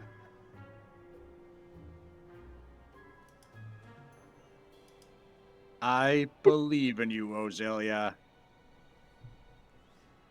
You're gonna make the Kaiserin proud. Here's hoping. Ow. What, just saying here's hoping is... okay, yep. Apparently even that's too much. I think I pissed off Hades. But you please the Kaiserin. Timur, like, scooches his way back out, you know? Does the I can finger neither gun. confirm I can neither confirm nor deny that statement under fear of decapitation. Does does the whole finger gun things and like tries to wiggle his way out and scoots. Now, if you excuse me, I have some hardcore punishment to do. This was all to convince him that he didn't need to punish himself. But Rose is in too much pain and too exhausted to go and stop him.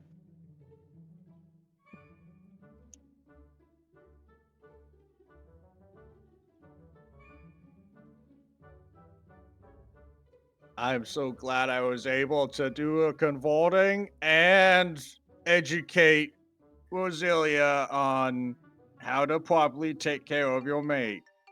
I am such a responsible Jägermeister. I went down with my men against impossible odds. Never change, Timber. Never change. Just as the Kaiser intended.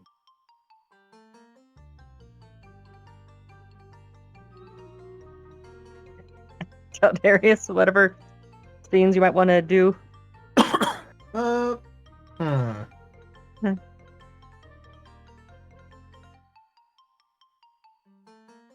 Well, I will say that, I am curious as to if Moriarty is literally just doing construction work now with the twins. Yep. Great. So there was an actual new convert to the whole thing. Working in the coal mine, going down, down, down. Don't you know, You Rosalia? cannot resist the lure of John Deere. The puppies yawn for the mines. It gives them character. Yeah. Why do you think Wolven grow up to be big and strong? Look, And we look, if the move puppies a weren't lot supposed of rocks. Look, if the puppies weren't supposed to go to the mines, why are they full of donkeys? That's basically a petting zoo. Oh, you're the one saying that right now? Really? Yes, I understand donkeys now. I'm one of them. I have been enlightened. I saw the truth. I saw the There- world as a donkey sees it. Everything is a coal mine. You saw the truth. You saw the imperial truth. I'm pretty sure she was seeing rainbows for a little while there. You mean grainbows? Rainbows? Is that an herbivore joke? Yeah, grainbows. Grainbow. It's also a gray joke as well. Oh, I got it the first time. I'm just fucking with him. Okay. Giggity. That's that kind of fucking. I was oh my gonna god. say that's Moriarty's job, but he's off being a construction worker. Yep.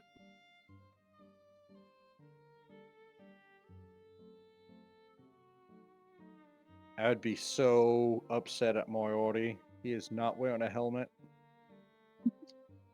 Oh, it's fine. His skull's thick enough. That sounds like something that you're saying from experience. Are you ready for the hammer? Yes, sir. That's Alright, yes, hammer ma'am. time. I love hammer time. Hammer time's my favorite. Yeah, I bet it is. Freaking Wolven.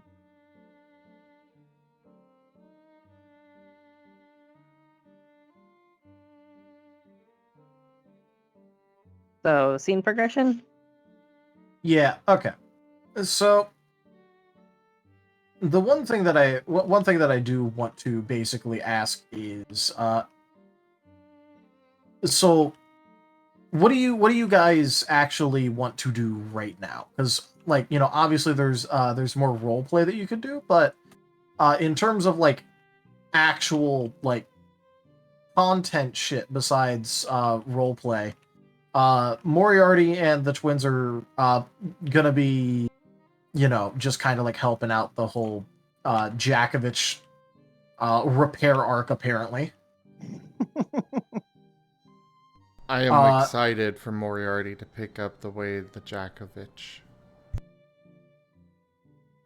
Moriarty already knows the way of the Jakovich. If you don't think that Moriarty can't talk for hours on end without pulling out some extra bullshit to just keep going and going and going as far as words are concerned, then you have another thing coming. Moriarty is a bard, I'll have you know, good sir, and bards, as far as any class goes, are very good at making words just fall out of the fucking sky for absolutely no reason whatsoever. If Moriarty wanted to talk into eternity, Moriarty could continuously talk and talk and talk and talk, and his tongue would never fall off because it's made of silver, which happens to be a form of metal. Please, no! No!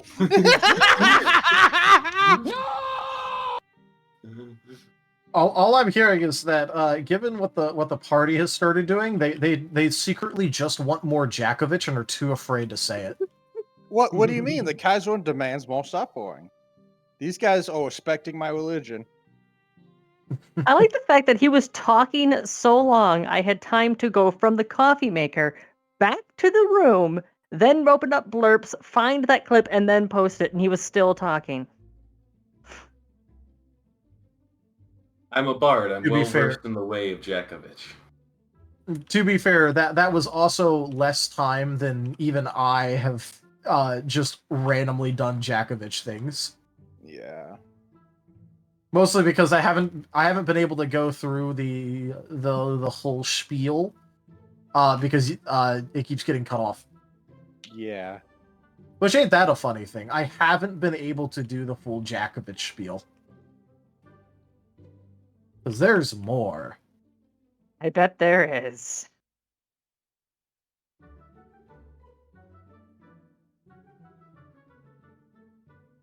I just need to get stronger.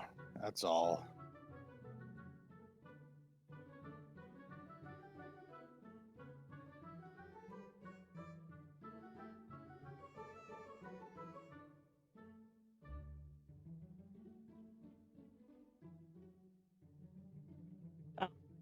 So if that's all, I guess progress time forward. Yeah, wait till tomorrow. Yeah, I mean, I guess that's all we can really do right now.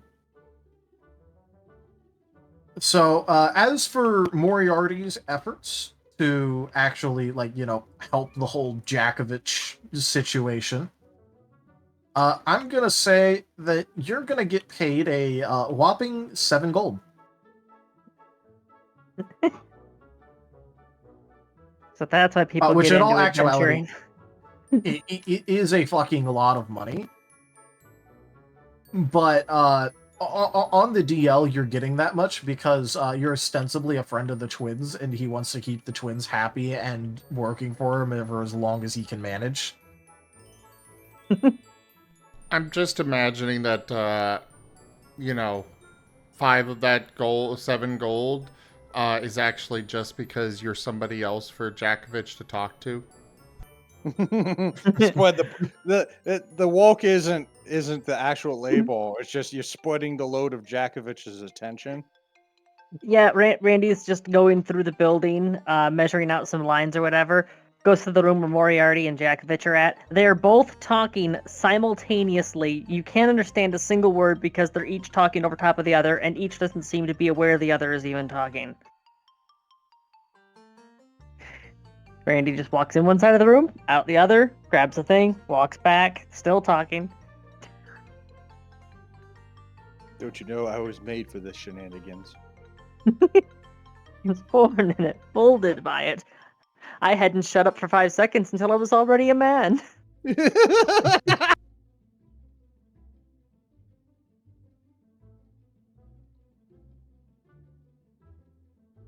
But yeah, so you get paid a whole 7 gold for like half a day's work. I feel Which, sorry.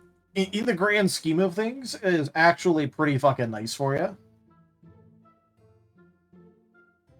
Considering that is like actually kind of a ridiculous amount of money for doing some base labor. I feel sorry for like if the Inquisition ever shows up to this place and has to like interview Jakovich. I feel like I mean, come on, wouldn't you want to interview Jakovich? That would be proper punishment.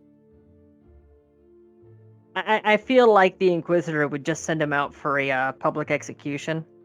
Yeah, And he would probably. still be talking 30 seconds after he's killed. Yeah. My man would find a way. I'm sorry, that's how you make an undead. He becomes a ghost and just haunts whoever kills him.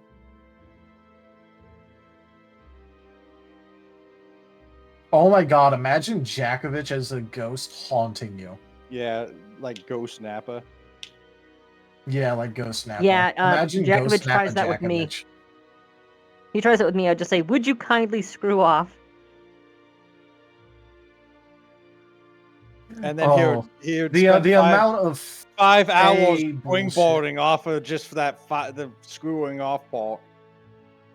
Oh, the amount of fey bullshit that I could do with that. Just basically, him going over the fact that, now that he's undead, he can't exactly interact with things now to screw them on or off. But, he's tried all this sorts of stuff, and let me regale you with all the certain things that he's tried to interact with in the failure and the, absolute travesty that is the fact that he can't interact with this or that family artifact anymore. So, Moriarty, what hell have you created? One of my own making? Just as all. To be fair, Mwah. To be fair, I feel like the twins are more at fault for starting the construction worker arc, because the vast majority of you forgot about Jakovich at all. after he was mentioned by the prince once. I don't know, Taldarius. I mean, you're the one that put the original situation in front of them.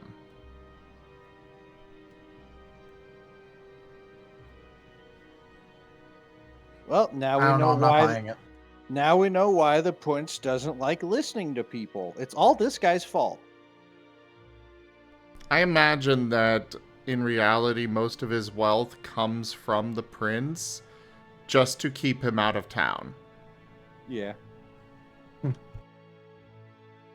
Much of his current income is in fact exactly that. That's why, like, when you met him, like, the entire conversation was effectively just, hey, I don't care, just fucking pay Jakovich and, like, so he doesn't come bother me about anything.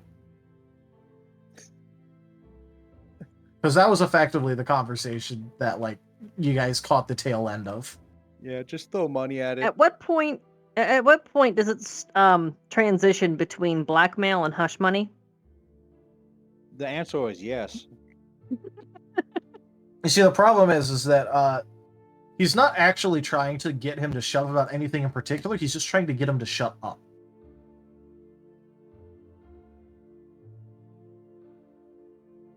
Which I feel is an important distinction.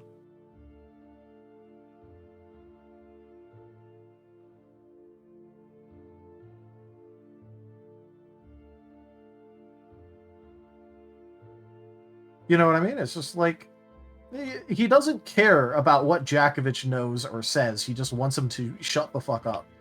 Yeah. So, what are the Twins and Moriarty going to do with their money? Yeah, by the way, I already remembered that I paid you, Zim, so you're not getting paid twice. Oh, I know. I'm just letting you know. Yeah, basically everybody on the ship is paid. going along. They got paid for today already. There's, of course, tomorrow's payment, but we'll get to that when we get to that. Yeah, basically everybody on the ship is doing a long rest right now, so they've got all the time in the world. Not Timber. Okay, but Timber is, like, voluntarily punishing himself, so... Yep.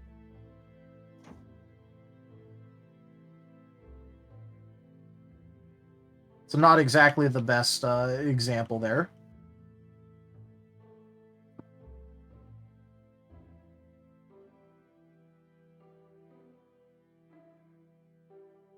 The failures are All on right. me. So, as for Moriarty, are you going to be joining the twins in their further construction adventures, or is it just more of a... Why am I running a construction thing at this point? Oh, well. Why do I hear the village people in my head? The reason why you're running a construction thing right now is because the twins can't find their family. They could go out and find their family, though. They need enough money to pay for people to find them. We also need our new ship to be finished. Yeah, the new ship needs to be finished, and right now they think most of the people on the ship, or at least just Kemo, hates them. Moriarty is also objectively opposed to a lot of the shit that's happening on the ship right now, so he's just like, okay, the Marten twins have the right idea. I'm just gonna go fuck off. Why is construction work your guys' healthy outlet? Like, Well, I had a map to go find treasure, and I've tried to get the party to go do that several times. Remember, And we just entertained that?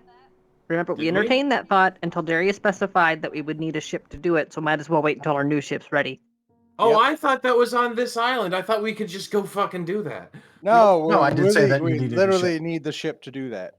All right, then yeah, construction work, because we need money, and I guess this is a way we're making money right now, and again, I'm just not vibing with what's going on in the ship right now.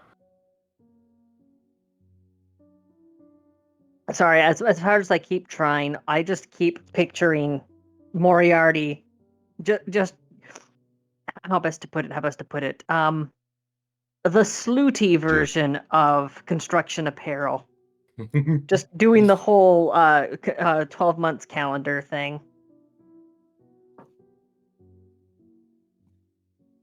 I'll go I mean, bust out look. the OSHA regulation outfit Moriarty's wearing. I just gotta find it. Now look, No, Rosalia, no. I know All he needs is a helmet, short shorts, and a tool belt. Look, I know No. it's natural to fantasize about your partner in these sorts of ways, but Rosalia,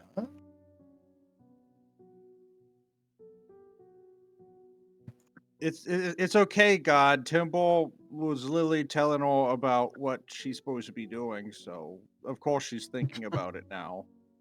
To be fair, to be entirely fair, Moriarty originally just left to go find the Marten twins because at this point he believes they're the most like-minded individuals to him. He found them just working. They threw some tools at him, and he's like, you know what? I give up. Let's do some fucking whatever. You broke his will finally. And literally, Taldarius, I told you my parameters for what the twins would get up to. You're the one that threw construction in front of them. well, you're the one that wanted to build a road. I mean, Well, no, you could have had it be, okay, here's the line, so they go back, and here's the line. But then you made it clear that that wasn't supposed to be, it wasn't supposed to be a line, it was supposed to be a road. So they went and got the road, because that was the best way to solve the situation. well, yeah, but you didn't have to become actually, a part of the construction process, is what I'm saying. Well, yeah, but Randy was very grateful for their assistance, and they liked being appreciated.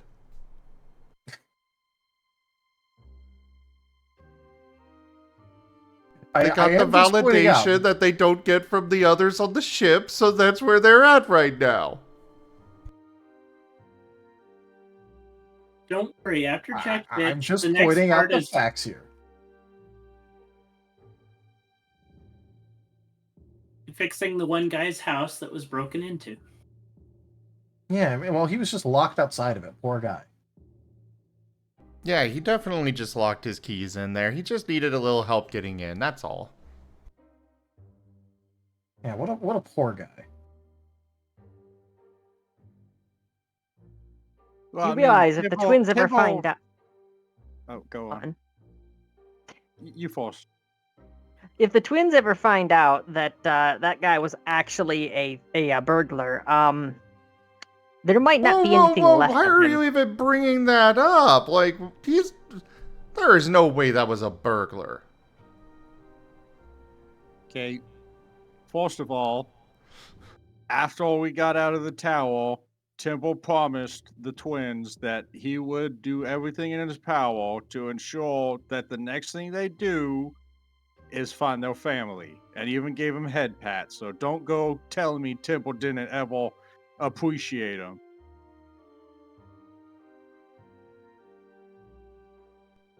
Oh, I know. The whole reason why we haven't sailed off to go find the Martens is, well, you decided we needed a new boat. Well, it was... to be fair, it's more that we needed a bigger boat. Because a certain somebody brought 69 orphans on board. Yeah. Which, for those that are just joining us, that was completely randomly rolled for. It's not just because it's a nice number. Yeah, actually, it was rolled 68, but then it also got rolled that the leader would join. So, it turned into being exactly 69. Nice.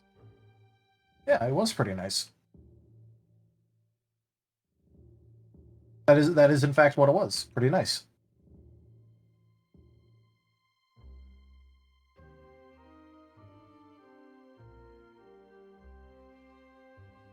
So, what are we doing next? Or do we want to wrap up, or what? Well, we still have Wolfstein's influence. So basically, that is related to the next time the party does something in particular, or a member of the party does something in particular. I have made exact note of it, and it will take effect the next time that happens. I already messaged Woe and told him about that, and he's like, "Yeah, that's fine." Okay, just making sure because normally Zim refunds them if they aren't used. Oh, Yeah, no. it will actually be Influences. So cards I refund at the end of the night. Influences I hold on for a while. But occasionally I do refund those if they aren't implemented in a random, not a particularly set amount of time, but kind of if it feels like, basically if it's too far past where it would have been relevant, then I'll refund it. But like Woe's got one that's been there for, what is it now? 2 months. And I know which one that is. It just hasn't come up. Yeah, it hasn't come Zim, up. I know which one that is. Yeah. It hasn't come up. There is another one that I should probably refund, though, because I think it's a little irrelevant. I'll send that to you again, Taldarius. I don't know if you're still planning to implement this one or not.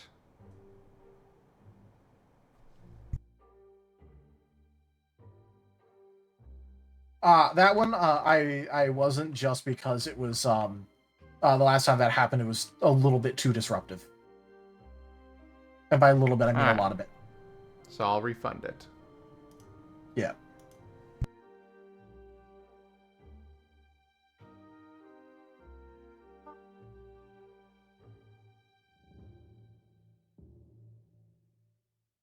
So yeah, otherwise, are we continuing tonight or wrapping up or what? I'm good to get another day in. I'm good with that too. But here's the thing. Kemo needs to do a bunch of reconciliation stuff, so Yeah, the thing that I was having trouble with was just the fact that, obviously there's a bit of character stuff that kind of really needs to be gone over in general for in character RP.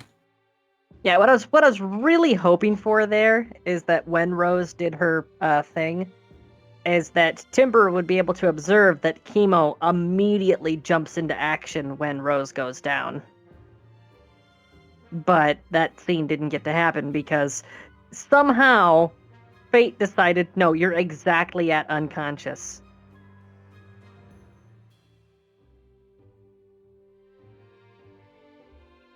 Well, you also could have said that, and I just would have bumped up the damage a little bit more.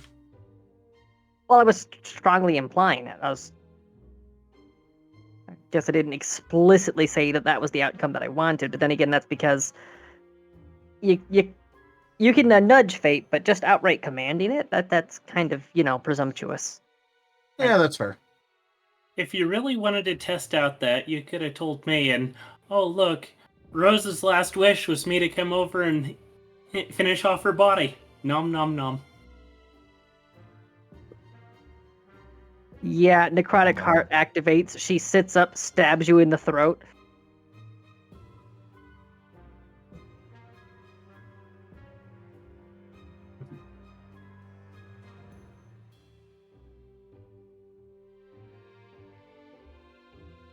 But yeah, I will say, outwardly, that, given the fact that at the end of last session, everyone was all, oh yes, at the start of the next session, we shall be going deeper into the tomb. And I went, yeah, cool. I don't know. I literally... I suggested that, but then everyone went out to the wagon. Tibble just went there. I was just going to get gunpowder.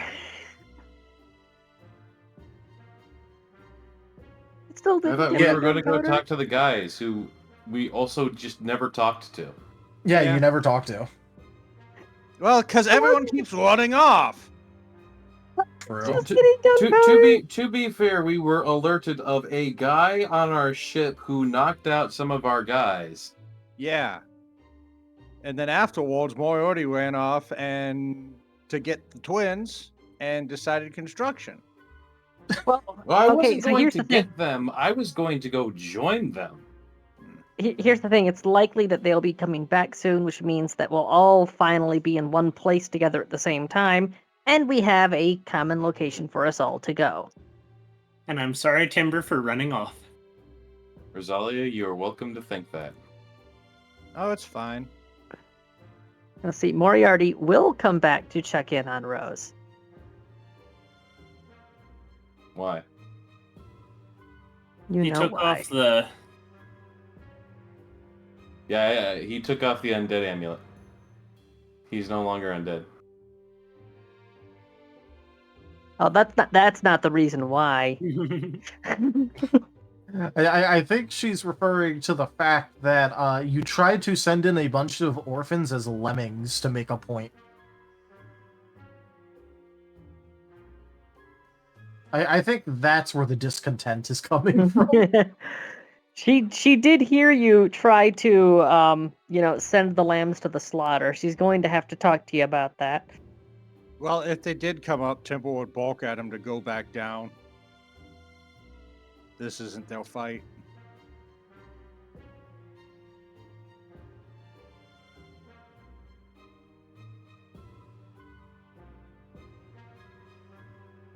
So, last thing that I'm going with, if we're ending the session here, then, is that for the 2 hours of whatever during long rest, Rose will be having a serious heart-to-heart conversation with Sycamore.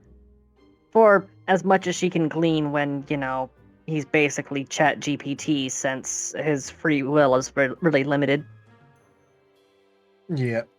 Well, specifically, it's more like his awareness of things is very limited, so that kind of makes it so he's a little bit Chat GPT-ish. Yeah. I just giggled that I kept all in twos. Like, yeah, Temple resolves this. But now that he has an autographed shield, that means that the Empress is smiling on him, right? Hopefully. I'm still convinced that that's autographed.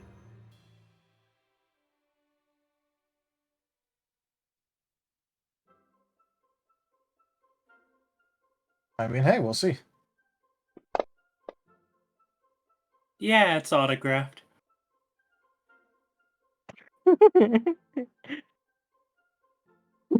Yeah, it's autographed. Wink. Did you just say the word wink? No, of course not. Wink. Nudge. Yeah.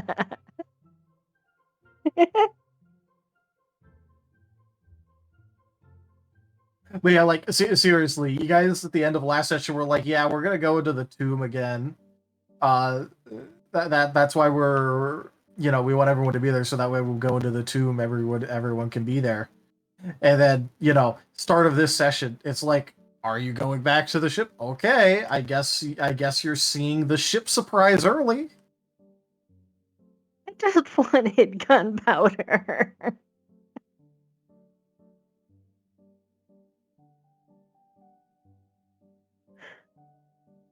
Why is it every time you leave me unattended around gunpowder, bad things happen? It doesn't matter what character, it doesn't matter what game setup. Even in video games, never leave me unattended around gunpowder.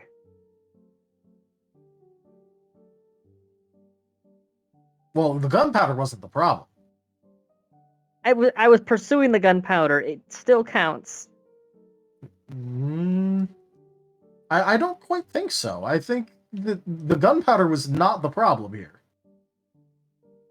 It's okay. Tibble's got a new hate bonal. Don't worry, Rose. You could have used the gunpowder if you would have grabbed it first, before talking to the guy.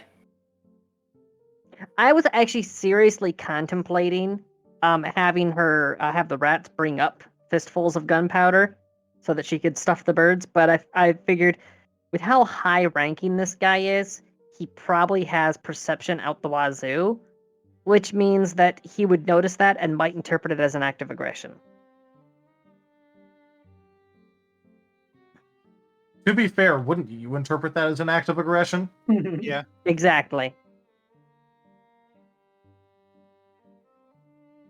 For as much as she's pissed off at the guy, she knew that so long as it was only words that he'd be willing to just talk. He's not civil by, civil people standards, but he is civil by evil people standards. And she knows how to work with Evil that. tyrant standards? Yeah. She's very used to evil tyrants. Ask her how. Ask her how.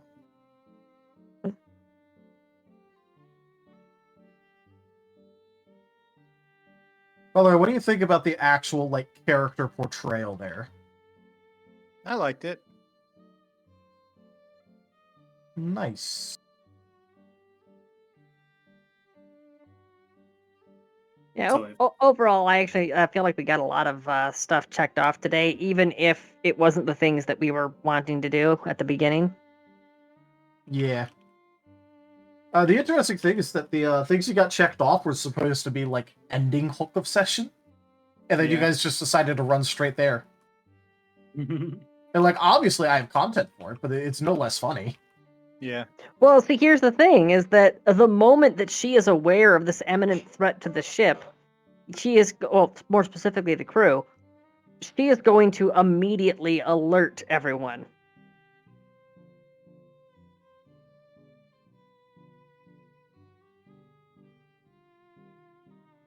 Also, using those birds as message couriers, I think I have more uses for them beyond just being missiles, because that was actually very useful. Yeah. It's okay. Temple got to go do the whole Goku thing. Get his ass beat. Oh, yeah. To be fair, he literally was just like, do you just want me to knock you out at this point? Timber got a gift from the Kaiserin, he got his ass kicked, and he got a new loyalist convert. This is a good day for him. Yeah. And then I had to keep rolling twos. If this were World of Darkness, he would have gotten a point of willpower back. That's true. I am willpower. I'm just glad Tibble could prove that, yeah, he's never gonna fucking surrender.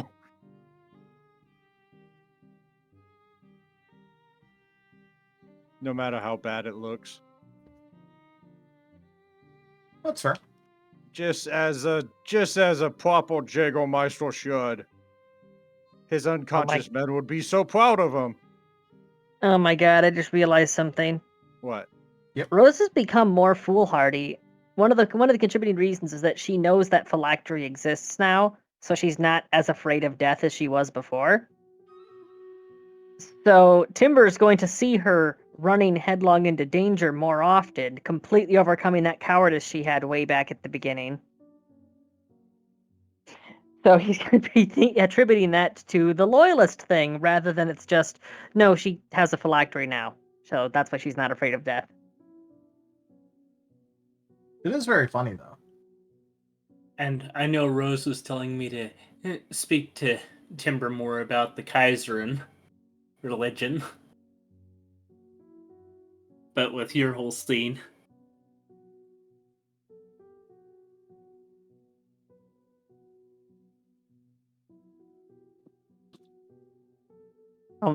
Yeah, something else kind of funny. The whole thing with the armlet, with the alloy that it's made out of, causing frost damage to anyone who isn't undead. Yeah. How that was originally meant to be so that I wouldn't just hand it off to another party member whenever needed. And now half the party's undead. And Tibble likes the cold.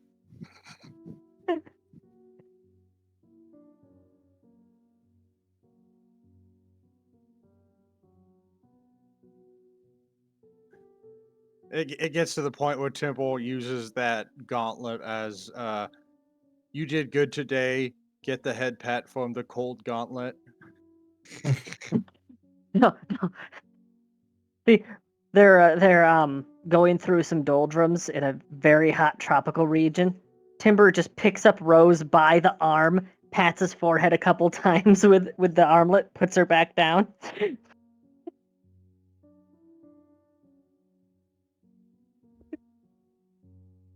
You Marching got it along. all Whoa, sweaty. just sit on my shoulder and just lean that on the back of my head. Ah, thank you. Okay, I can keep marching.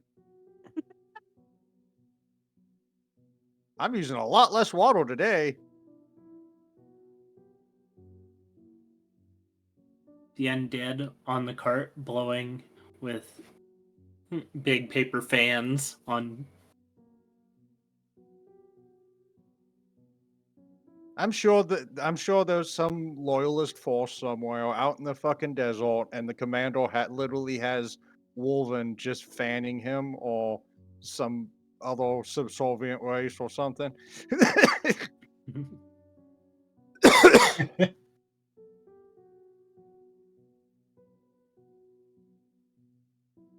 We specifically retain these wizards because they make the place cold. I swear to God, if you fucking stop, I'll shoot you.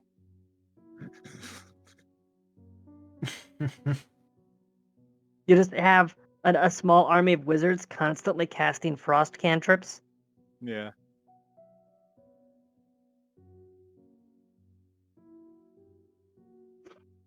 All right, so I guess we're wrapping up here then.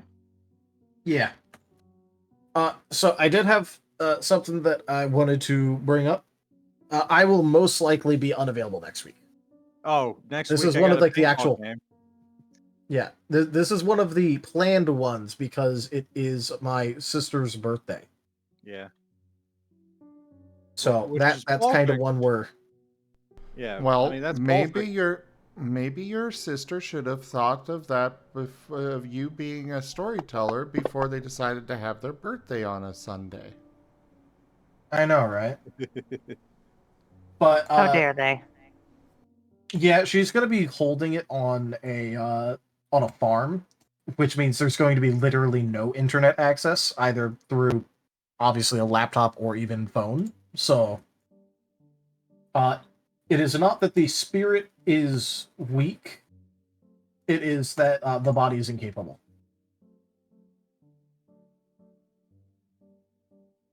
It's okay. Because if I could, I would sit my ass down at 6 o'clock, on the farm and run. But I physically cannot. I'll be out in the middle of nowhere hunting children in the woods. Timber, you always know just how to phrase things in the best way possible. Yes. And their families.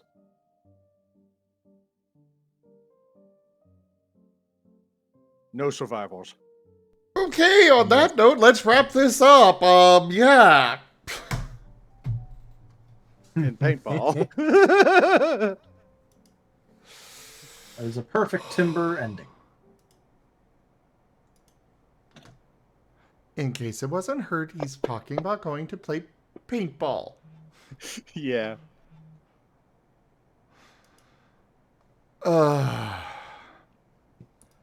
Thank you, everybody, for joining us today for Ascent to Ascend Pathfinder. Check out our website, zgfgaming.com. We've got links for our Discord, Telegram, Mastodon, Patreon, and more. They're on the website as well as down in the description below through our link tree.